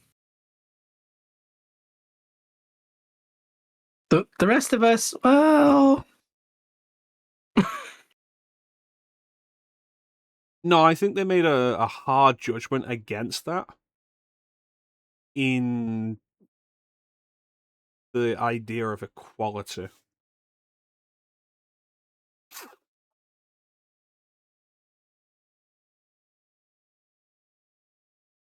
What is it you like to say, Clem?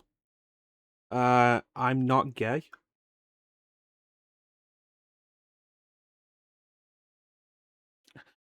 No one wants equality. That's why Dante has 18 missions and Lucia has 12. I think it is kind of crazy, though, that they added up to about the same amount of playtime, though. Yeah, Dante has so many nothing missions. Like, Lucia gets, like, what, 2, maybe 3 missions that are just boss fights. Dante has at least 5.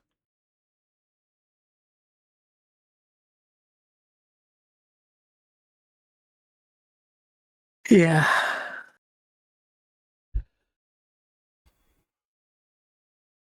Devil May Cry 2. Not the worst game you'll play. People on YouTube who will make a big deal out of it being the worst thing they've ever played have not played truly bad games and are cowards. Like, I will absolutely fucking maintain that. It's just not really worth your time. Next week, Beautiful Joe is worth your time. And next week, we will henshin a go-go, baby. Ninja, you'll understand that next week. Okay. But yeah, I want to thank everyone for joining the stream. I always really appreciate the support. Big special thank you to everyone in chat. Chat is always the best part of the stream. Clem, Teak, Panda, Spunk, Bug. Flame was here for like 5 minutes. Then ran away like a coward. Oh no, Flame was here for a while. And then ran away like a coward.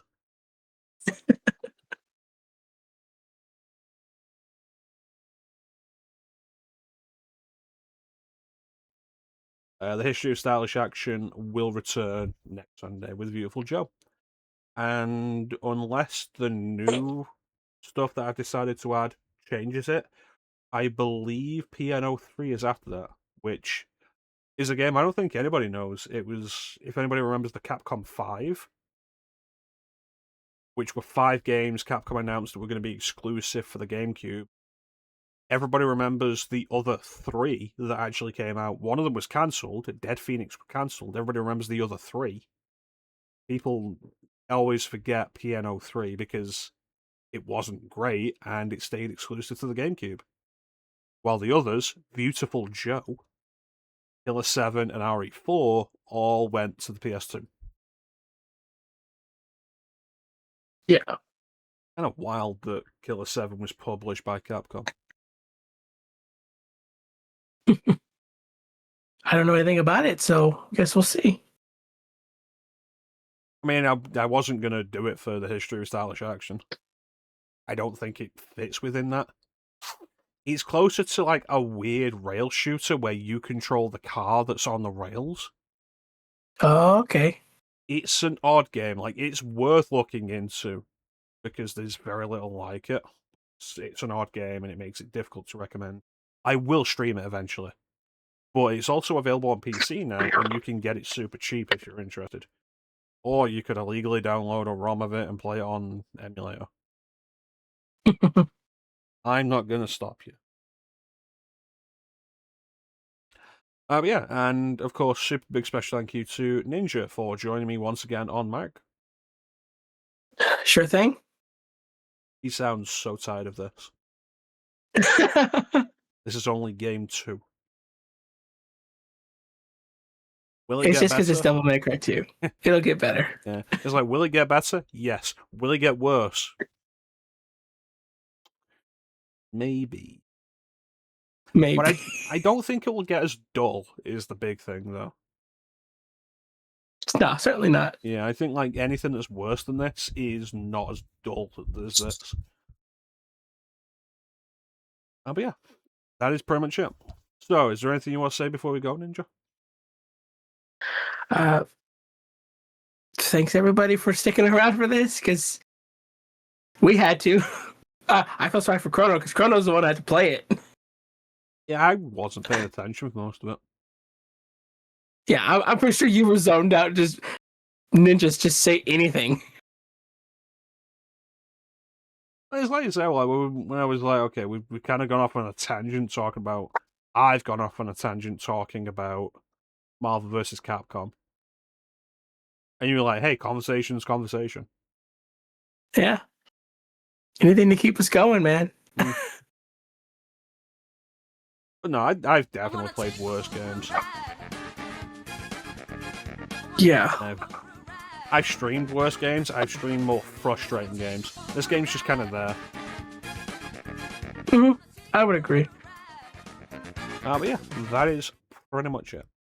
So there's not really anything else to say except thank you all for watching. Have yourselves a fantastic time of day, and take care. Say goodbye, Ninja. Bye. Oh, I didn't have to tell him to say goodbye this time.